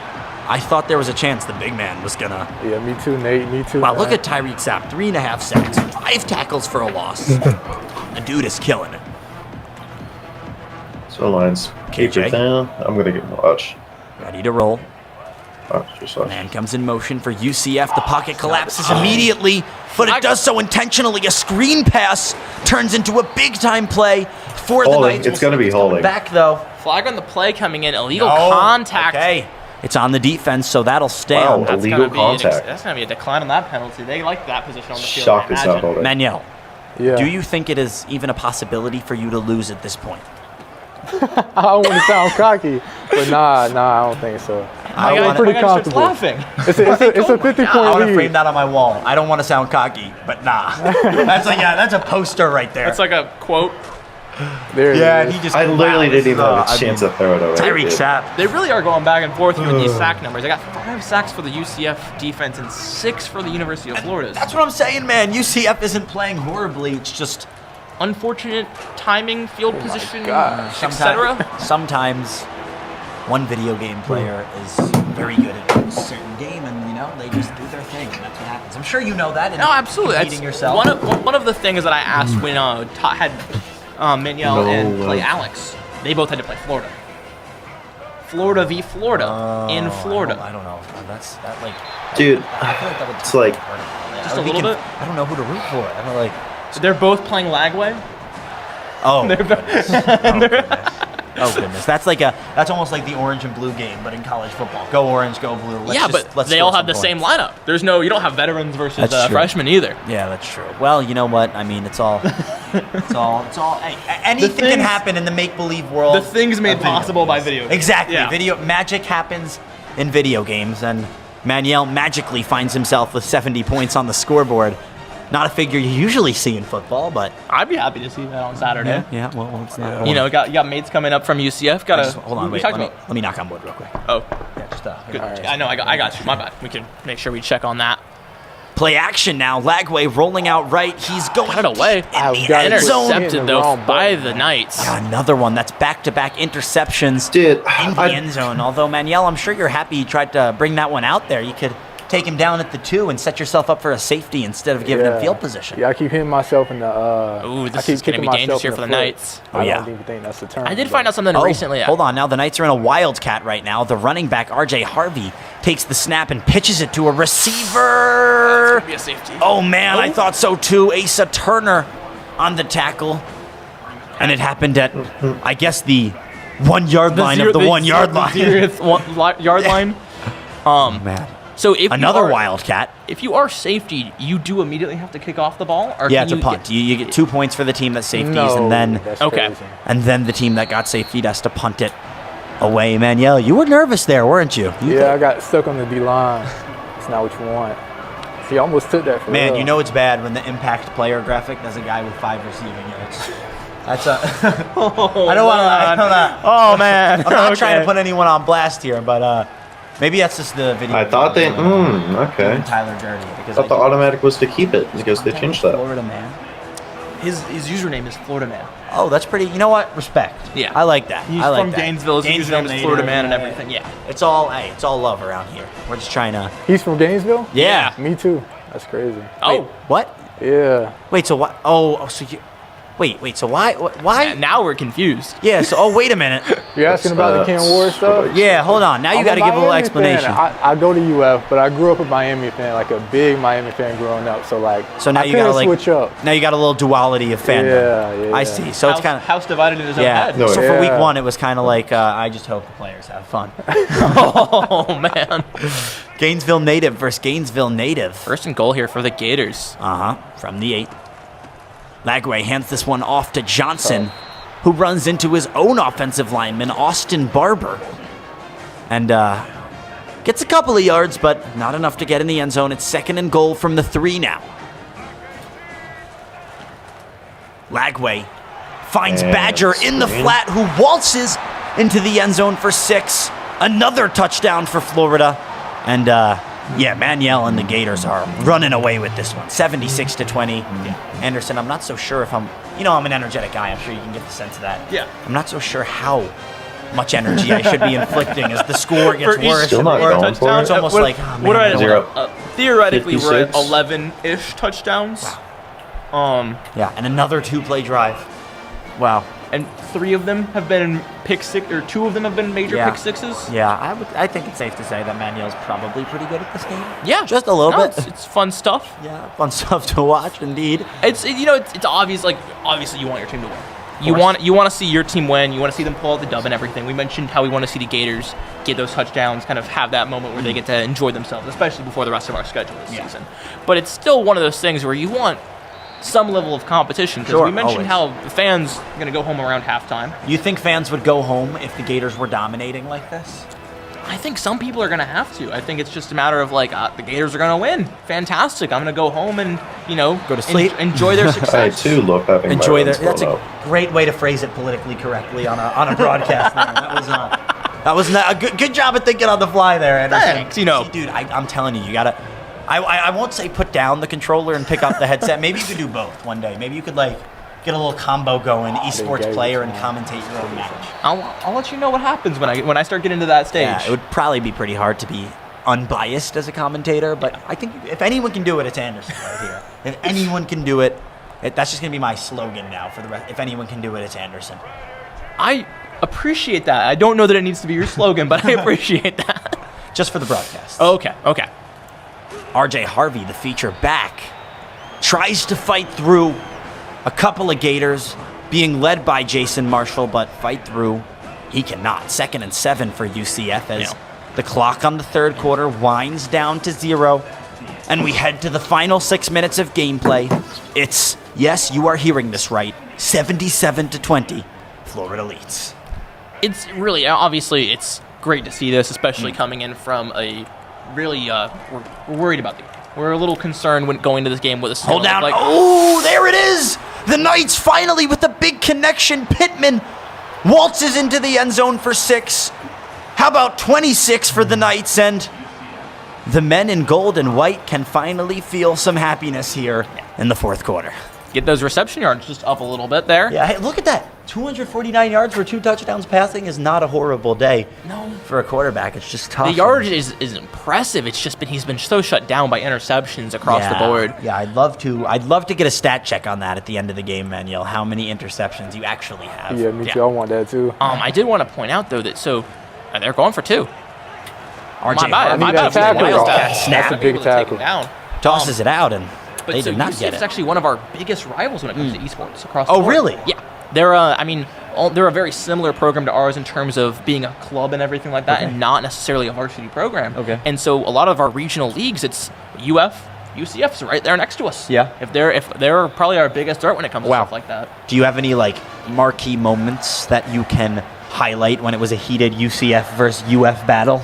UF versus UCF played Valorant this past weekend, and they actually played for a champion slot at LAN for the Battle for Florida. Oh, wow. Hosted by the University of South Florida. Wow. And I think we win all 5 games. Is that me? That's me. Hold on That's now. me. Oh my Lord. Trey Wilson downfield again. DJ Lagway airs one out and finds his 7th I've been trying passing to hit that all touchdown game. of the I've been trying to day. hit that all game. Maniel has But to DK say was on is the outside. that's I had to make the me. adjustment. Put Wilson out there, and he could get over the top. All right, hold on. You got to rewind for me a little bit there. I need Yeah. the player analysis. All right, so in the first half, I was really trying to hit that play, but Badger, he couldn't get over the top because he doesn't have as much speed as Wilson does. So I transitioned. I that put feels Wilson good. on the outside to be able to beat him over the top. Man, I mean, Maniel, you are thinking about this game much more than I ever thought about a video game, and I am beyond impressed. Let me just tell you that much.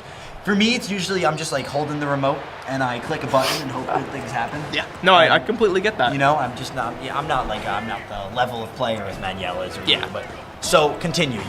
There was a championship match in Valorant, or for a spot in the championship in Valorant. And this we went weekend. all, like, it's a best of 5 series. Oh, Dude, my. that's an interception. Another interception. That's got to be 10 at this point. I mean, I don't even know what to say. It's 84-26. This is a football game, and Maniel's putting up basketball numbers right now. But our Valorant team is probably one of our better teams. Okay. And UCF, only ones that really gave us any trouble. Really? Yeah, we figured we'd qualify. We had seed number 1 and everything like that. But truly, they were one of our biggest threats going into that whole tournament. But when you say they gave you trouble, they didn't win. No, they did not win. Yeah, we just had to get that clear. Another big completion for Maniel. DJ Lagway to Elijah Badger make that 8 passing touchdowns for the 5-star freshman. I mean, man, I guess there really was a reason why he was the Gatorade Player of the Year in high school. Yeah. We mentioned Badger's speed there, but it looks like just Maniel's able to really just kind of take advantage of positioning across the field. All right, I need an official prediction right now, Maniel. What's up? If someone were to live bet a line on this game, and the over-under was 100 for total points scored by just Florida, are you taking the over? Yeah, I'm taking the over. At He's this taking- point, I'm taking the over. You got to just go big or go home at this point. You got to. Fair enough. Yeah, I mean, if I was on the receiving end of this, as Tyler is, I mean, I'm not sure. Hey, Tyler seems to be handling himself well, still throwing the ball downfield. Not even going to turn Still around? getting picked After off. Jordan Castell with his 3rd of the game, I Going believe. to turn around. That's And fine. I get 3rd of the game, and I guess it was smart of Maniel to take the over on that point total there. Now, I don't know if you were here for this, Nate, but we did actually extend the length of quarters. We originally were at 5-minute quarters and Yes, extended I to remember. 6 because one of our players, I won't say who, was really enjoying... Lagway airs one out deep to Elijah Badger again. Back to back for Badger and the Gators.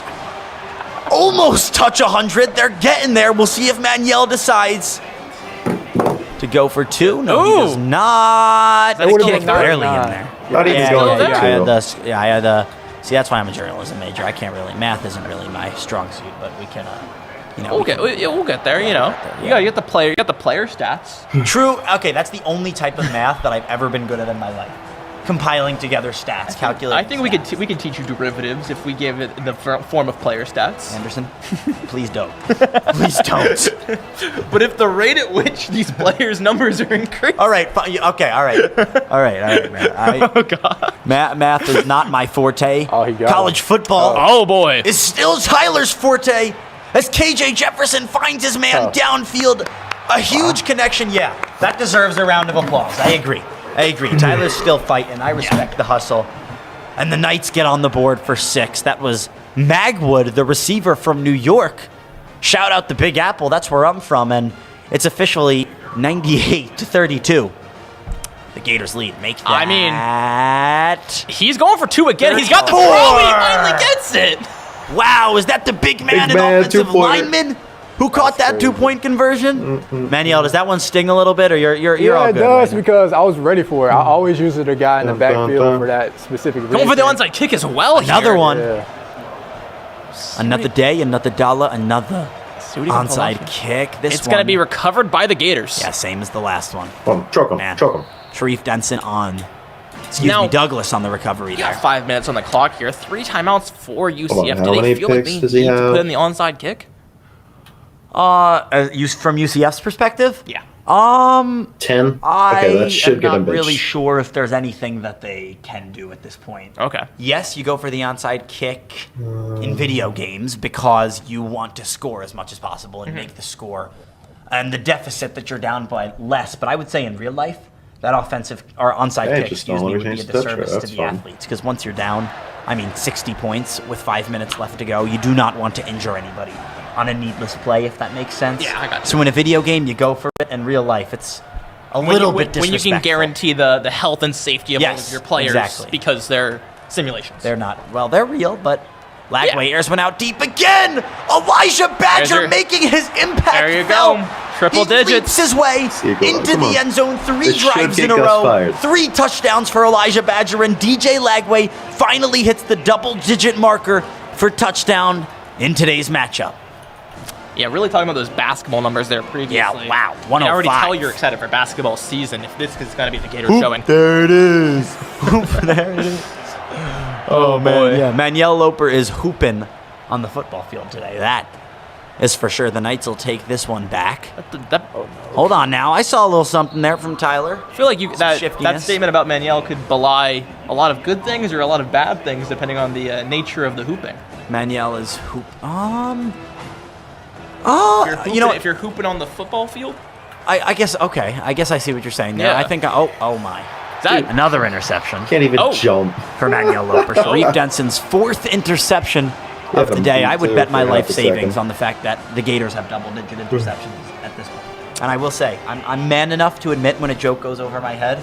The hoop comment that you made a second ago there, it might have gone over my head. I honestly didn't know what I was doing there, so we'll just write that up to... It went over, you know what? It went over our heads together. There we go. We're in this one together, Anderson. Yeah. Don't leave me hanging. Oh, we are having a little bit of Connectivity network issue. connectivity issues. Looks like everything might have been squared away.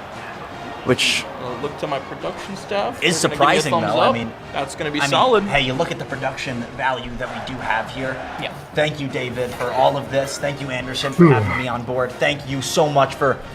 You chopped up the video, correct? That has been. Okay, so yeah, that's the real MVP right there. If we got to. You didn't tell me. That's not fair. You didn't tell me. That's not fair. We love you, Jen. Thank you so much. Yeah, we love you, Jen. We do. Jen, I do that. I did. All right, you know what? We all make mistakes in life. Hopefully Jen can forgive me, but if she doesn't, I would understand. Okay, it's fine. We'll get there. I'll take the weight off my shoulders. Jen is the real MVP over there.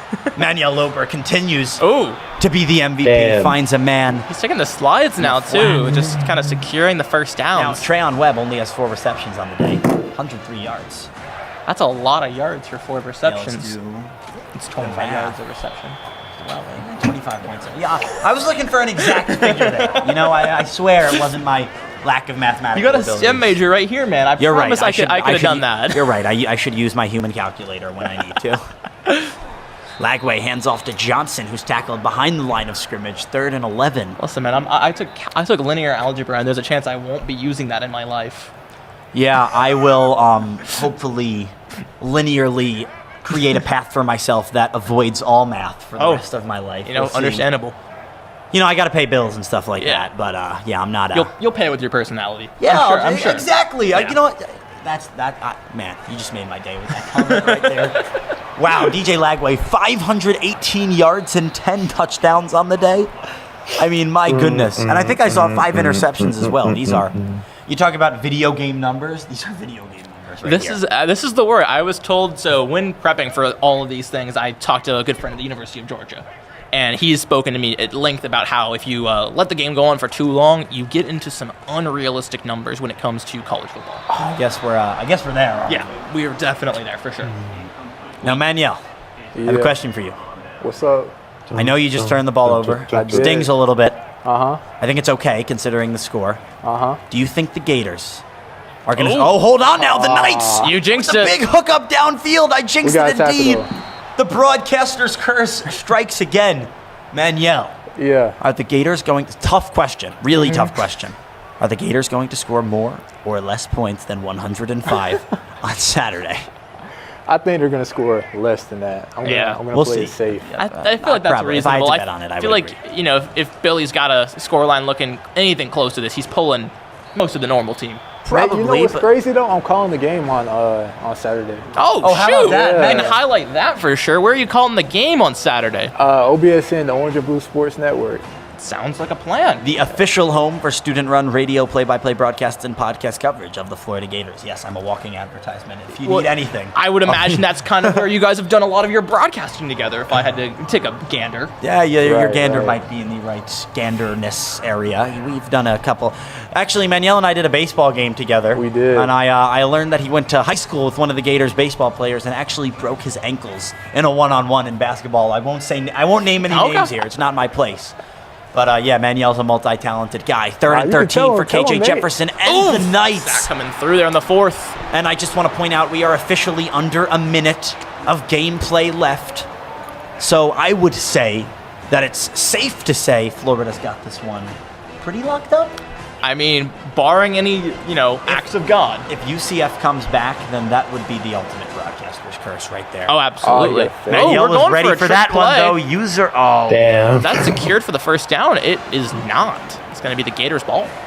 Yeah, so, I mean, hey, whatever happened, the 54 seconds left on the clock are going to expire, and the result will be the result. But I would bet a lot of money on the fact that Manuel's going to try to march down the field and score another. You did have to make a comment about the fact that he was already at 105, and if the Gators would have more or less than that just a second ago, I feel like he's feeling a need here to kind of ensure he lives up to that. Maybe almost a big brother, the Gators football team with the Gators football team, if that is possible. Just a little, Make sure that they know was like an they know what's oxymoron. expected of them going into Saturday. Exactly. That's the. Oh, Yes. This is why. See, that was like, and you know the Batman when like the Batman light when like Batman is needed. Yeah. When I am at a loss for words, I just turn on my Anderson light and boom, there it is. There it is. DJ Lagway Down the downfield field. again. Another one, Elijah Badger. I mean, that man has been money in the second half, and Manuel with 21 seconds on the clock. Timeout came through as well. He's trying to make sure that he ends this game off with He a wants to bang. capitalize on his. One. Oh, hold that's on now. that might have been offsides if I've ever seen Hey, one. you know what? To come to Tyler's defense, if I was playing Manuel, I would really just be doing anything I can at this point. Yeah. I remember back when I played Madden very briefly. Was not very good at Madden. But one of my favorite things to do, especially on a 3-point attempt, was to just foul the enemy team. Loper to DK, another one. It's a touchdown, Florida, and 111. 111. Jen is a little. She's watching everything unfold right now and is I think we're all feeling the same emotions in this room right now. Oh, what a showing shame. I don't know if is that respectful or disrespectful to intentionally miss the kick. Nah, I just like the score. I like think he was trying to give one over to the student Yeah. section. Make sure that the Florida band can walk away with one. Apparently, he just likes the number 1-on-1. Oh, okay. Particular guy is Manuel Loper. 17 End the seconds game here. on the clock. UCF with one final chance to, maybe Yo, you there? take a stab at dignity. Yeah, we're still here, boss. We're just I muted because you were taking a break there from the chat. Oh, Tyler. Oh, no, Tyler- yeah, Tyler's no. I've just Hey, been messing Tyler. around every How's it halftime, going? seeing how high I could go up, You know, Because, I lost after the Blitz first Gators half. blitz I one just more time. accepted it. I got you. And that exactly is why. Our O-line is garbage. We got And 6 also, seconds. Excuse me, 7 I've been seconds trying on the to act clock. like Second the, and 13. Been trying 111. to act like the UCF defense during this 34 past is game, the score. you know? One final play for Kinda what UCF. they- They'll run the screen, All right. and the ball falls to the grass as the clock expires. 111-34. Manuel Loper. Wait. We indeed. got to see the interception count. You're right. We got to what see it the is. interception count. Let's go to it. Player stats. Go to the team stats. Or I bet you if you just go to UCF. No, go to player stats. And I go to should know how to UCF's do this. quarterbacks. L2. Go to UCF. Wow, 11 interceptions for the Gators. You were right about that double digits coming I was through. right about that double digits. Yeah. Well, there you have it. With a score of 111-34, the Florida Gators have been crowned and walk away with the Week 6 win on Gator Nation Gameplay. Many thanks to our two competitors and to you for tuning in. No rest for the weary. We're back on the road next week, headed to old Rocky Top to face long-standing SEC rival Tennessee. And for those of you who will be here with us in the swamp this Saturday, don't forget to visit the Gator Nation Game Day Tailgate right here at Emerson Alumni Hall from 4 to 7:15 p.m. Thanks again for joining us. Anderson, where can people follow Gator Club Esports? You can find us on anywhere at Instagram or on our website at UF Club Esports. That's it. All right, that's it. You heard the man. You better go follow Gator Club Esports. That's also it for us here at the home of Gator Nation, Emerson Alumni Hall. For Anderson Allen, I'm Nate Vilgaray. Thanks for watching, and as always, go Gators.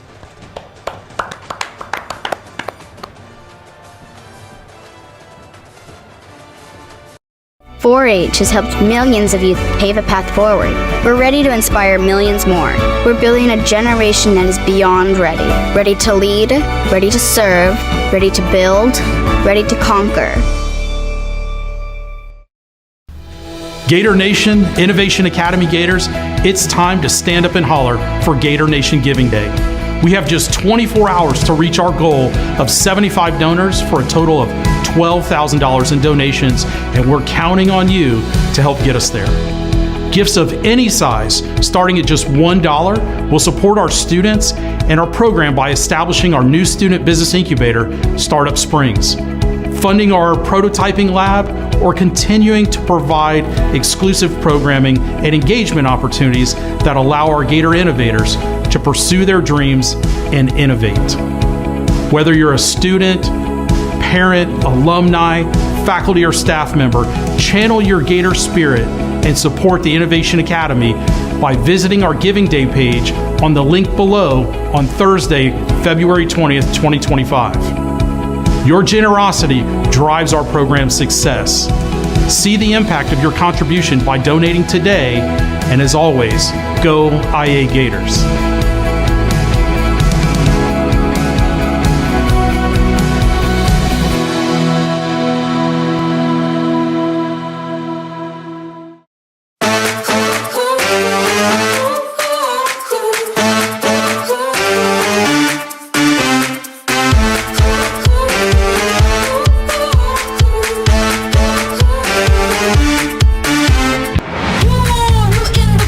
Pick up, light up, come on through.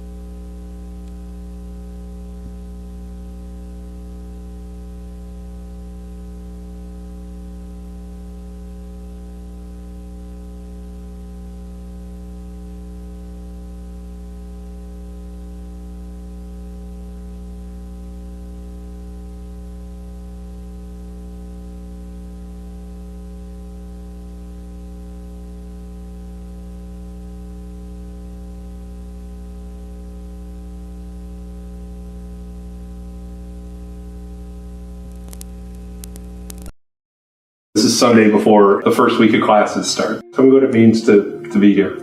How does it feel? When I was 4 years old, I was diagnosed with type 1 diabetes, so I spent a lot of my time in and out of the hospital. I had a big complication with diabetes that's called diabetic ketoacidosis. It's a fun way of basically saying my body is trying to do everything to take care of itself, but I'm just lacking the thing that's really keeping me alive. So it's a very critical complication. It can be life-threatening. It was obviously very scary, like going through that. And I think looking back at it, it's really like how the nurses took care of me, like the nurses' dedication to being there and like making sure that not only I was okay, but my mom was okay. So I think that for me was a really positive experience in that respect to shape me towards that nursing mentality for medicine. I was not able to relocate home during this time, so I'm still in the Great Gainesville community. I started working at 14 and I've never stopped since then. Maybe if I try to work even harder before going to college and save more money, just anything to try to get some income in to at least give me some kind of cushion. That's just kind of where my mind immediately went. We did accept the offer to come to UF, and I think it was maybe within a week or two that we heard about MFOS and got an email regarding being able to apply for it and get it. And I remember opening that email and immediately being like, what is this? How does this work? And once I was able to see what the extent of MFOS was, I then told my mom, and of course she's like, there's no way. Like, that's not possible. There's nothing like that, because it just sounded too good to be true for us.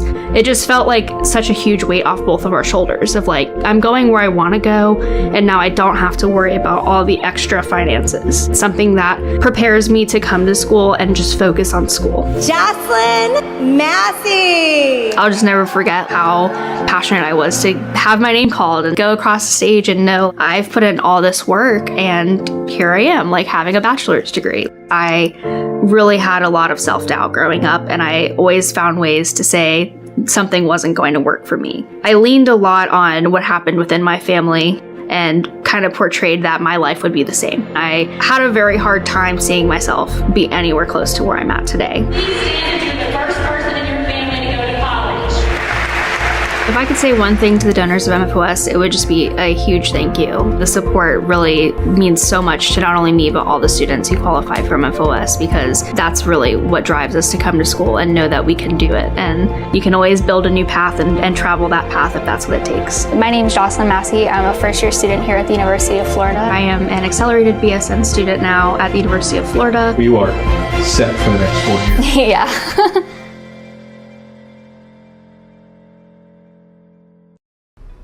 I'm Dave Blackburn, the Associate Director of Research and Collections at the Florida Museum of Natural History, where I have the honor of leading the research and training mission for our faculty, staff, and students. We have more than 40 million specimens and objects, like those behind me, in buildings across UF's campus. With 30 faculty scientists and dozens of professional research and educational staff, we are the largest university-based natural history museum in the United States. We're also Florida's state natural history museum and have 250,000 visitors pass through our exhibits every year. We serve the people of Florida and the students of the University of Florida by creating personal connections to science that we hope will lead to societal changes. Each year, we mentor close to 100 graduate students as well as hundreds more undergraduates from across UF's campus. These students work with us as volunteers, through paid positions, through internships, and through being mentored by our faculty and staff for undergrad theses and graduate dissertations. These students go on to a lot of very different careers, working with state and federal agencies, organizations like the United Nations, public and private museums, nonprofits, and in industries like biotechnology and environmental management. This Gator Giving Day, help us out by contributing to the funds that support internships, professional development, and community events for the UF students and staff that are part of our community here in the Florida Museum of Natural History. Those funds give us the flexibility to support opportunities for UF students as we set them on the path for incredible careers related to science, conservation, and education. We hope that you'll consider giving this Gator Giving Day. Thank you, and go Gators. Hi, I'm Kent Fox, and on this Gator Giving Day, I'm reaching out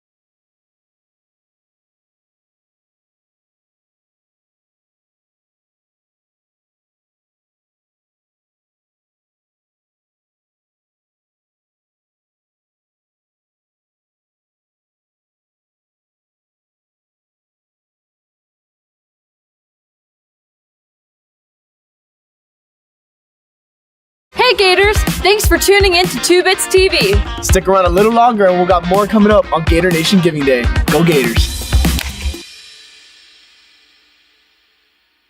It's important to give back to UF because there are generations of children coming behind us. They're going to be your doctors, your lawyers, your architects, your journalists. It helps strengthen communities and forges lifelong relationships. So as we rise, we lift others. Go Gators. We need your support on Gator National Giving Day. Join other Gators today by making a gift to any area of UF, including Gators Athletics. Thank you for your gift. Go Gators. Oh, yeah, a bunch of big things always happening on Giving Day. Why don't you tell them more about it? Danny will... Oh, that's how you spell Warfel? That's how you spell it this whole time? Oh, I know that guy. Danny Warfel, tell them all about it. Warfel? I thought it was just like W-E. There's a U in it? 2L? What? That's wrong. You guys need to check. That's wrong. That's wrong. That can't be how you spell it. Is that how he spells it? How does he spell it? Danny! Thanks, James. Danny Warfel here. That's right, it's W-U-E-R-F-F, as in Florida, E-L. We know you bleed orange and blue, but today, let's make your Gator Nation citizenship official by becoming a card-carrying member of the UF Alumni Association. Join today, and you'll receive Florida Gator Magazine as an exclusive member benefit. You'll be added to the guest list for our Gator Nation Game Day tailgate at Emerson Alumni Hall, right across from the swamp, and many other membership perks as well. Visit ufalumni.ufl.edu to join today. Let's go, Gators! Hey Gator Nation, I am Dr. Iris Rivero, Chair of the Department of Industrial and Systems Engineering, or better known as ISE. This given day, I invite you to join us as we boost the ISE Excellence Fund. Your generosity helps us fuel our students' growth through professional development activities, design competitions, and research presentations at national conferences. Your support also helps connect our students with life-changing opportunities, earn scholarships and awards, study abroad, gain internships, and so much more. So let's do this together. Let's make sure that ISE Gators have access to scholarships, mentorship, and transformative experiences they need to excel and leave their mark at UF and beyond. Go Gators!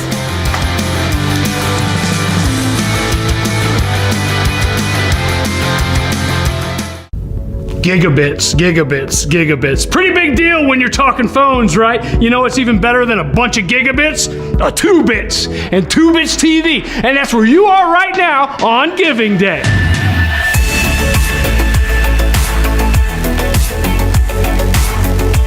Gator engineers, hello. This year we celebrate two remarkable milestones for UF Engineering. As a college, we're proud to mark 115 years of innovation and excellence.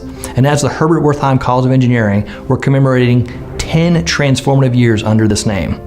That's over a century of achievements, all shaped by the passion and dedication of Gator engineers like you. I'm Forrest Masters, Interim Dean of Engineering. Today, I'm inviting you to be part of this incredible legacy, a legacy built by every member of our Gator engineering family. That includes our faculty, students, and alumni. When you give to the Dean's Excellence Fund, you're directly contributing to the success of our talented students and faculty. Your support helps equip them with future-ready resources, such as the cutting-edge HyperGator supercomputer, and provides access to world-class spaces like Malachowski Hall for data science and information technology, our Starship for digital innovation, and the Herbert Wertheim Laboratory for Engineering Excellence, where experiential learning mirrors the highest real-life industry standards. But it doesn't stop there. Your generosity fuels hands-on education, inspires groundbreaking research, and empowers our students to compete and win on the global stage. Whether it's designing award-winning projects, participating in prestigious competitions, or tackling society's greatest challenges, your gift lets them dream bigger, reach further, and achieve the extraordinary. Let's do this together. Let's continue to pave the way for our next generation of Gator engineers and build on this incredible legacy of impact and innovation. Together, we can shape the future and inspire the next 115 years of excellence at UF Engineering. Thank you for standing with us. Go Gators!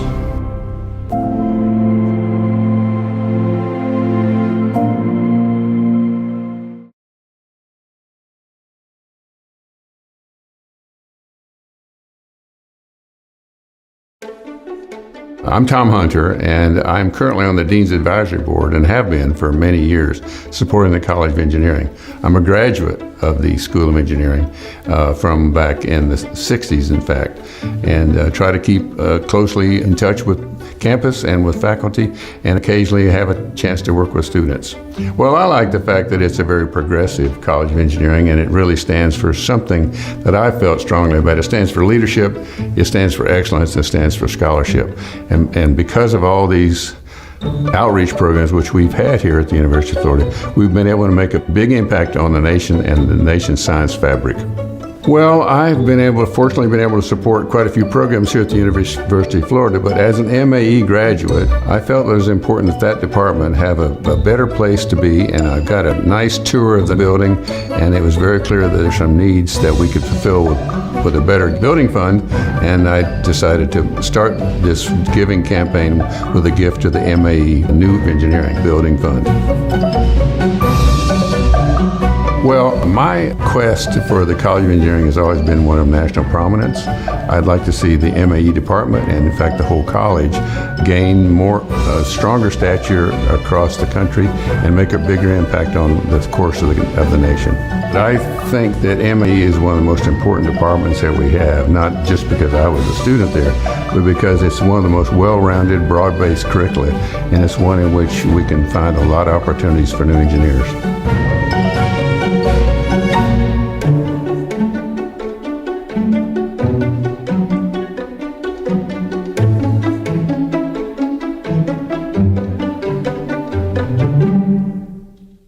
Hi, I'm Sabi Mitra, Dean of the Warrington College of Business.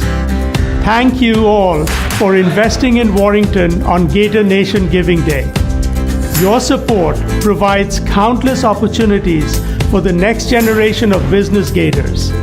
Because of you, they are ready to take on the business world. Thank you, and go Gators!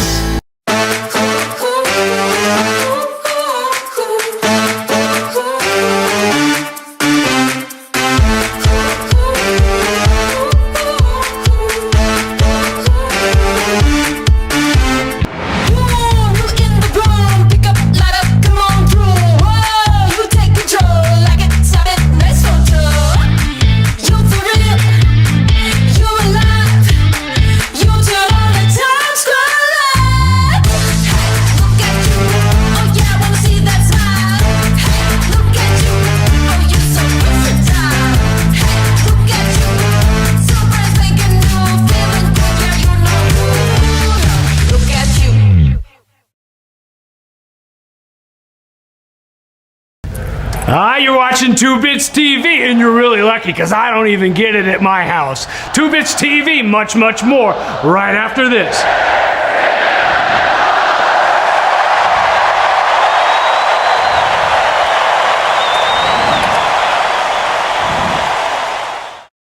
Hey Gator Nation, we did it. It's all thanks to you. Your incredible generosity empowers CISE students to rise to every challenge, seize every opportunity, and leave their mark on the world. Because of your support, our students are becoming exceptional academic achievers, trailblazing researchers, and compassionate leaders. You've helped them turn their dreams into reality, making meaningful impacts and driving positive change in society. Thank you for making a lasting difference in their lives and in the world. And as always, go Gators! Hey Gator Nation, it's Tom Hunter again. I want to really thank every one of you who gave a donation to the New Engineering Building Fund. It's a very important part of our steps forward on the campus. It'll make a real opportunity for all the engineering students and for the staff. So thank you again, and go Gators again. You know, while the University of Florida is right here in good old Gainesville, Gator Nation is everywhere. Am I right? And we're working hard each and every day to make the world a better place. Whatever your passion is, there's probably a UF project that matches your interests. Stay tuned to learn more about how you can help. Hi Gator engineers, I'm Kirk Hatfield, Director of the Engineering School's Sustainable Infrastructure and Environment, which is home to the Civil, Coastal, and Environmental Engineering programs at the University of Florida. One of our most beloved professors, Dr. Robert Tiki, recently retired this past December after 35 years of distinguished teaching, advising, and mentoring, and we seek to honor him and his legacy by creating an endowed professorship in his name. As a result, I'm reaching out to as many friends and colleagues and the 6,800 current and former undergraduates who took a class with Professor Tiki sometime between 1989 and 2024, or perhaps you knew him from being a part of a student organization or simply received a career advice from him. To establish the endowed Robert Tiki Professorship, we will seek to raise a minimum of $1 million in donations from friends, colleagues, and many of the 6,800 students he taught, mentored, and advised during his 35-year career.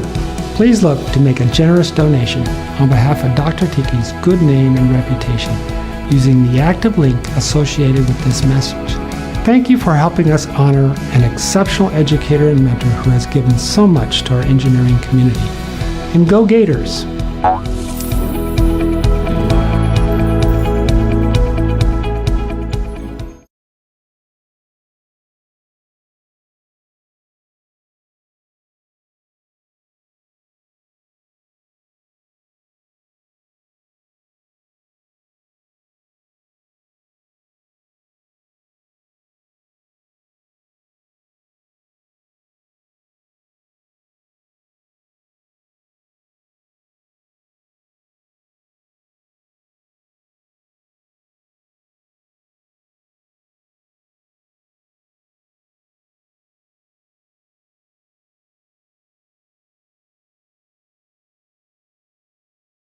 Remember when you were a kid? Dealing with the pressures of the world while finding a way through the storm. These moments haven't changed, but the world has. And it's coming at us fast.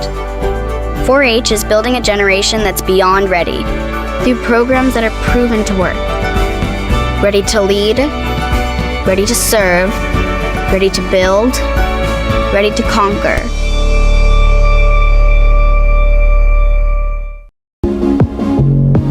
Good Gator afternoon to you all, and welcome to the 11th Catalyst annual event. We are at Catalyst 2023 Summer B. We're just pitching our projects that we have been working on the whole semester in our innovation classes. It's just an awesome opportunity for my group to put our brains together, create something that we never thought was possible. What I really like about this course is that it's extremely fast-paced. While that can be a bit challenging sometimes, it does force you to realize what you're actually capable of under pressure. Looking back at it, I probably would have never thought that I could prototype something on Fusion 360 or 3D print. Like, here I am doing all of this. What makes it different from everything else that UF offers is how much freedom of creativity that you are given and how outside of the box they make you think. There was just so many variations of things that we came up with, and through every class, every time we met after class, we started to really see, oh, this is what we're going for. This is the idea that we're forming. With each judge, we get more and more feedback. We get more and more questions that we're like, we researched this to our heart's content. It forces you to be fast on your feet, to be brief and concise and sell the point, and it takes a lot of talent to compress that into something that's deliverable, to simplify that. The Judges Award goes to Team 7 Chalk Creek. When you're in a smaller class, you feel like much more connected with everyone else. I feel like that carries over in innovation, and I feel so much more connected with everyone else around me. I feel glad to be part of something at what it feels like. The people you meet here, the relationships, the networks, the thoughts that you just don't get anywhere else. It's very interesting to see people's different backgrounds and how it can contribute to the project as a whole. We are so proud of what we accomplished, and we're so proud of what we made that it makes it all worth it.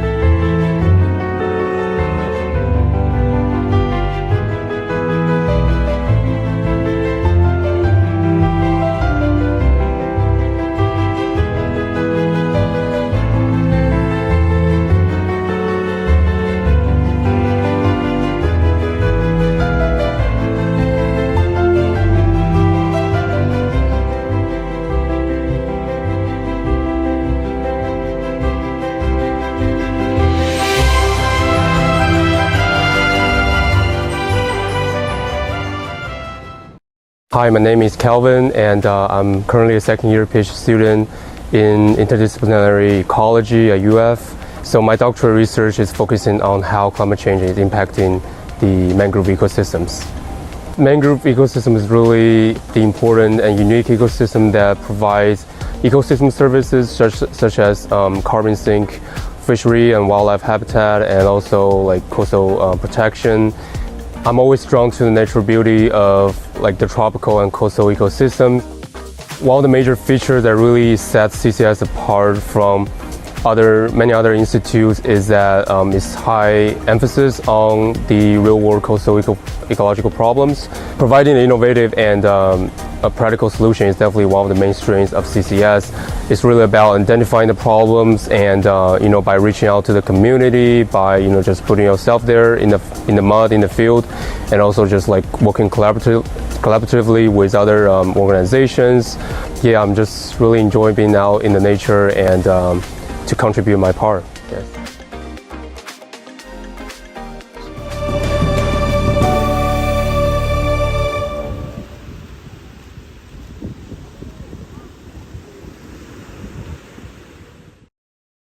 Hey Gator Nation! Ever notice how mechanical and aerospace engineering students are all over campus? It's no coincidence. We're proud to be one of the largest departments at UF. Whether it's demoing a solar-powered race car or test launching a rocket, building robot gators in the lab, or driving into the UF pool with autonomous underwater vehicles, our students are always pushing the limits of innovation and creativity. Hi, I'm Warren Dixon, Chair of the Department of Mechanical and Aerospace Engineering. Today I'm excited to share a dream with you. A dream to give our 3,000 plus MAE students a state-of-the-art home they can truly call their own. With your support on this Giving Day, we can transform the new engineering building, NEB, into a next-generation hub for innovation right in the heart of the UF campus. This 142,000 square foot facility will be more than a building. It'll be the launch pad for tomorrow's engineering leaders. Imagine a dynamic systems and controls lab where students can design automated controls in an immersive, hands-on environment. An aerospace lab featuring not one but 2 wind tunnels for real-world aerodynamic testing. Additive manufacturing and advanced material mechanics lab spaces are aligned with the latest industry needs, and so much more. And here's the best part. Your generosity can unlock a special $30,000 gift from our very own MAE Gator, UF Distinguished Alumnus, Dr. Thomas Hunter, after our first 100 donations. So let's make it happen. Join us on Giving Day and let's give MAE students the home they deserve. Go Gators!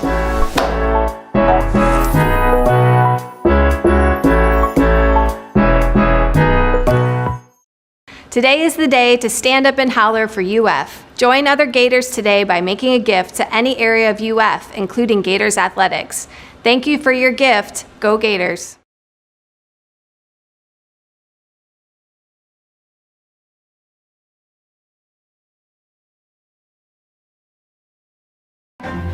Hey Gator Nation, I'm Tom Hunter, an Engineering Gator alum.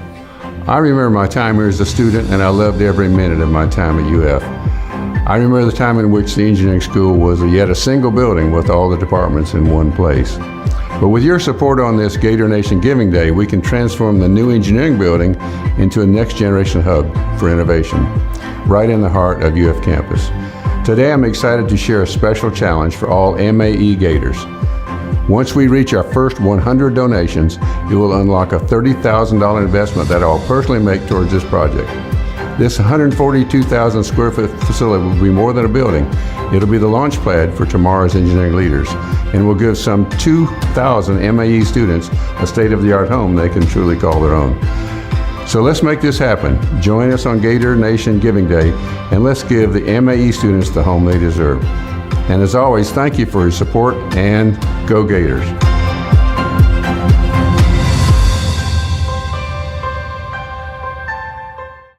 What's going on, Gator Nation? We're here live today at the Innovation Academy. A signature program here at UF. We're here to see what they have, what they offer, and what they're all about. Yeah, let's go check it out. Let's go. The Innovation Academy is an undergraduate experience that's exclusive for our students, where they obtain a minor in innovation, which is comprised of 6 courses that they'll take in and amongst their major coursework. And what do you think makes the Innovation Academy so unique to UF? What we do is we provide the skills of the 21st century economy.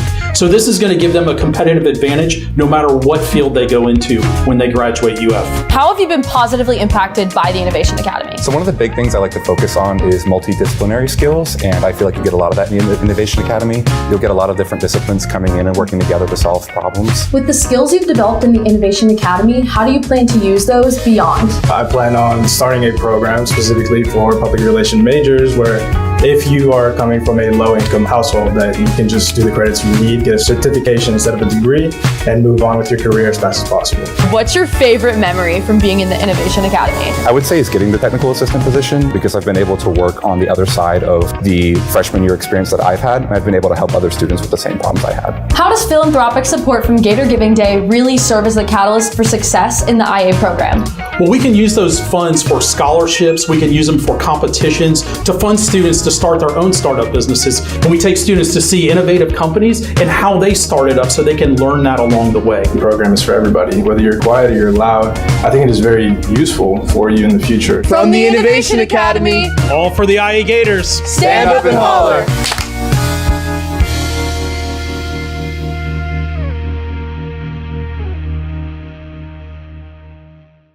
Your incredible generosity ensures that our MSc and NE students carry forward our proud legacy as pioneers in advanced materials and nuclear science and engineering. Thanks to your support, our students are set to excel as trailblazers in academia and industry, driving meaningful innovations that will shape the future. Thank you for making a lasting difference in their lives and in the world. And as always, go Gators. Hey Gator Nation, I'm Danny Warfel, and you're watching 2 Bits TV.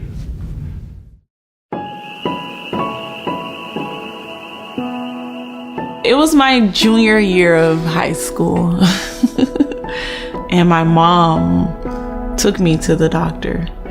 I did not know or think that I would even be pregnant.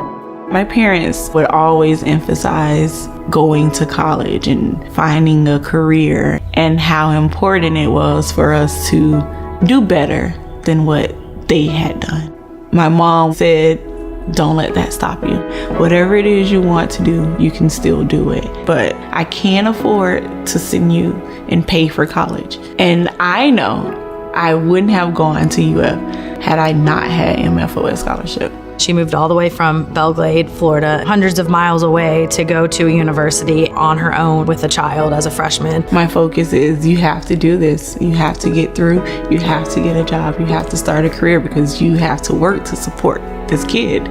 And so it was MFOS that stepped in and covered everything that I needed. I was able with that scholarship to pay for Alana's childcare. I was able to pay for my housing at UF. I was able to pay for my classes and still have something. I'll never forget following one of our early classes, she came up to me afterwards and said, I'm happy to go to this event that's coming up next week, but I want you to know I have an 8-month-old and her name's Alana and she would have to come with me. Would that be okay? Leslie would say, bring her along, bring her along. And I think that was the one thing that stood out to me because I didn't want to feel like I had to push her to the side. And Leslie always made it like, she's welcome here. One of our very first matching scholars nearly 20 years ago was a young woman who came to UF with her baby daughter. That baby daughter grew up and is back with us as a member of your 2028 class. 18 years ago, she was in the stands watching me give a speech on stage. 18 years later, I'm watching her give a speech on stage. Now we're dropping her off to the same college that we went to. And this was my mom doing it. And now here I am moving you in. It was like a full circle moment. Her mom hoped Kristen would go to college. My guess is that Kristen now expects Alana and her other daughter to go to college. And that shift from hope to expectation in one generation is why this program is so powerful in many ways. We did something. That's not something that typically happens. it's like a change, like a shift in generations. And it's like I have this expectation and I tell her these things, but then she goes beyond that. She's gonna be great. Like, I know it. And it makes me happy to think about what she's going to be.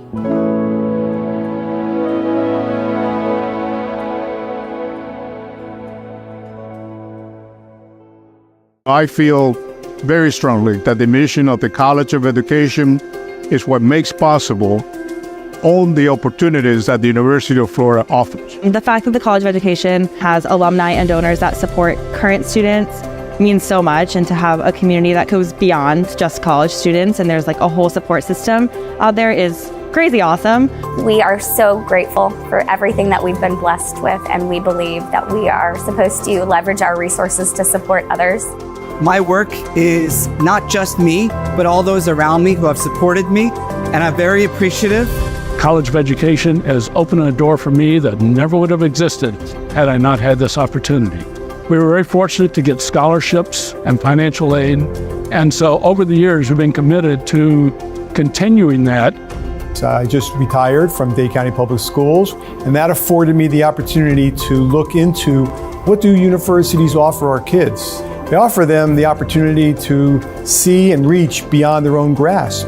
It opens their minds and their eyes to things that they were not really exposed to. The College of Education is really forward-thinking in engaging their students, engaging the entire community, and incorporating new learning strategies. I really do like supporting other students, scholarships for them, supporting programs in classrooms and the kinds of projects that will make the college and those students very successful in the future.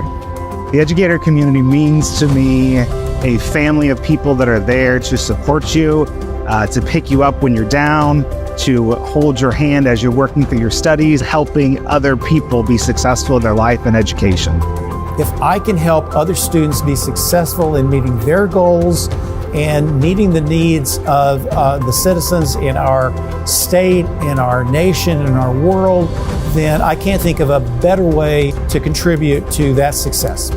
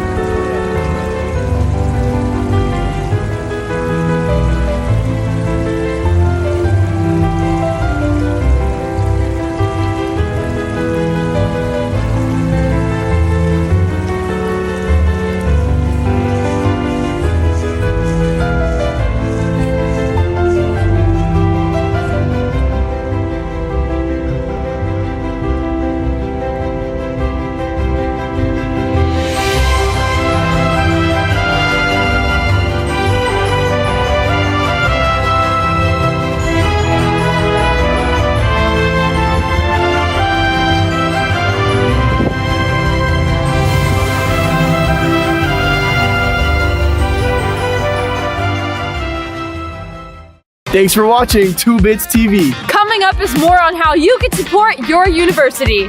Go Gators. We need your support on Gator National Giving Day. Join other Gators today by making a gift to any area of UF, including Gator Athletics. Thank you in advance for your gift, and go Gators.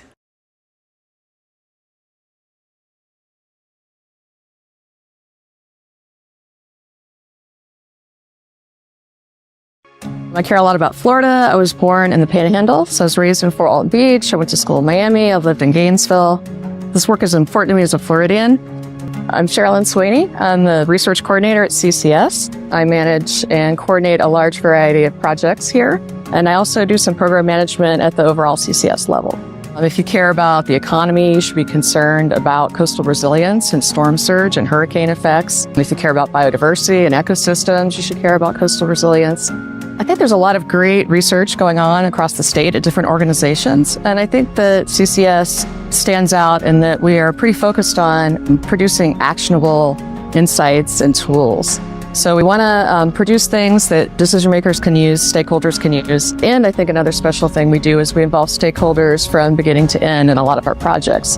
Whether it's through workshops or interviews, we try to find out what they need, what will help them make decisions, and hopefully we can get the science and the technology to the people that can make decisions on the ground to make actionable change.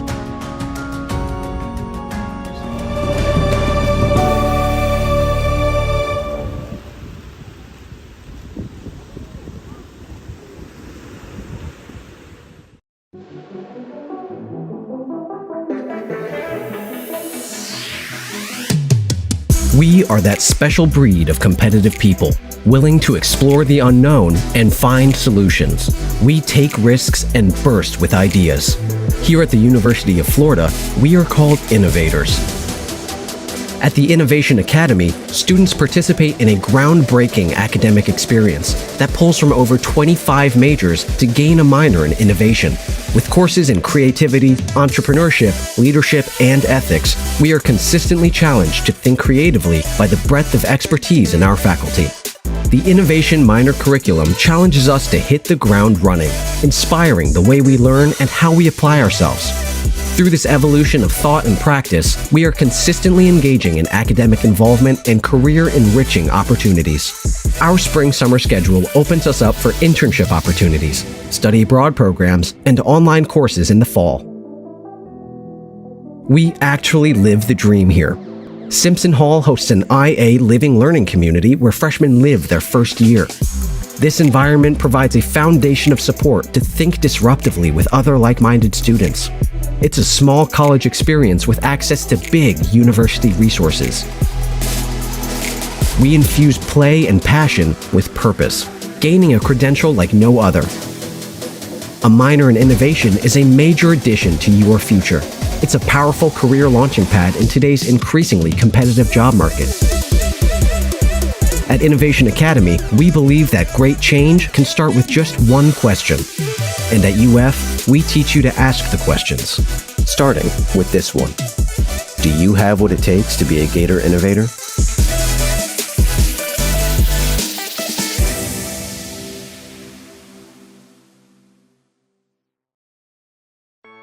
The fact that NIFA leadership is spending the day in Florida with growers just speaks volumes for not only Florida growers, but for IFAS. The growers know what we have in IFAS and the research that they do, the extension, the education. We know what we've got, and it's nice to see that NIFA recognizes the strength of this land-grant university.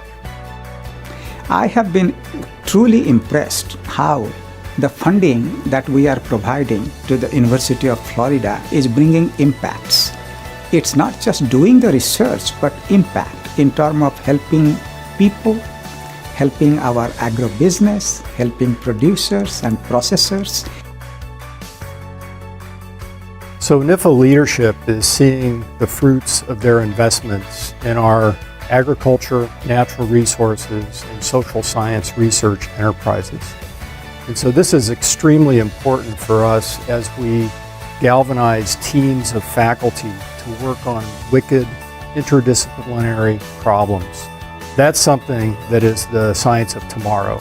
It was really fun meeting Dr. Misra because he is really personable and he made us feel like there's more joy in academia and research in general.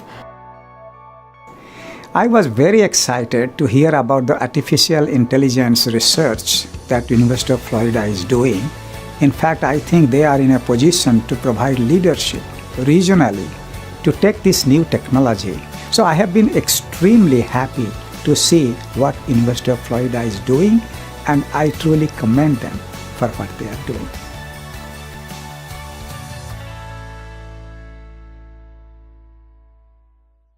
Right now, farmers across the Southeast are under severe pressure. I think AI is going to cause a complete revolution in how we grow food here in Florida. I use AI in many different projects. I make sensing system to monitor crop and predict the yield. The computer can see beyond the visible range that human cannot see. So we can have much more functionality to sense what we don't see in the field. This type of analysis can help farmers to make actually better decisions that probably they didn't see in the past. Using the drone, you can capture a lot of details in a very short of time. And then bring that to the lab. We can give you like a whole 50 acres field and tell, okay, that area, the plants are under some stress, or there's some like string nematode issue or something. Okay, then go to that a certain area. Since we have been working real close with the IFAS people, they've helped us tremendously as far as making a good crop. It would be hard to make a crop and do it efficiently without their help. It's not typical of universities to look at that entire process, and we're trying to make sure that solutions get to the people that need them. What we're doing here can easily apply to all the growers and the farmers. We're applying those, feasible technology to solve real problems. This technology is going to change how we plant, manage, harvest, and process food. If we can automate things, it'll make them more efficient, it'll make them more competitive on a global marketplace, and it'll help ensure that agriculture continues here in Florida.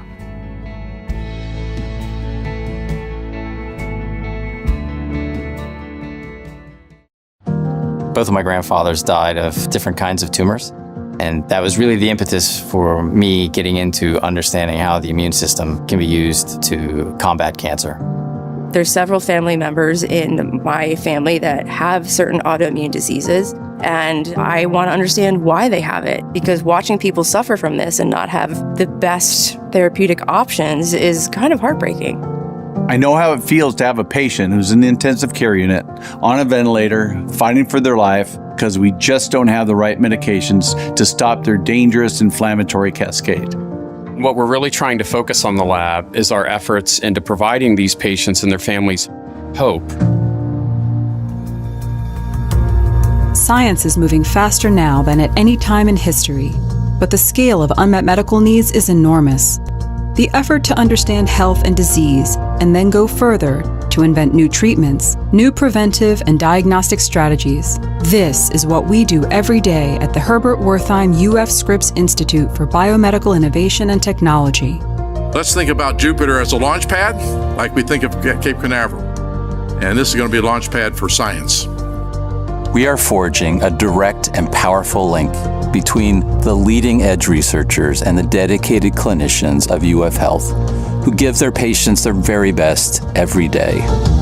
With UF's unmatched medical expertise, along with extraordinary supercomputing and artificial intelligence capabilities, scientists have the tools they need to design and test potential new therapies and engineer them to avoid side effects.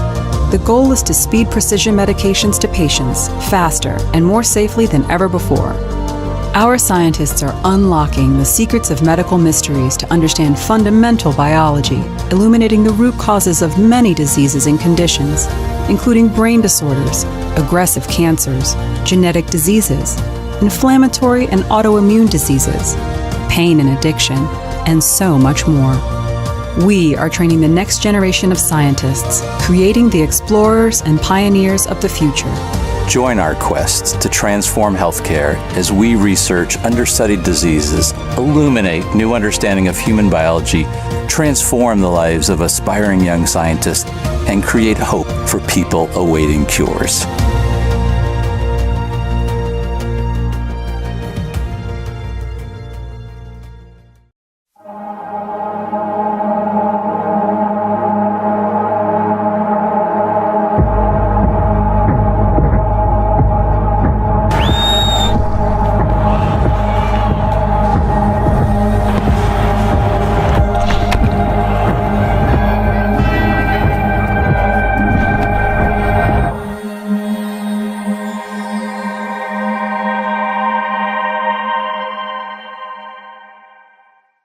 We need your support on Gator National Giving Day. Join other Gators today by making a gift to any area of UF, including Gators Athletics. Thank you for your gift. Go Gators.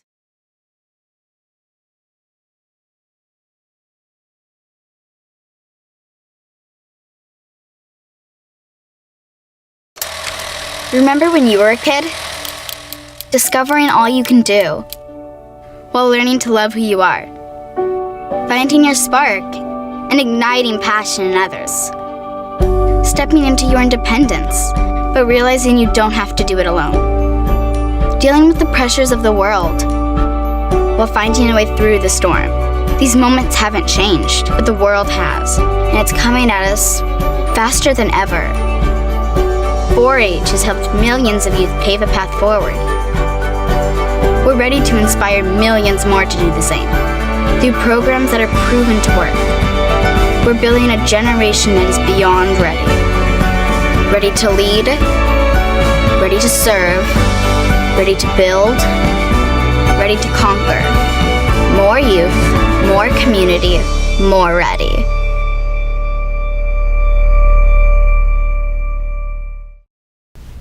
Hey Gator Nation, we're getting closer to unlocking a special $30,000 gift from our very own MAE Gator, UF Distinguished Alumnus Dr. Thomas Hunter, after our first 100 donations. Remember, with your support today, we can transform the new engineering building, NEB, into the next generation hub for innovation right in the heart of UF's campus. This 142,000 square foot facility will be more than a building, it'll be the launch pad for tomorrow's engineering leaders. So let's make it happen. Join us today and let's give MAE students the home they deserve. Go Gators! Rise and shine, Gators. It's going to be a great day. Join other Gators today by making a gift to any area of UF, including Gator Athletics. It's all for the Gators on Giving Day.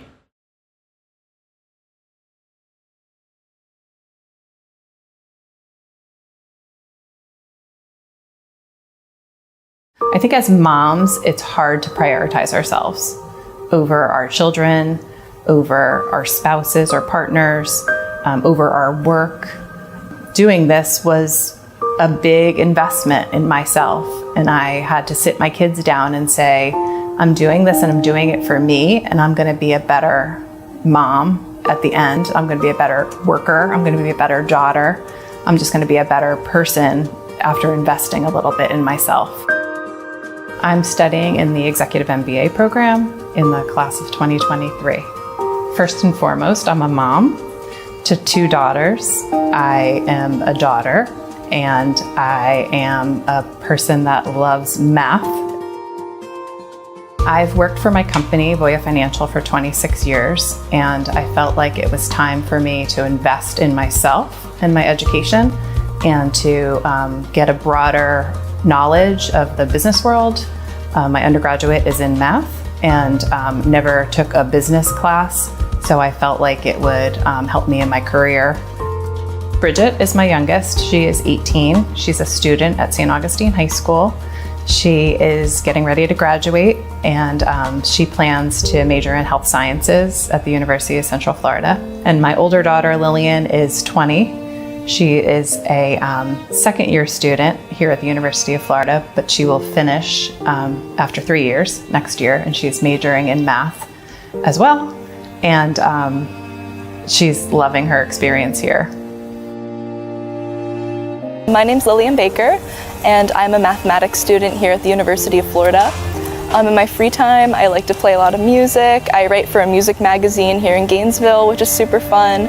My mom is a super selfless and caring person. Growing up with her as a single mom, she really went above and beyond into inspiring me, into pushing me to succeed in my future. She just did a super awesome job rounding me as a person, and she's just one of the most selfless people I've ever met in my entire life. She's always doing things to help every single person around her, so it's super inspirational to be around her. To have my children know that you're always trying to make yourself better and to achieve and to invest in yourself. And there's the sky's the limit, and there's really no reason that they can't continue growing, whether it's through education, whether it's through whatever they decide to do professionally and personally. I wanted them to know that there weren't any limits and that they could do anything. So I think it was one of the best investments I've ever made.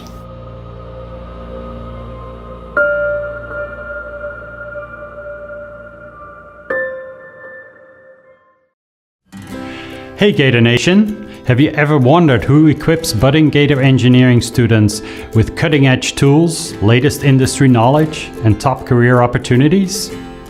It's the Department of Engineering Education, or better known as EED. I'm Dr. Hans van Oostrom, Department Chair of EED, and I'm proud to say that we are the driving force behind budding Gator engineers. At EED, we make sure that every Gator engineering student masters state-of-the-art technologies like AI and machine learning, gain real-world experience through hands-on and team-based learning, and are solidly connected with high-salaried career opportunities. This Giving Day, I invite you to support our department's top priority, the Peer Mentor Program. Your gift lets experienced students emerge as early engineering leaders while guiding new students to advance successfully in the first-year design course. Your gift also helps them gain direct access to UF's most advanced digital and AI technologies through our AI and data science courses. So give now and help us give every Gator engineering student the right tools, the unparalleled mentorship, and the life-changing opportunities they need to leave their mark on the world. Thank you for making a difference today that will echo into tomorrow. Go Gators!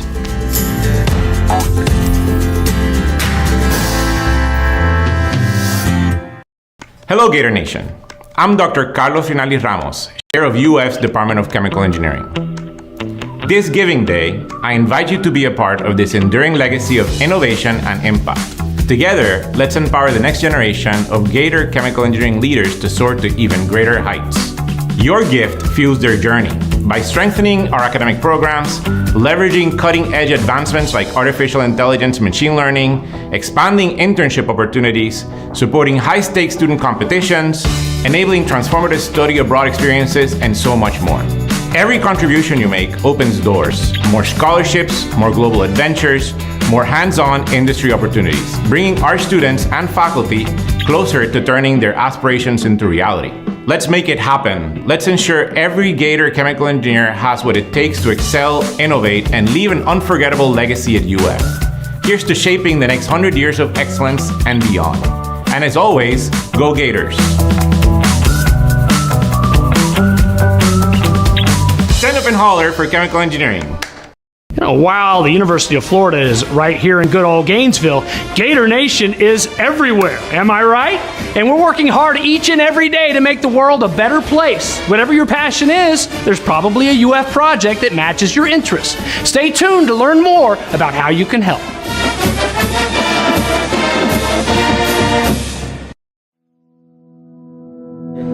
Hi, my name is Emily Klingenberg, and I am a junior UF student from Altamont Springs, Florida, and I'm in the PACE program. Getting involved on campus was a priority for me. That was really sweet and very fun for me. I sent so many applications to different organizations and just knew that I wanted to be present on campus. It's very scary at first to come to college and try to make new friends and just meet more people. Taking classes online allowed me to adjust to living on my own, and I was able to get footing in other things I wanted to be involved in. Taking those online classes allowed me to rewatch lectures, which is something that's very important to me. I also really like the flexibility. That's something I really do cherish, and it's taught me to budget my time even better. It's very easy at UF to feel like you might not belong here because everyone is so qualified, but being able to find my own strengths through involvement in school has been awesome in allowing me to figure out how I can adjust and be my best self here. My time as Alberta was my most treasured memory at UF, and I will always say that being Alberta is a big part of me, and I feel like I bring it up all the time. As a preview staffer, I was so excited to pour into students that were coming to UF. My favorite thing was meeting other PACE students, be able to relate to them and guide them and share my favorite coffee shop, anything that would help them get adjusted on campus. You matter, you belong here, and UF is so lucky to have you because you will bring something special to the university. So just trust that and make sure that you keep your confidence.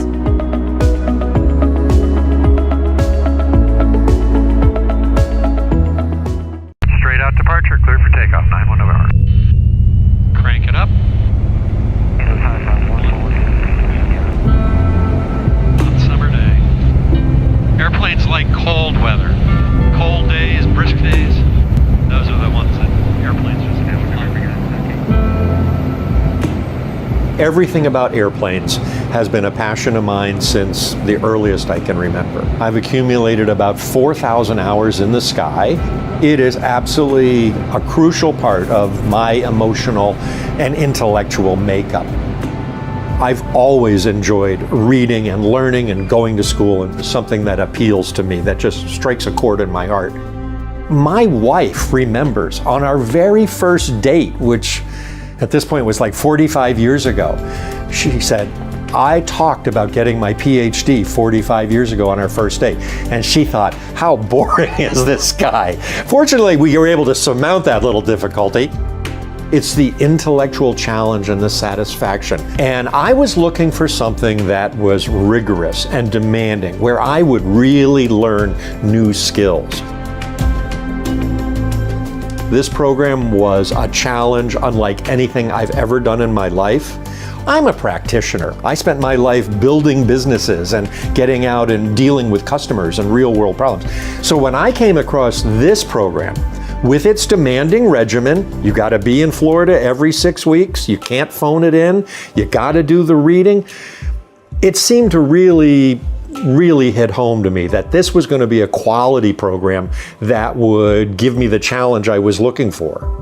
The faculty members that are involved in the DBA program are off the charts good. They are some of the absolute top experts in their field. They really care about their DBA people. They treat us with great respect. Obviously, I've been flying for decades now, and I have seen good airports and I have seen bad airports. And over the years, I started to develop a theory that it wasn't the length of the runway and it wasn't how fancy the terminal building was. It was the quality of the management that really made a difference. I had showed up with this very concrete idea that I was going to look at the small airports in America and see if I could figure out a management style or a management structure or an organizational chart, something that would predict the good airports versus the bad airports. And amazingly, 3-4 years later, that's exactly what I was able to do, which lights my rocket. It really does.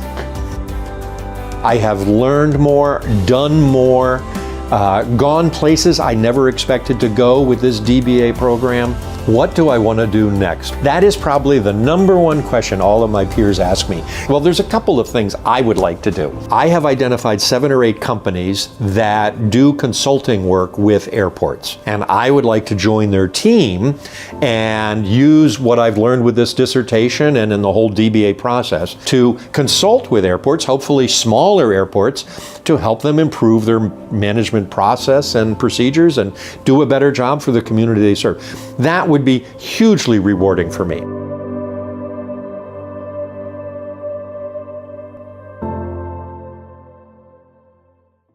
At the University of Florida, in the Educational Technology program, we are creating opportunities for ourselves as learners and for our communities as education leaders to build a more accessible future. Our EdTech program focuses on us as individual students. For a personalized graduate experience. In our educator community is a supportive and empowering environment that's collaborative and open to all. To all students. We receive composite mentoring from faculty who we work with as partners across multiple cutting-edge disciplines on our research that we share as first authors at conferences and in high-impact journals. With more than a dozen award-winning faculty, there are ample partnership opportunities. As we're introduced to advanced technologies and encouraged to explore a world of developing tools, including artificial intelligence in education, machine learning, virtual and augmented reality, and game-based learning. Using diverse methodologies, we design and develop innovative, scalable solutions to address real-world challenges and improve people's lives. We are building something special, and we're inviting you to join us in the Educational Technology program at the University of Florida. Apply today. We can't wait to meet you.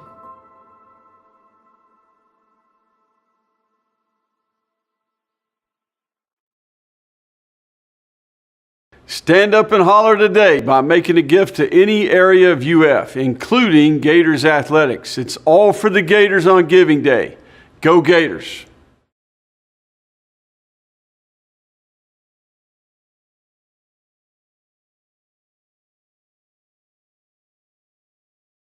Once we get into the nearshore environment, basically where the water depths are less and the duration of flooding, we have the sand material, but then we need to stabilize that with vegetation. And along this shoreline, because of its frequency of inundation, different species live in different zones. And so in the intertidal zone that every tide floods, we have a species called Spartina alterniflora, or smooth cordgrass. And that's a species that tolerates that inundation and does really well down here lower in the profile. As we move up the shoreline, we shift species to another one of the Spartina called the Spartina patens, or marsh hay, and it does really well in the high marsh. It doesn't like to be inundated every tide, but does tolerate infrequent inundation. Further up the shoreline, those two species wouldn't tolerate, but now we get into what we would refer to as our dune species. And so this is where we might have sea oats or bitter panicum species, and even dune sunflower and things like that that are more showy, but they don't like to really get their feet wet from a storm or from any sort of frequency of tide. And so that's really along the upper edge up by the road. And it takes all of that to help hold the shoreline, because each species has a different place along that shoreline to help stabilize. So both marsh and mangrove provide a lot of habitat for all sorts of things. There's a huge habitat value along with the protection, and that's really the beauty of a living shoreline, right? We're trying to protect infrastructure, but we're doing that ecologically, and so all of the additional benefits and attributes of the biomass that's provided and the habitat and essentially the food chain and ecosystem services are all coming with it.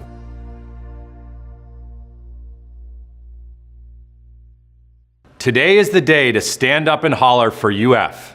Join other Gators today by making a gift to any area of UF, including Gators Athletics.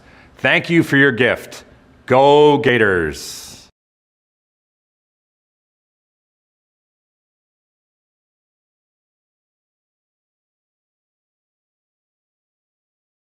Here's an oldie but goodie. Hit it.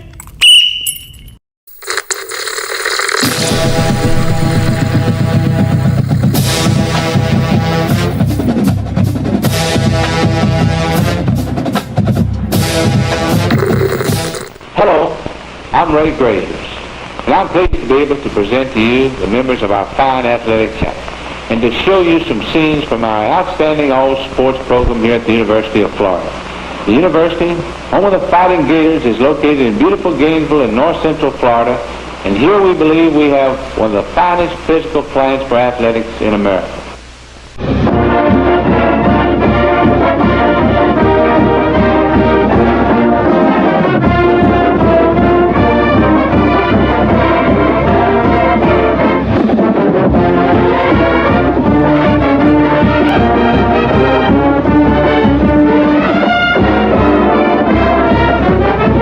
Before we look at our teams in action, I'd like for you to meet some of the staff members whose duties are involved with all sports. This is Percy Beard, the Assistant Director of Athletics, who is also our track coach.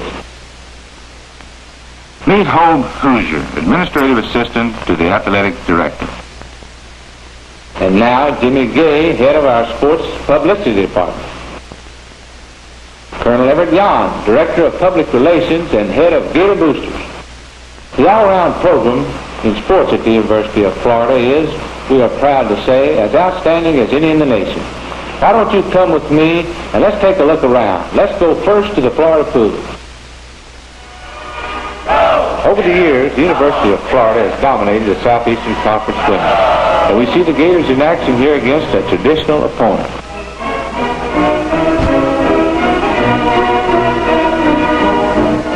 Coach Buddy Crone and assistant coach Bill Harlan devote many hours to the development of Florida's outstanding divers and swimmers.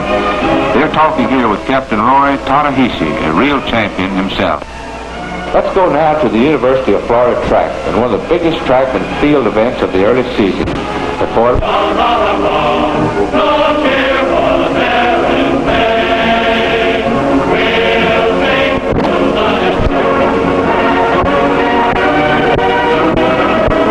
These fine athletes put on a great show for enthusiastic track fans.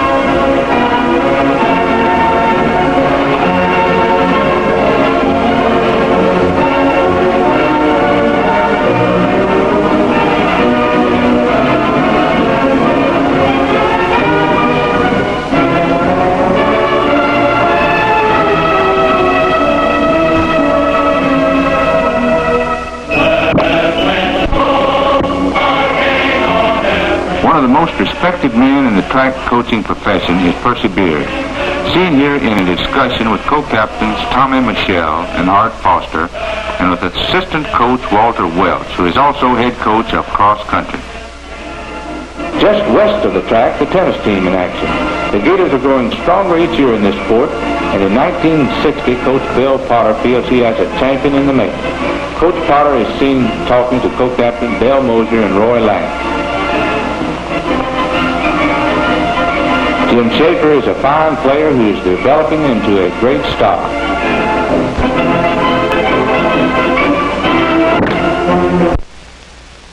I was very pleased this year to have Norman Sloan join our staff as head coach of basketball. As in all sports, the university is planning to attain national recognition for its basketball team. And I feel that Coach Sloan is the man to help us do this job. Norman, I believe the folks would like to hear something about your plans. Thank you, Coach.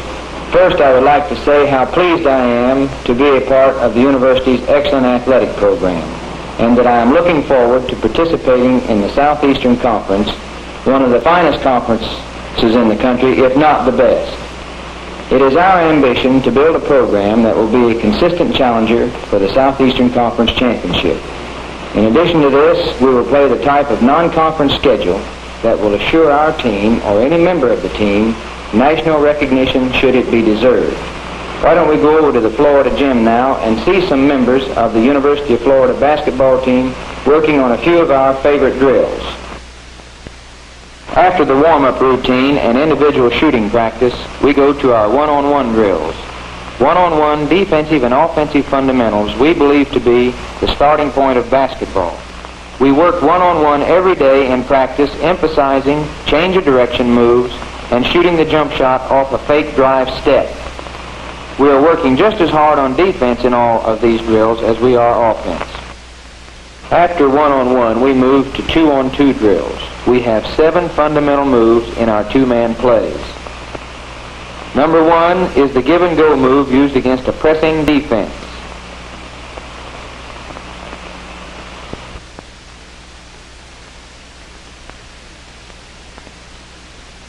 Number 2 is pass and screen for the man you pass to, using all of the options off of a normal screen situation.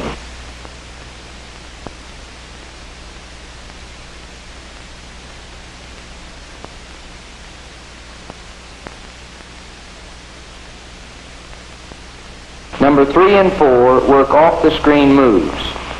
In one, we bluff a screen and break to the basket, getting a lead pass. In the other, we bluff a screen and V to the corner, setting up the one-on-one for our forward and setting up the give and go for the forward or the pass and screen situation.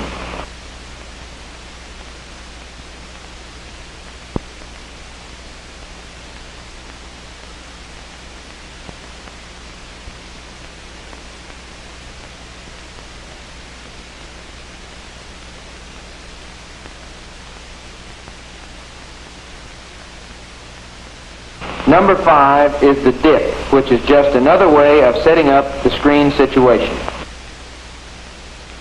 Number 6 is our reverse play, whereby one player dribbles hard at his teammate with the defense pressing or overplaying, and just as the dribbler approaches his potential receiver, he bounce passes to him as he reverses his defensive man. This, I think, is the prettiest play in basketball. In number 7, the ball is taken to a teammate on a hard dribble, and the receiver takes the ball from the dribbler and drives off him, using him as a screen. All of our practice situations are designed to produce the style of basketball the players enjoy participating in and the spectators enjoy watching.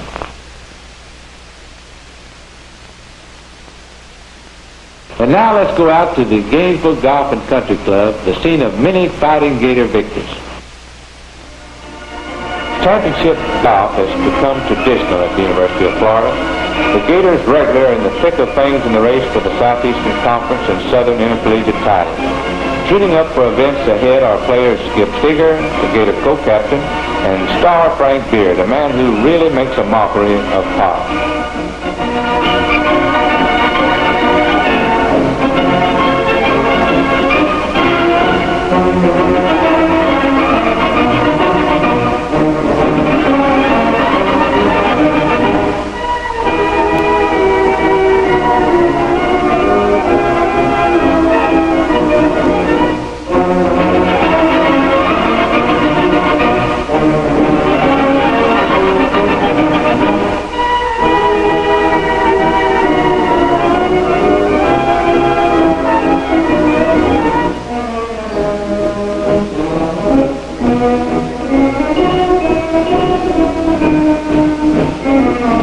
Conrad Railing looks over the scorecards of Steger and Beard at the end of the round, and he seems pleased with the results.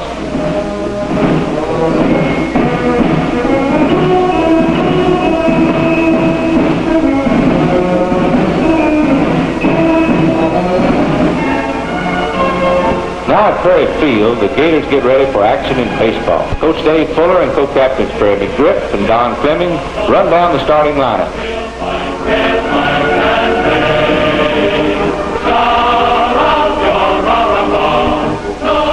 It's long hitting like this home run by second baseman Dale Landis that makes Florida a real championship contender in the Southeastern Conference almost every year.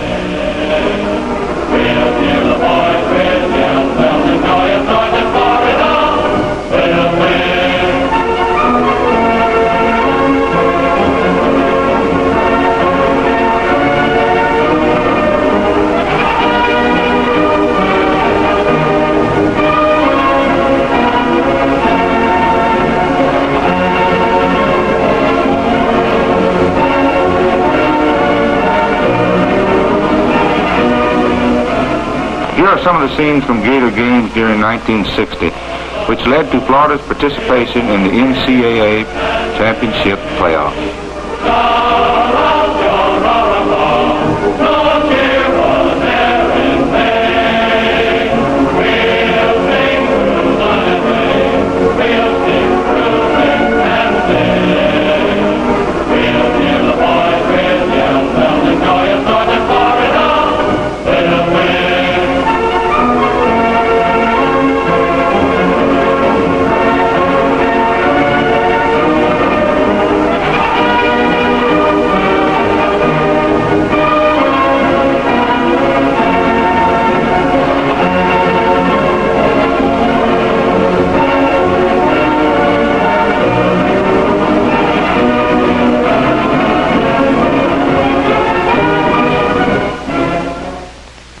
I feel I have been fortunate in being able to assemble the finest football coaching staff in the nation.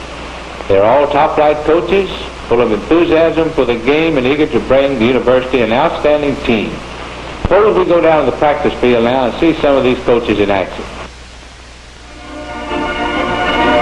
Pepper Rogers, sending the backs through a group of plays, joined the staff this year after serving as backfield coach of the Air Force Academy. He was a fine quarterback for Georgia Tech in his playing days, and many fans remember him as a fine placement kicker.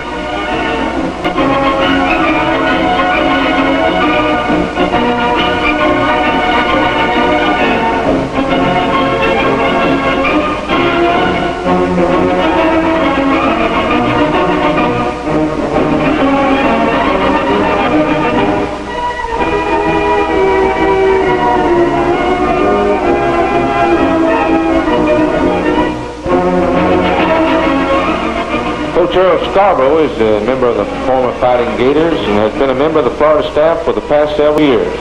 He also served as football coach and athletic director for Central Florida Schools. This is a linebacker reaction drill he's directing at the moment.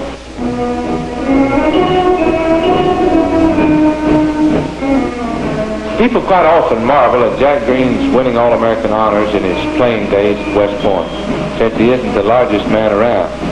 Just as he was a great player, Jack is a highly regarded coach. He joined our staff this year after serving as assistant coach at Tulane. Here he worked with some of the linemen.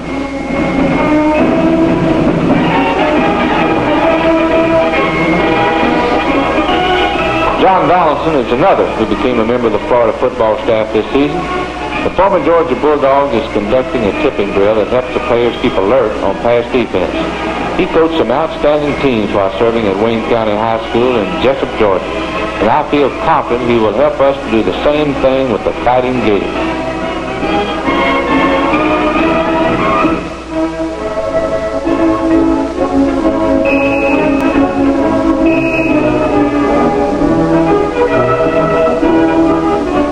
Coach John Maurer, a veteran member of the Florida staff, was a teammate of the famed Red Grange at Illinois. Here he is seen working with one of his favorite drills on defense. Coach Maurer has had an impressive career as a football coach and is considered a master of defensive play by ends and linebackers.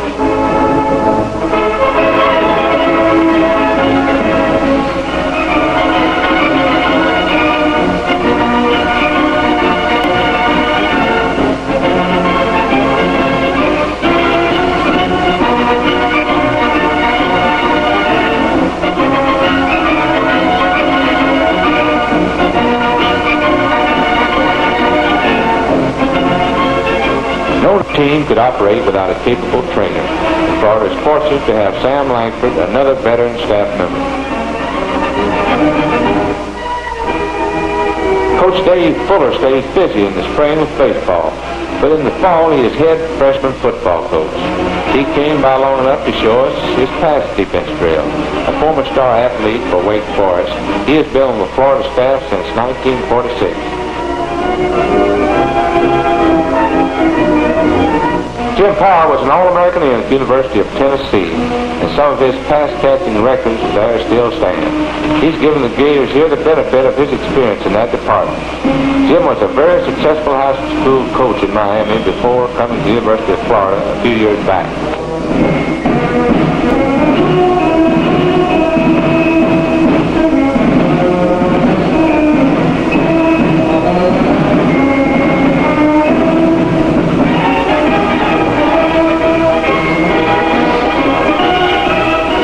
John Eibner, former All-SEC player for Kentucky, has been on the coaching staff at Miami and Florida and is considered an outstanding scout of the opponents. Here we see him directing the Beast squad in an opponent's play.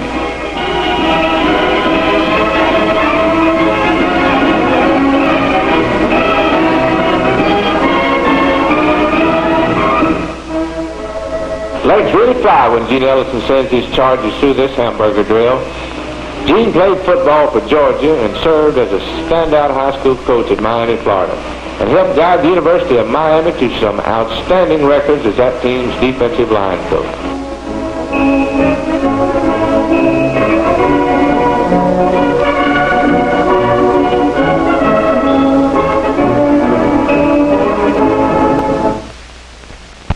This spring, we held a scrimmage game after only 11 days of practice.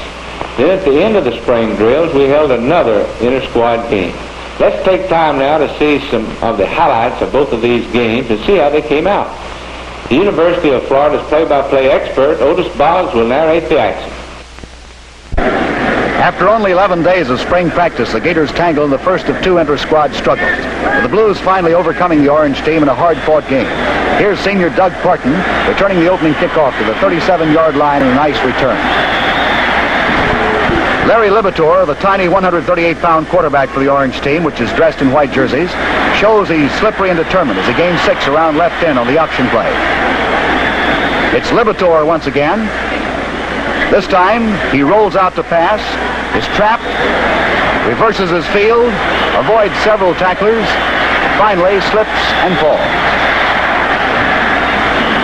Now sophomore Lindy Infante, orange halfback, shoots through left tackle for 6 yards before being down by linebacker John McBeth. The orange team, after being stopped, lines up for a field goal attempt at the 22-yard line. It's a fake, and Libator rolls out to his right and completes a pass to Infante down to the 4-yard line. Later, the orange team was on the move again and had traveled to the Blues 27. So now senior halfback Don Deal goes off left tackle for 12 yards to the 15-yard stripe. It's the elusive Libator attempting to pass, decides to run, and gains 6 more big yards around right end before being stopped by senior end Nick Arfera. Sophomore fullback Ron Worthington of Miami smacks over left tackle, and it's a touchdown for the Orange. The try for 2 extra points fails, and this Gator team's caught. The Blues are on the go. Sophomore quarterback Bobby Dodd Jr. pitches out on this option play to sophomore halfback Jerome Shaw of Apopka. Shaw rambles down the left sideline for 27 yards to the Orange 26 before fleet end Bruce Starling hauls him down. Here, Dodd rolls out to his right and completes a pass to Shaw for 4 yards. A personal foul temporarily stalls the oncoming Blue team. Now young Dodd combines a fine pass with some timely luck to complete this touchdown to senior end Pat Patchen, who grabs the ball on a rebound off a defender in the end zone. Sophomore end Billy Cash places the ball neatly between the uprights, and the Blues go ahead in the game 7-6, and they hang on to win it by that score. In direct contrast to the first low-scoring game, the Fighting Gators closed out spring drills in high-scoring fashion. This is sophomore Tom Batten gaining 11 yards on a pass play to halfback Jim Miller. The Blues have to punt, and they call on Ronnie Stewart. Stewart gets a good kick away for 42 yards. The kick is taken in by Larry Libator at the 20, and he circles to his left behind fine blocking by Doug Parton, Bill McClellan, Ronnie Slack. Returns good for 32 yards. The first quarter ends in a scoreless deadlock. Now the Orange is on the move with Parton gaining 6 off left tackle. Fullback McBeth hauls through left guard for a gain of 8 and a first down. Now it's Parton again, and the Orange is really getting warmed up as Parton goes for 39 big yards right up the middle to the Blues' 34-yard line.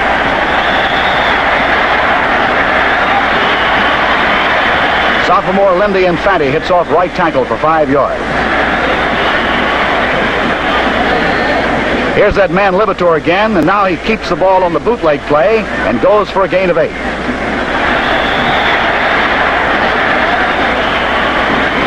Infante takes off around right end for 21 yards, getting a good block by John McBeth for an apparent score. However, it's called back on a penalty. Still in the first half, the Orange team's Bob Hoover, promising Jacksonville sophomore halfback, gains 8 to the Blues' 18-yard line. Fullback Sonny Giles picks up an important first down, going for 3 yards off right tackle. And now Doug Parton gets 9 yards down to the Blues' 5. On second down and 3, Jack Jones spots sophomore Sam Holland. The game's first touchdown is on the scoreboard. Jones makes it 8-0 for the Orange team as he keeps for 2 extra points. Here we find the Orange team ahead 23-0 in the third quarter, and Libator pitches out to Infante for a gain of 12. This time it's Bob Hoover going for 7 yards around left end. Eye-popping Larry Libator decides to keep. And after being almost stopped, he goes on to the 4-yard line as he picks up 35 yards on this round. Fullback John McBeth hits off right tackle for the touchdown. Billy Cash puts up another point and the score is 30-0 for the Orange.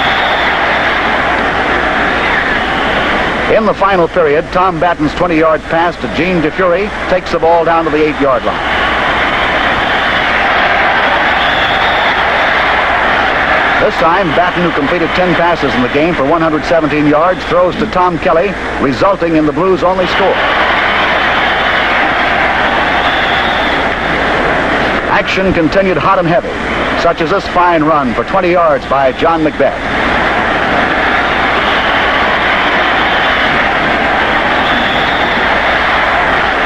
Larry Libator on a keeper play makes the final score, and the Orange wins it 42-6.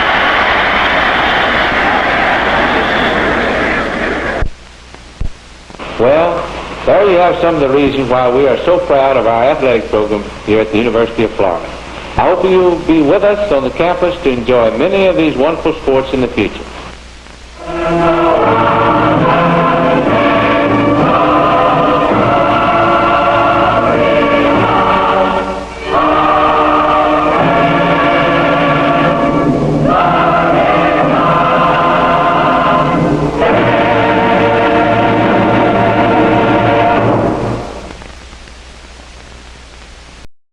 Bits, 4 bits, 6 bits, $1, all for the Gators. Stand up and holler. Hey Gator Nation, I'm Dr. Iris Rivero, Chair of the Department of Industrial and Systems Engineering. Did you know that the 30th UF International Student Achievement Awards, both winners were from the Herbert Wertheim College of Engineering, including one from the Department of Industrial and Systems Engineering, or ISE. Earlier this year, an ISC student also earned a spot in the UF Division Students Life 2024 Hall of Fame, the university's highest honor for students who excel academically and make meaningful impacts through campus and community involvement. And speaking of impact, at the annual Gator 100, which celebrates the fastest growing companies founded and led by UF alum, ISE alums are among the top honorees year after year. This given day, I invite you to join us in boosting the Industrial and Systems Engineering Excellence Fund. Your generosity helps fuel our students' growth through professional development activities, design competitions, and research presentations at national conferences. Your support also helps connect our students with life-changing opportunities, earn scholarships and awards, study abroad, gain internships, and so much more. So let's do this together. Let's make sure every ISC Gator has access to scholarships, mentorships, and transformative experiences they need to excel and leave their mark at UF and beyond.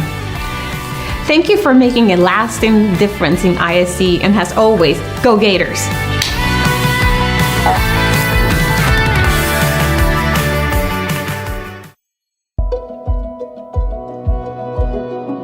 For more than 25 years, the Evelyn F. and William L. McKnight Brain Institute of the University of Florida has been a leader in neuroscience and neuromedicine research, advancing our understanding of the nervous system to improve brain health across the lifespan and revolutionize the treatment of neural disorders. More than a building, the MBI provides a rich scientific and intellectual environment that facilitates multidisciplinary understanding of nervous system function and dysfunction, spanning from the cellular level to translational research underway by 200+ investigators working across the University of Florida. At the broadest level, our programs fit into 3 areas. The first is acquired neural disorders. This includes research focused on traumatic or ischemic injury, brain cancer, and other causes of neural injury acquired after birth. The second area is neurodegenerative diseases, which includes research focused on understanding and treating conditions that lead to the gradual and progressive loss of brain cells. The third area is cognition, behavior, and sensation. Research within this area focuses on discovering the neural underpinnings of learning, memory, and aging, as well as sensation and perception. The MBI is instrumental in attracting and recruiting the best and brightest researchers to each of these focus areas and provides infrastructure to facilitate their new discoveries in brain health. Among our state-of-the-art core facilities, the MBI houses the Advanced Magnetic Resonance Imaging and Spectroscopy Facility, or AMRIS, a national mag lab facility funded in part by the National Science Foundation and State of Florida. Supporting over 20% of NIH-funded research projects at UF, AMRIS gives researchers across campus unique access to 12 MRI and nuclear magnetic resonance instruments. MBI researchers also have access to the University of Florida Neuromedicine Human Brain and Tissue Bank and advanced microscopy equipment and expertise, among other shared resources. Ever evolving, the MBI is committed to training the next generation of leading scientists through our innovative programs. At the MBI, we have a strong commitment to training the next generation of researchers in neuroscience and neuromedicine, and we have made investments to create a supportive and scientifically rigorous environment that will propel future leaders in our field. Neuroscience and neuromedicine research is poised for major breakthroughs in the near future. Through our research and educational programs, it is the MBI's mission to accelerate these discoveries, and our researchers are uniquely positioned to do just that. Together, we will enhance brain health and transform the treatment of neural disorders.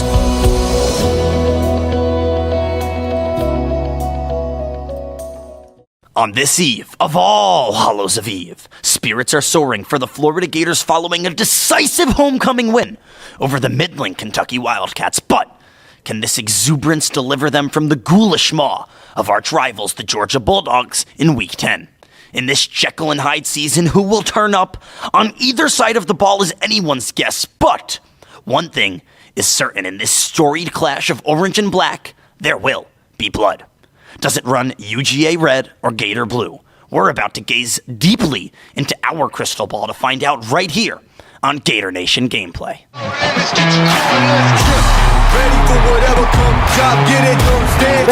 For the Gators! I think he might have made money there. Oh no! Through the gap, into the end zone, another celebration for Manuel Loper and another touchdown for the orange and blue. It's no surrender, not never. We've been on a roll.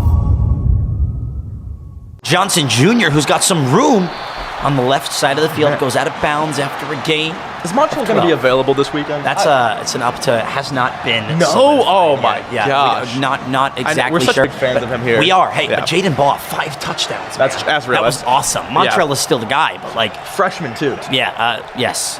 And that Kentucky game was the first time a true freshman started at quarterback and receiver for Florida ever, as Shimre Dike gets taken down for a loss of 1 behind the line of scrimmage. Manuel Loper looks at 2nd and 13 from the 35. Lagway. It is nice to have like the UF crowd though for this kind of it kind of comes through. It's so interesting to me. The logo is quite literally in the game. It's like I saw it when they were walking out on the tunnels, but they don't have the stadium. Right? No, but EA's awesome. We're using the logo, MetLife. attention to detail. Right now. Hey, I'm from New York. I love MetLife. you can't MetLife. You can't go MetLife, MSG, the New York arenas. Can't go wrong with them. Lagway all alone in the backfield. He'll take a shot deep down the field, and it's intercepted. Manuel Loper loses clutches of the ball. And Miles and the Bulldogs are going to take over from their own 40-yard line. Mr. Miles making a difference early. I mean, there's not much else to say there. It was single coverage, relatively speaking, a safe pass here. Man but coverage, yeah. Only so much that can happen and go through here. Manuel looking to maybe make a change here. Manuel, can you give us the player insight on who was the one who clicked pause there? Me. That was Whenever you're making defensive audibles in the beginning of the game, you see the clock right there, it's at 9 seconds. Whenever it gets down to like 1, you can click start and then it'll reset for you. Really? Yeah, pro tip. Wow, that is a see, that my mind's blown right now. Yeah? This dude just blew. That's why he was top 10 in Madden in the world a couple years back. I know. I don't want to put too much pressure on him. I think he's gotten a lot better at college football itself. Like as we've watched it progress. He had the football skills, but I think the actual technology and specific meta, if you will, behind this actual game specifically has gotten a lot better for both himself and from Alex as well too. Carson Beck in the shotgun. Trevor Etienne, former Florida Gator, takes the ball upfield. He's got a whole lot of space down the sideline, finally taken down at the 27-yard line. That's going to be one of the bigger storylines this weekend. Trevor plays against Florida for the first time since joining. I mean, the one team outside of FSU you really can't join if you're a Florida Gator. No, it's really just it's a rough patch for Mr. Etienne here. We miss him dearly, but at the same time, Beck sack coming through taken down by Shamar James instantaneously, unblocked from the right side. It's a little bit of that retribution, if you will, there. Oh wow, that's a big word right there. See, this guy, he's a journalist at heart. I don't care how often he plays video games. Anderson, this guy knows how to talk. We'll swap up at some point here. Oh yeah, you want to get on the do a little play-by-play? We'll see what happens. All right, stay tuned. Anderson Allen We'll get you on a mainline esport. Oh, I'm so down. And I'll I'm in. hop on. I'm like, we'll do basketball, volleyball. Oh, I'll play any. I don't know if volleyball esports is my strong suit. No. Volleyball, like in person. Oh, I can. Oh, you want me to play an actual sport? No. We commentate the volleyball. Oh, to get. All right. Let's just ignore my inability to process Anderson Allen's verbiage there. Let's go. Let's make Alex pass, man. I tried to pick myself up. No, I got you, man. I got you. Yeah, 3rd and 18 now. The defense is holding up for Florida thus far. Georgia's offensive attack is explosive. They got a couple of guys over 300 yards receiving. Trevor Etienne over 400 yards rushing. If Florida's defense can hold here, is there an argument to be made that they're the best defense here in the state, in the SEC? In real life? In the real life, yeah. It's just tough. It's really tough to say Give me that. that. Florida defense. Talk about tough. Shamar James with his second sack. In one drive, it'll be 4th and 31 from the 48-yard line. Manuel Loper applying the pressure. The defense is always here to clean up the offense's mistakes. Always. And I think at the end of the day, that enables the offense to do so much more and to take those riskier plays. Loper ready to receive the punt. I promise I'll get back to your question in just 1 second. I just want to see what happens here first. Alex actually be dotting with his punts, man. Wow, that was an amazing. He be dotting with his My punts, goodness. man. So Manuel, would you say right now that Alex is a better punter in this video game than you? I would give Alex that. All right. See, you got to give flowers where flowers are deserved, right? Yep. Therefore, in my defense, I don't want to punt that often. Oh, scare money, don't make money. There we go. Montrell Johnson has some space up the right side of the field. Oh, Lord. It's a 9-yard gain there. And it's tough to say that Florida's defense is the best in the SEC just because Texas A&M made it look paper thin, and Miami did so as well. But improvement can happen. Give me a block. If you stop Georgia's offense, when Texas couldn't do that, I'd say you're on the right track, right? I mean, I think we so often look at the early for how we perceive the rankings and everything like that, and so I mean, during the season, a lot of this development is what happens. This is what really affects, I think, a lot of teams and their ability to adapt throughout the season. Absolutely, and I mean, I think people misjudge the strength of schedule. Hold on now, the ball is snapped straight to Jaden Baugh. An attempted trickery there from Manuel Loper. Hey, he's got a deep playbook. I respect the call there. But hey, sometimes you misjudge strength of schedule, right? Florida's beginning of the year was Miami, who's still undefeated. Looks incredible. Manuel knows a little something about that. And then Texas A&M is undefeated in the SEC, so maybe the harder teams actually came first when people thought it was supposed to be the second half of the schedule. Yeah. Alabama's not as great as they were supposed to be. Trey Wilson with a big-time reception down to the 45-yard line. That's his first of the night, but it goes for 19 yards, man.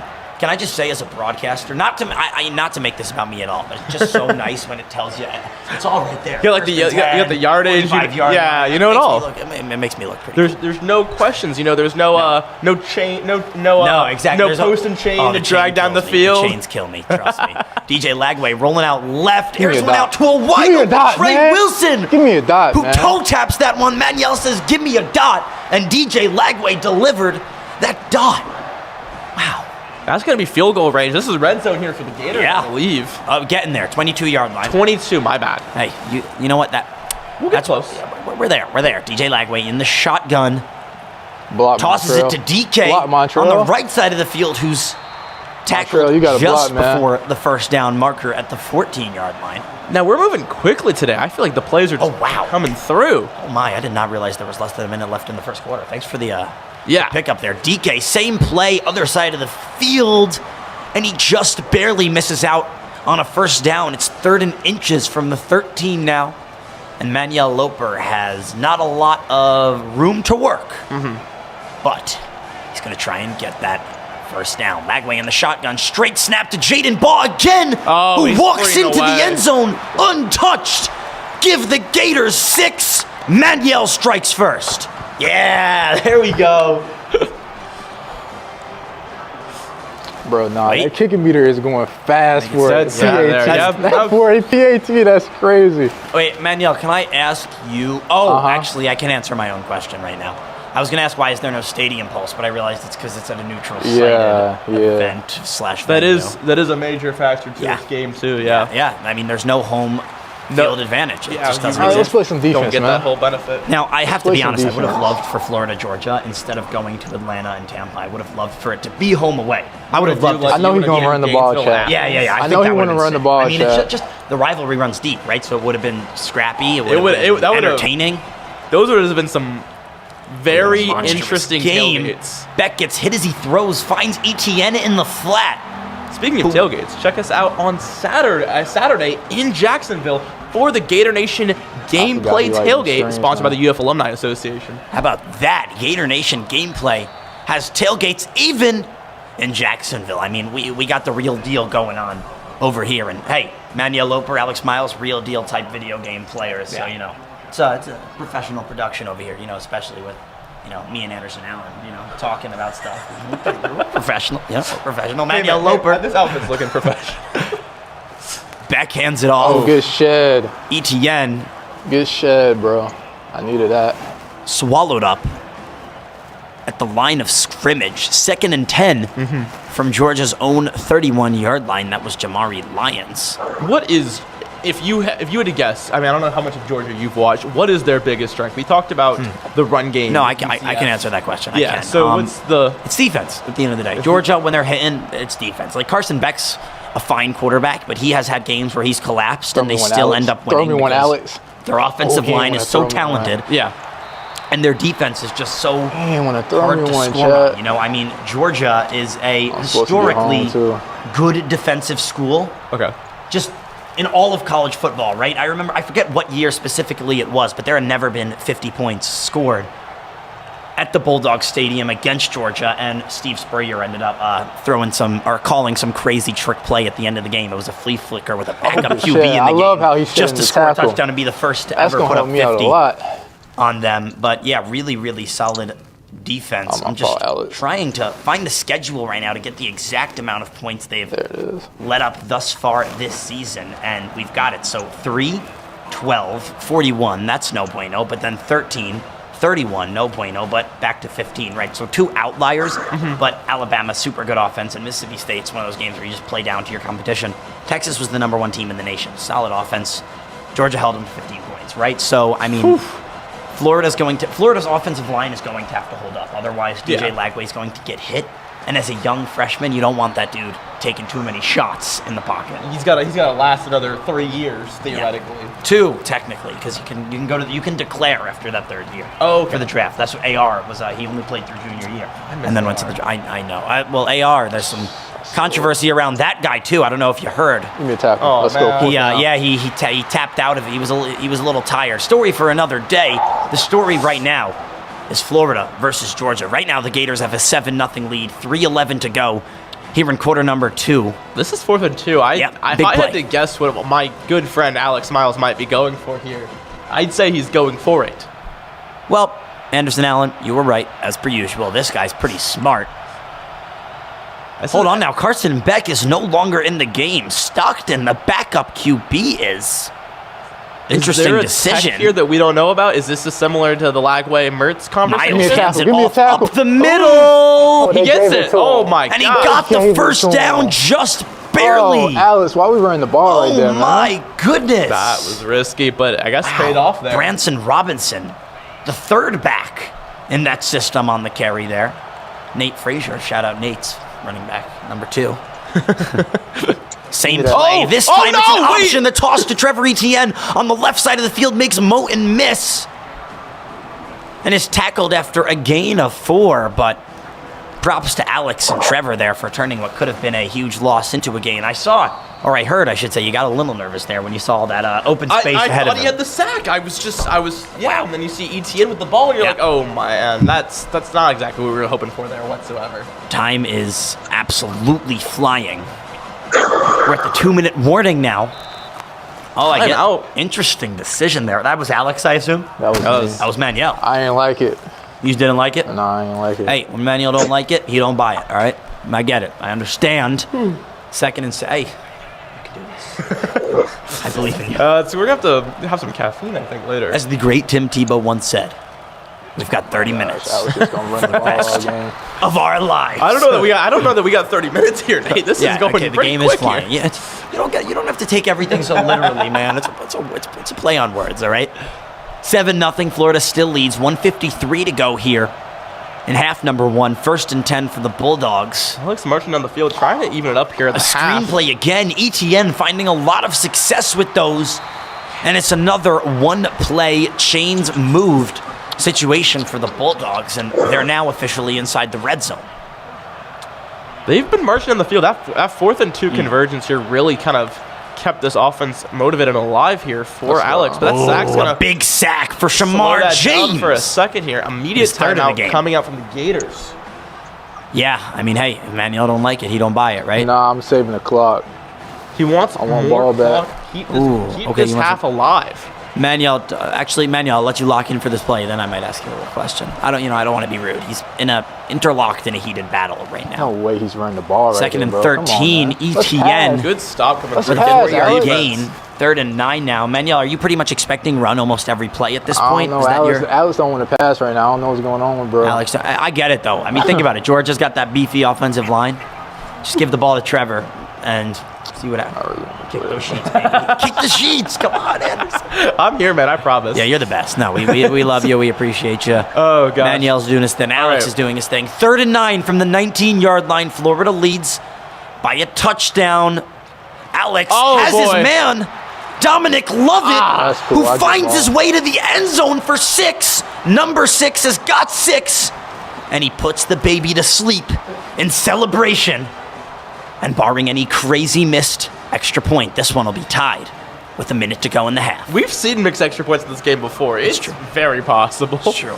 The Kentucky kicker actually missed the first one of his season in the swamp last week. That was impressive. Yeah, well, impressive in a bad way, if that makes sense. I was cheering. Yeah, we were happy for sure. All right. 7-7 tied up. This legendary punt return coming back. Trey Wilson signals the fair catch. Touchback. Manuel start this thing from the 25-yard line. We got 1:09. We got no timeouts. We got 80 yards to go. We got 75 yards. My to go. bad. 25. Sorry, Lagway's at the 20. Math's doable. Hey, it's the rule change happened a couple of years ago. Lagway. Oh. He's looking for a man on the left side of the field. Trey Wilson was open, but DJ overthrew him just a little bit. And it'll be 2nd and 10 from the 25. Anderson, what do you think specifically has been working for this Gators offense thus far when they have found success? To put you on the spot. If I say their defense? Yeah, you can. Absolutely, you can. No, I really do think the pass game has been the big strength here. We've seen a lot from Montrell, but we mentioned Trey Wilson a lot. I think from what we've seen, a lot of that yardage has been very much just the pass game enable us to, you said, one play, chains move. I think we've seen a lot of that here from the Gators today. Absolutely, and that's something that I guess you're going to see with DJ Lagway because he likes to take deep shots down the field. Yeah. Doesn't like to throw slants. Lagway takes the snap. Lagway trying to go himself. And it looks like he crossed the line of scrimmage before he threw. Manuel said, "That's on me, coach. That's on me." Manuel, you knew right away there? Yeah, pretty much. All right. We'll cut you some slack. 2nd and 20 from the 29-yard line. Keeping that clock alive, though. 53 seconds here remaining still. Wilson goes in motion out on the left. Play clock running out. Lagway has all the time in the world, takes a deep shot for DK. I think Alex is basically only playing for the safeties at this point. Yeah, like he is trying to stop this pass game. He knows what's happening here. It's two reverse strategies, isn't it, almost? Alex runs the ball only, and Manuel exclusively throws the ball, so defensively it makes it easier for the both of them. Yeah. Lagway on 3rd and 20. He's got 20 yards, hucks up a prayer in and out of the hands of Trey Wilson. He dropped it as he got hit. And now Alex will have a chance to take the lead with 43 seconds to go here in half number 1. I feel like the gameplay's slowed down a little bit in this. We went from like 7 minutes in 5 to okay, we've spent the past 5 on this 30 seconds. Yeah. I guess that's sports for you, then. No? Yeah, that is sports for you. And we see there that Manuel really doesn't like to punt. Not much of it. I'm surprised. I'm sorry. It happens. You can't really go for it there, though, because then you're practically giving him 3 points and a lead into half. I understand.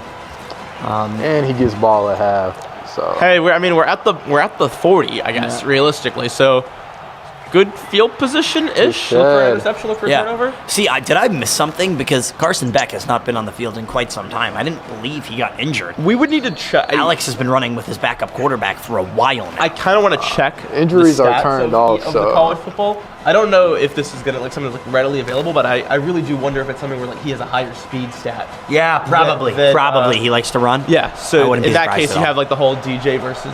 Yeah, we've been there, done that. Yeah, exactly. We get it. We know. 30 seconds left in the half. Etienne in the flat again makes a man miss, gets taken down just before that first down marker. 3rd and 3 now. Still tied at 7, 25 to go here. Yeah.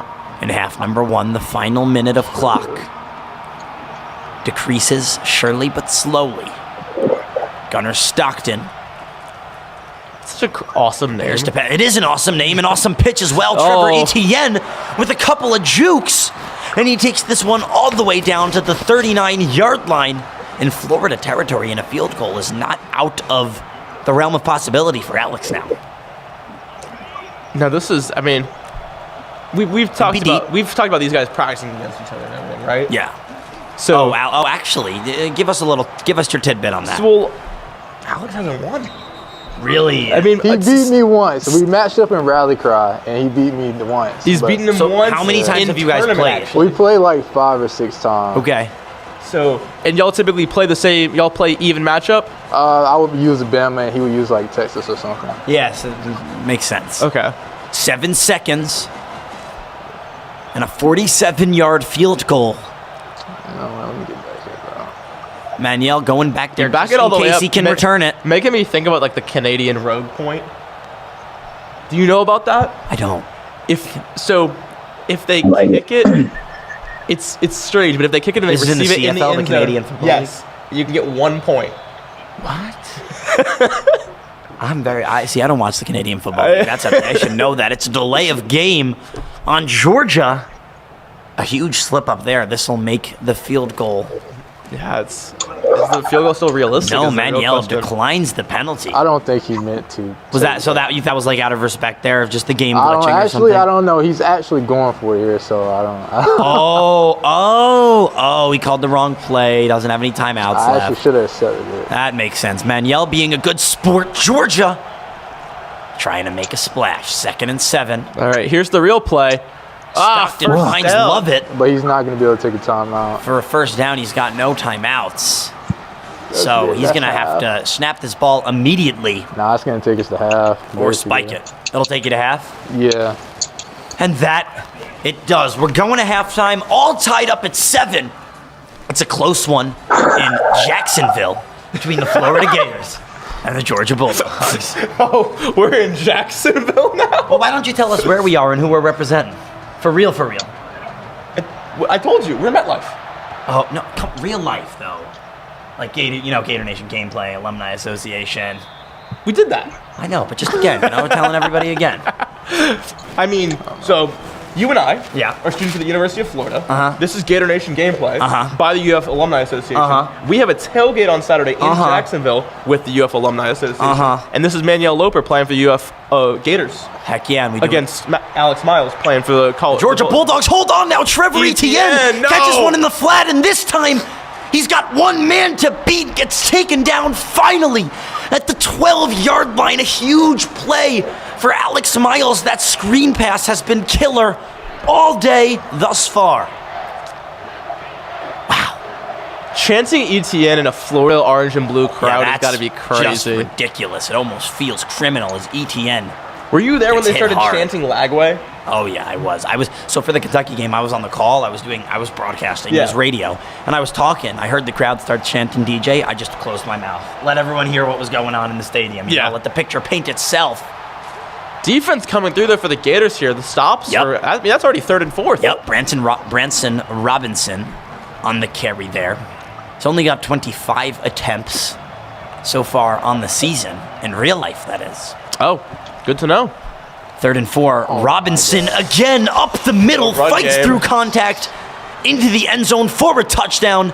And the Georgia Bulldogs take their first official lead of the day in Jacksonville.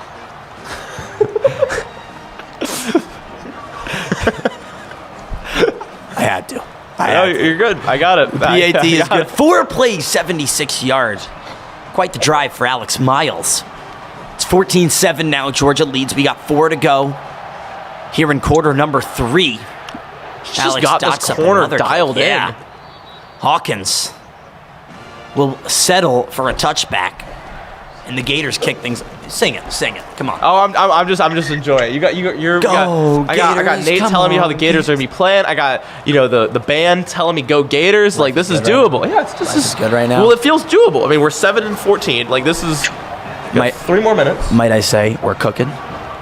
You could say we're cooking. I could say that, couldn't I? I feel like that's legit. I mean, there's not a rat in my hat controlling me, so yeah, we can say. Yeah, but right. we all the behind the scenes people know why there's no rat as a part of the costume. You can tell them if you want to. If you don't, you know. A certain industrial shipping company with lots of product cannot ship or provide product. Do better, certain industrial shipping company. Lagway airs one deep downfield. Team rank DK wide open down to the 40-yard line, and just like that, the Gators are within striking distance in enemy territory.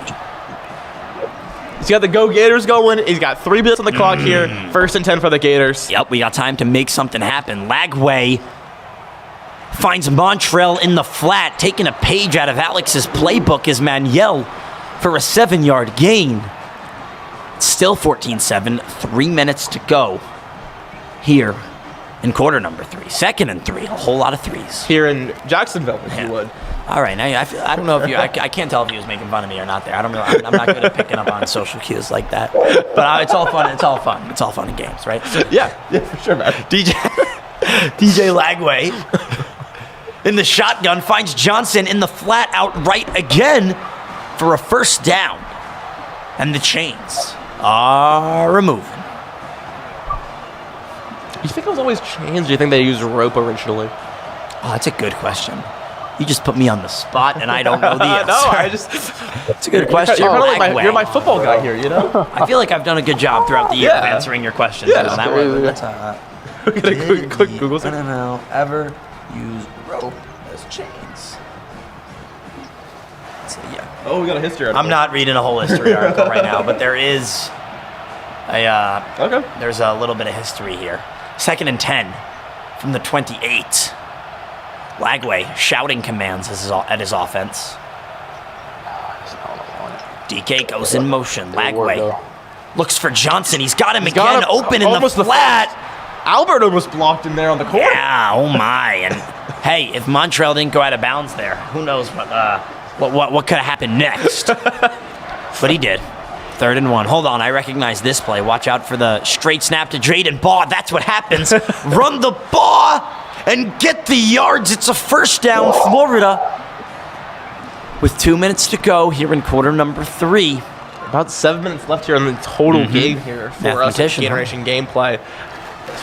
Really getting close here to what I think this is really honestly representative of what we could expect on Saturday. I think in terms of quality of players and everything else being how it is, this is the closest you're going to get block is sick. It's all good though. Manuel, that was a missed block or a good block? I didn't. He missed it. If he would have just picked it up, you felt like you had 6 if you picked it up. All right.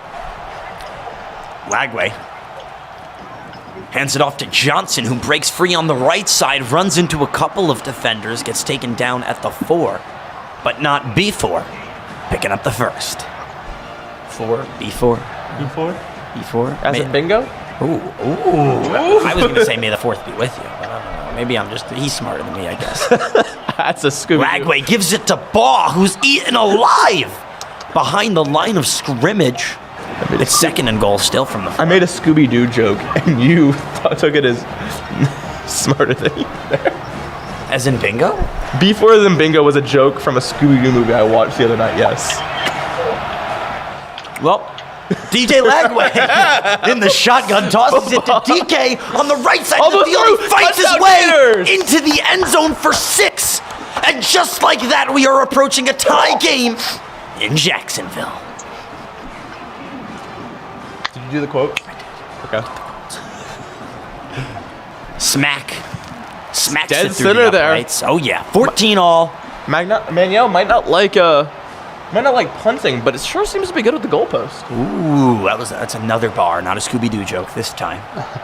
Smack. I gotta space it out, you know? Yeah, well, you let the joke breathe. Alright. Yeah, I agree. It's like when you listen to you're watching sports and the broadcaster says something and it's just hit. It's great. It's amazing. And then he says it again and again and again. Yeah. You know, it's like you gotta let the joke sizzle a little bit. That's just my personal. I gotta let it sizzle. See, that one wasn't even intentional. That one really wasn't intentional. I know. That's what I was like. I wonder. Robinson with the carry again.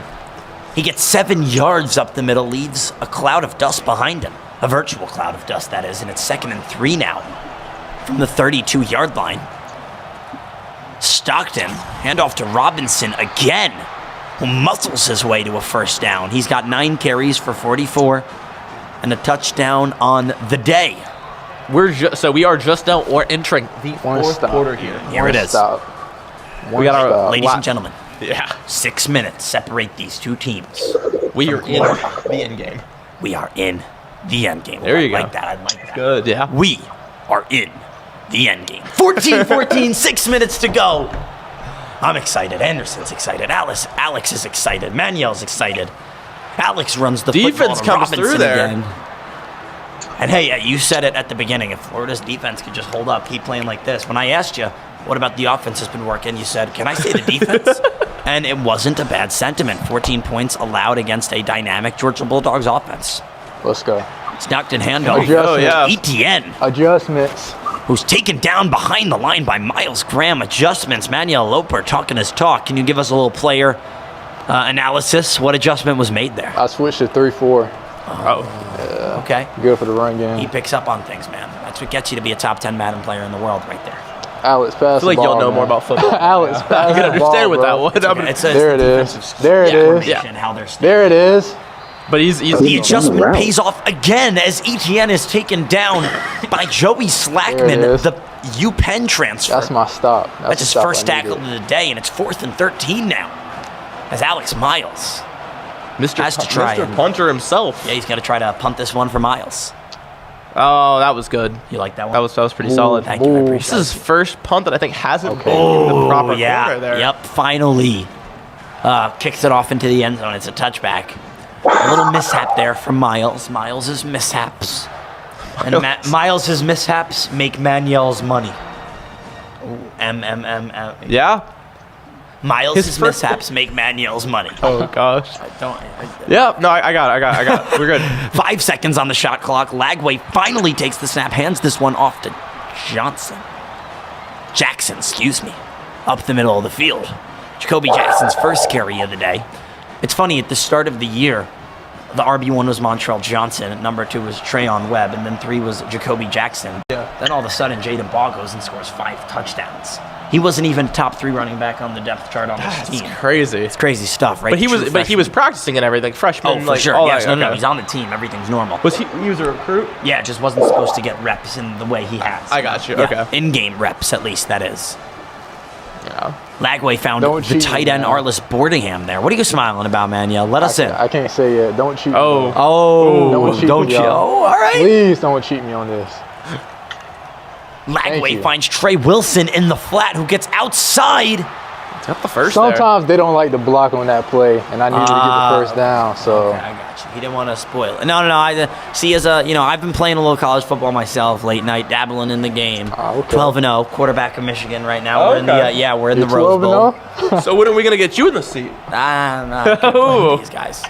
I can't. I'm not that good. I play against CPUs. Lagway. Oh my God. Looks for Johnson. Hey man, you gotta start somewhere. On the screen pad. Yeah, that's all right. You know what? That's true. You ever watch Adventure Time growing up? I did. Okay, so the first step to being kind of good at something is being kind of bad at something. That's very true. You bring up a great point. Like me, if you guys went and listened to the first time I ever was like on the air, you'd probably laugh at me. Rightfully so. Oh, yeah. I wasn't that good. And then, now I'm not saying I'm good, but I don't think I'm bad anymore. At least we're in the middle, right? Lagway throws one. It's deflected.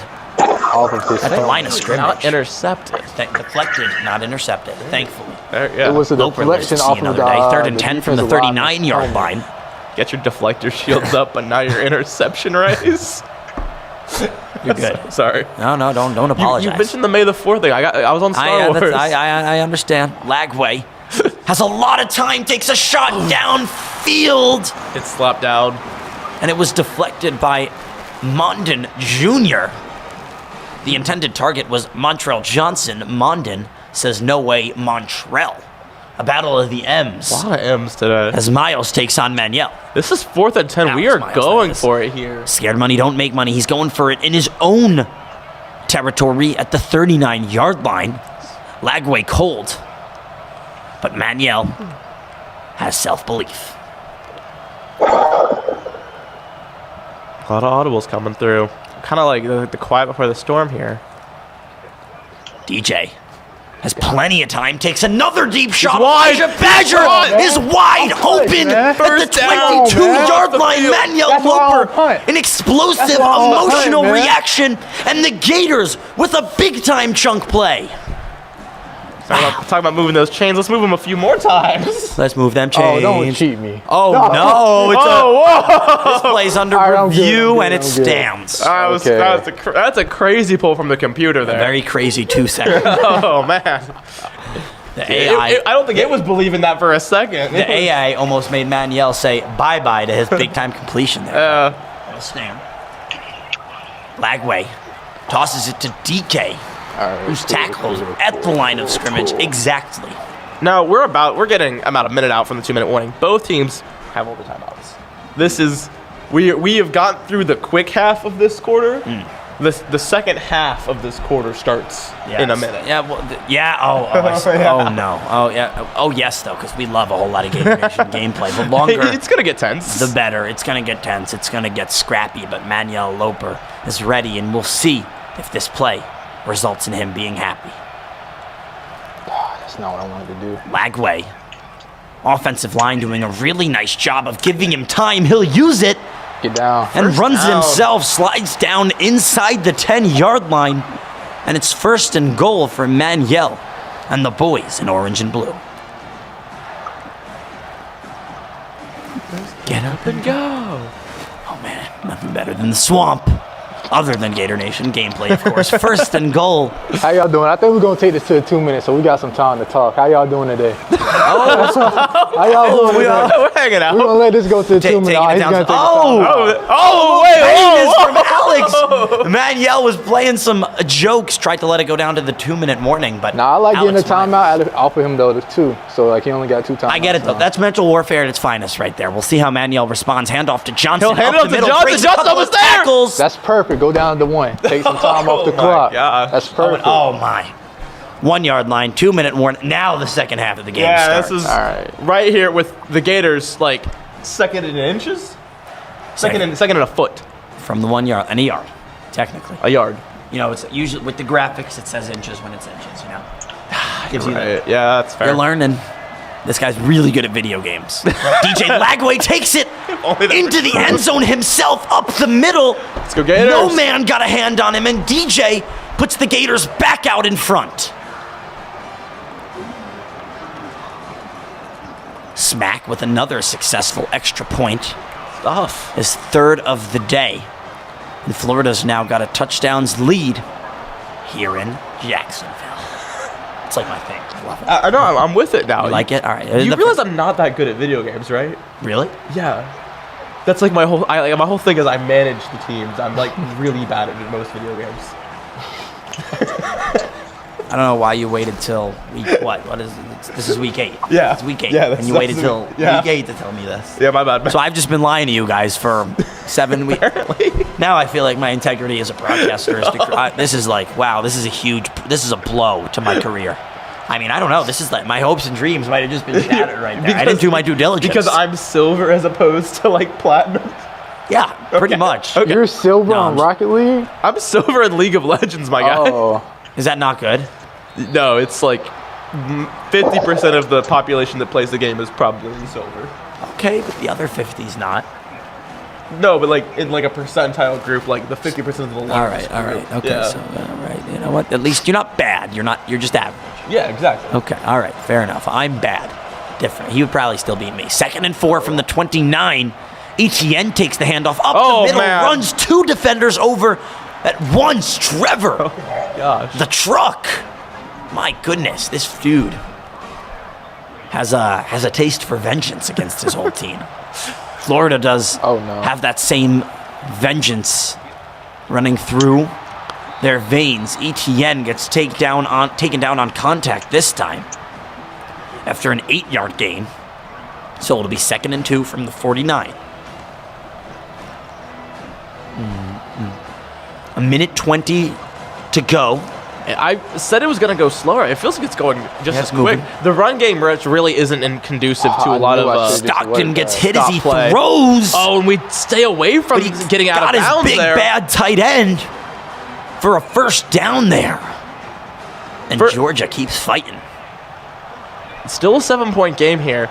I would have wanted to see the receiver get out of bounds there as opposed to jumping back towards the game. Etienne. I'm not going to let you taken run, down Alex. behind the line. Miles Graham and Big Des Watts on the stop.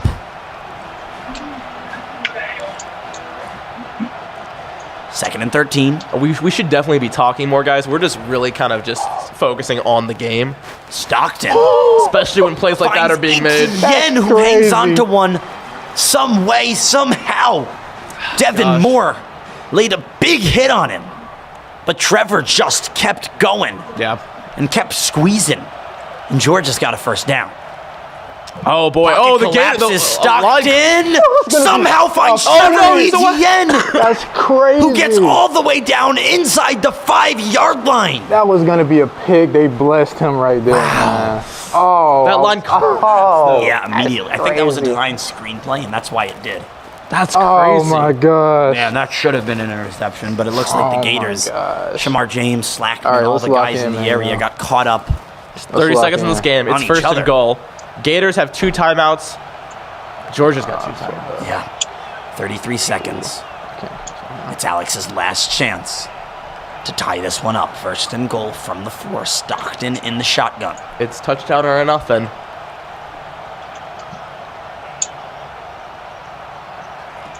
Game clock winds down. Stockton takes the snap, gets hit. Who were you throwing to, Alex? Ball throwing.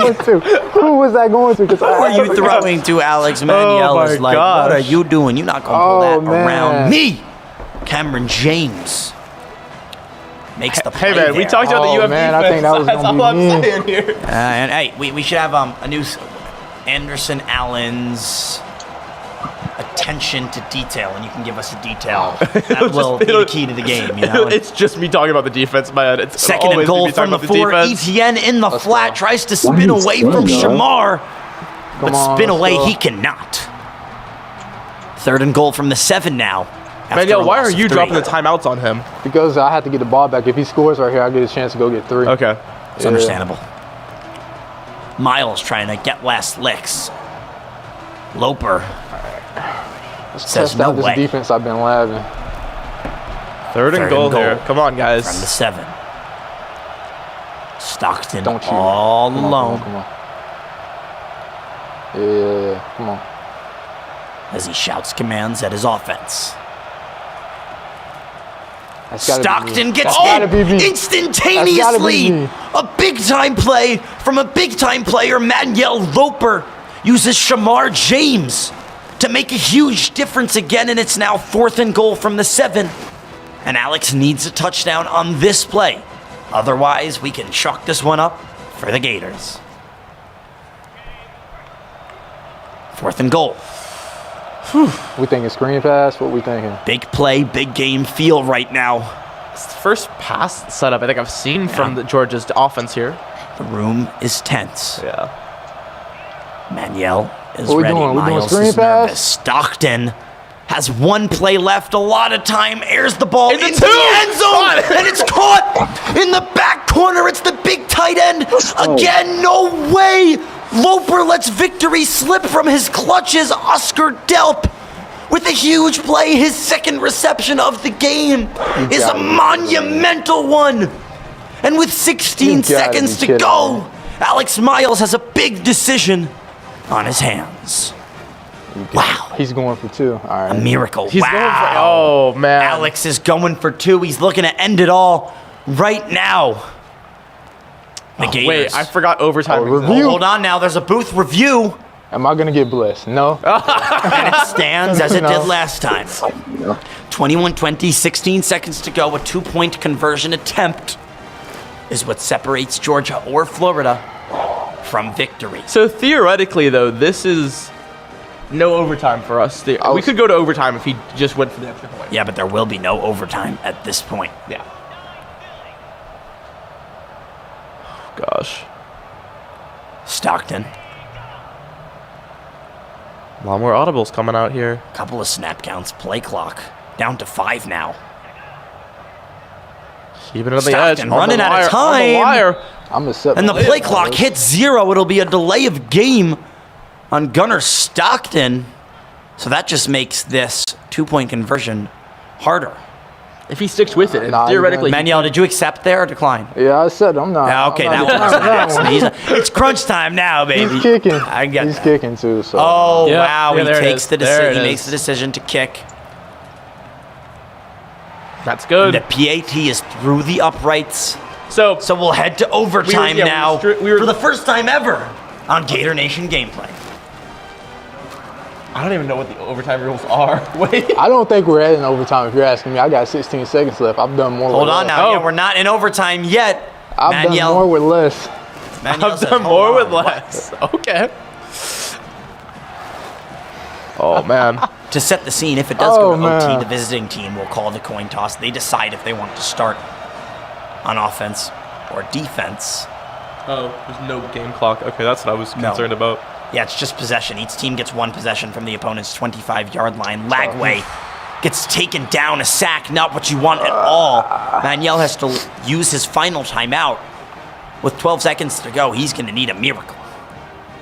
And yeah, so the overtime is just played until one team scores more than the other. So let's say Manuel kicks a field goal on the first drive from the 25. What is this if the game is still tied after 2 overtime periods? They just alternate 2-point conversions.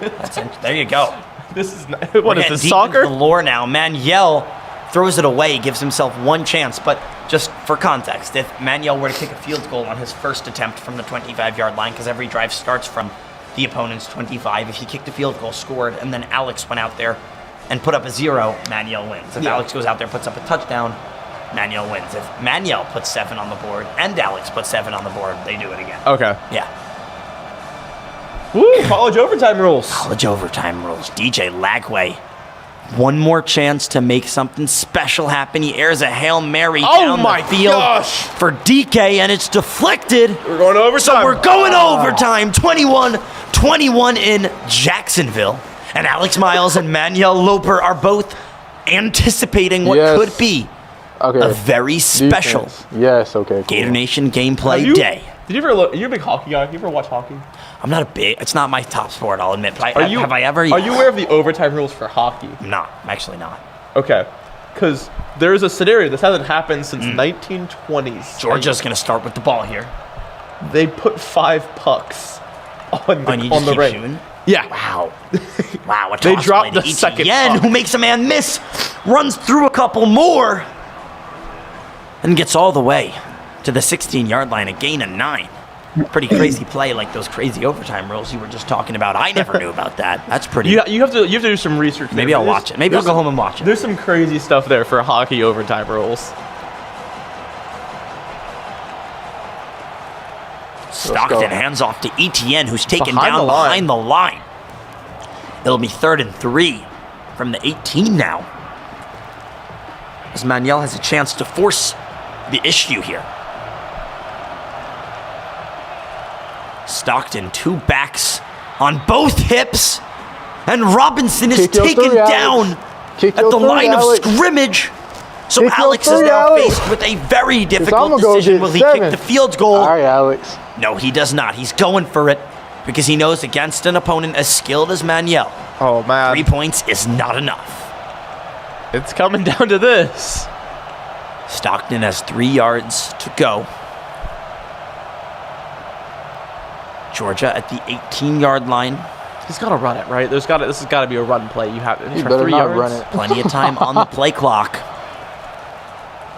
Alex elects to pass, gets hit as he throws. Dang. Manuel Loper That's a game, man. forces the issue. It's a turnover on downs, and Manuel says, "That's game, man." My goodness. We're gonna That was try and TJ get 7 Searcy just to be safe, with the but big time play. Yeah, this is because I don't like. I don't like the And kicking. that really either. is game because all Manuel needs a field goal here. is a field goal. Or He might Montrell get more. Johnson. Montrell Johnson hurdles a man, makes the next one miss, and it'll be a first down, Florida. I talked about this earlier. We knew going in this was going to be one of the closest games we could possibly play. I think one of the best opponents we actually have for Manuel is Alex Smiles. They've played together. Alex knows him. Lagway handoff to Johnson, who angles back towards the middle of the field.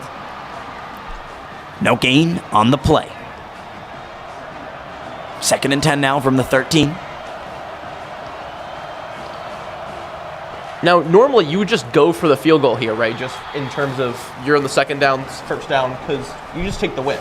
Don't risk the injury? Or- Yeah, but I mean, Manuel doesn't want to, take a far field goal if he can take a close one. Yeah. Right? Not far, but I got it. Get as close as humanly possible. Oh, we got some cheers here for Georgia side. Loper hands it off to Johnson, who gets taken I don't down. Kick. I don't like the kicking either. After 1 yard. Oh my All right. gosh. And it all comes down to this. We can go to OT too, potentially. A 34-yard field goal. Miles takes a timeout, tries to ice Manuel a little bit, make him nervous. I wonder if the icing works when you're dealing with, virtual kickers and I don't like things that. of that I nature. might go for this. It's a 27-yard kick here. I missed. Trey Smack for the game. Loper messes it up and misses the field goal. Alex Miles lives to see another day. Overtime continues, and it's still 21-21 here on Gator Nation Gameplay. I'm trying to see alternative 2-point conversion attempts now. I know this is that would be okay. We'll see if we get there. That's a crazy one. Lagway. The Gators get the ball first this time. DJ has plenty of time, uses too much of it, gets hit as he throws, and it's an incomplete pass. 2nd and 10 from the 25. No yardage lost there for what should have actually been a sack, I imagine. Got to get rid of the ball quicker there, though. Yeah. Just giving you some advice, man. No, I'm just kidding. I don't know what I'm talking about. DJ Lagway.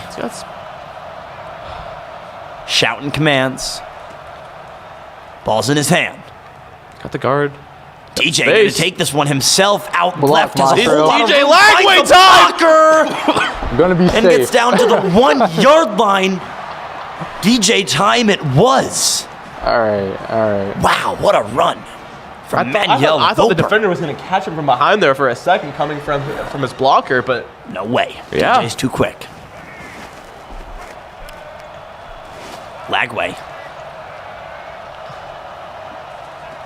takes the snap, It's keeps it just him. himself up the middle There he into goes. the end zone for a touchdown, and DJ Lagway potentially just iced this one cold here in overtime. we're going for 2 here. This is a quick turnaround to go for 2. Yeah, Trying to Manuel force that clock down. Runs DJ the same running exact it play. back. DJ up the middle, back to back, run it back. Manuel Loper is not scared of nothing, because scared money don't make money. DJ Lagway. It's a DJ time. It might be DJ time, but we have just set the bar here for Alex here to catch back up in this overtime A situation. touchdown is no longer enough. The bar has been set Oh, yeah. and raised, if you will. Gunnar Stockton still in at quarterback. Not sure what happened to Carson Beck. Stockton rolling out to his Stockton right. going for the run now, too. There's this one into the end zone, and it's batted down, nearly intercepted by Jason Marshall Jr. I was trying to switch stick the whole time. They Manuel wouldn't had let the me get game over in his there, hands. Man. They wouldn't let me get over there, man. I tried to switch stick the whole time. Wow. 2nd and 10 now, still from the 25. Come on. Quick pass coming through. ETN picks up 6. Cool. It'll be 3rd and 4 from the 19. The tension is building. Yeah, third down always scares me because I feel like, I mean, in typical football, this is what decides it. Like, you don't always go for it on 4th, guys. You have to here, but yeah. Stockton, pressure early, and Stockton goes down hard. Pincer there on Stockton. Wow, yeah. Oh, they got him from both sides. TJ Searcy from the left. And I believe it was Shamar James on the right. Love me some Shamar James. 4th and 4. 4 yards separate Stockton from the first down. He needs to keep this game alive. Stockton going to try to run for it himself. He gets Finds the blocker and gets the first down. This game's still Devin going. Moore forces him out of bounds. Man. But we still got to stay nervous. This game is not over. For 12 more yards and a fresh set of downs. Stockton. A running back. And he tipped the fumble. But it's recovered. It was tossed to Trevor Etienne, who recovers the fumble. And has some space ahead of him, gets... Almost makes it back to yardage. Not even back to the line of scrimmage, though. No, but only 4 yards on that sort of play? Yeah, I know. Trevor made something out of nothing. Yeah. A dangerous pitch there from Stockton and Alex Miles. Alex, I'm going to have to ask you about that play call after the game. I want to know what Trevor's doing at a school where he looks like he's doing all the work. 2nd and 14. Stockton airs this one, and it's intercepted by the Gators. Devin Moore has it in his hands, gets tackled, but it doesn't matter where he does, because that'll be game. Moore ices it, and Manuel says, give me some more. He's 2-0 on the sticks for Gator Nation gameplay. The final score of 29-21. The Gators are going to take it. Yep.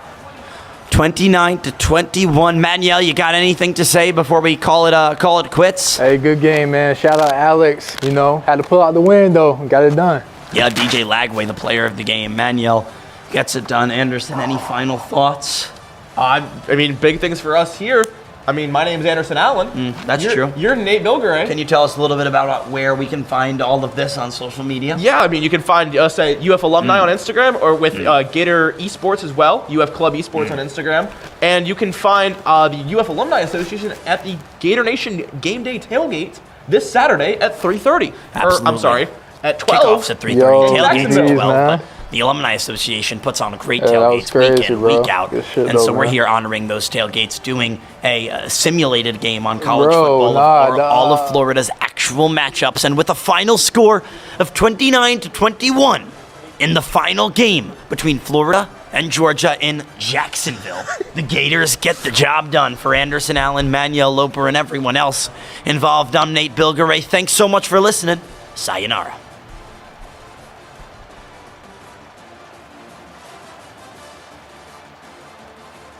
Guess what, Gators? We did it. We were able to hit our goal to establish an endowed professorship to honor recently retired and beloved Professor Robert Tiki. Thank you for your support, but the day is not over.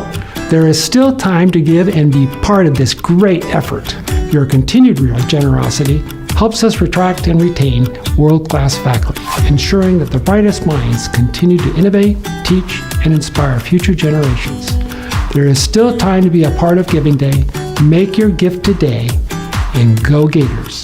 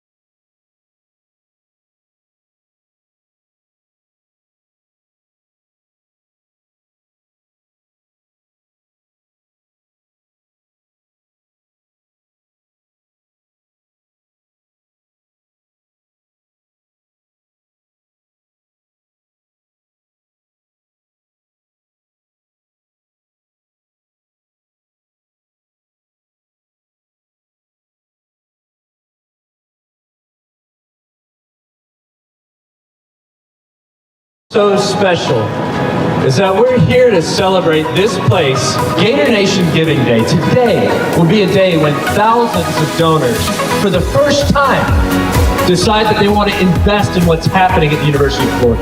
Invest in scholarships for students. Invest in research for medicine. All right, go Gators, go research! Invest in experiences that students will take on study abroad. Invest in students who are the first in their families to come to the University of Florida. That's what today is all about. Matching up people with their passion and the things that are happening at the University of Florida. What a great day to celebrate Gator Nation Giving Day. Give it up, y'all. This is a special place, and we are all beneficiaries of those that came before us, and we bear a responsibility to those who are coming after us. So I ask you today to go to givingday.ufl.edu, look through the more than 340 opportunities that you have to match your passion with a place of giving at the University of Florida, and let today be the spark for a lifetime of philanthropy, giving, and engagement with the greatest educational institution on the planet, the University of Florida. With all that, y'all, stand up and holler, let that gator growl, and let's go Gators. Go!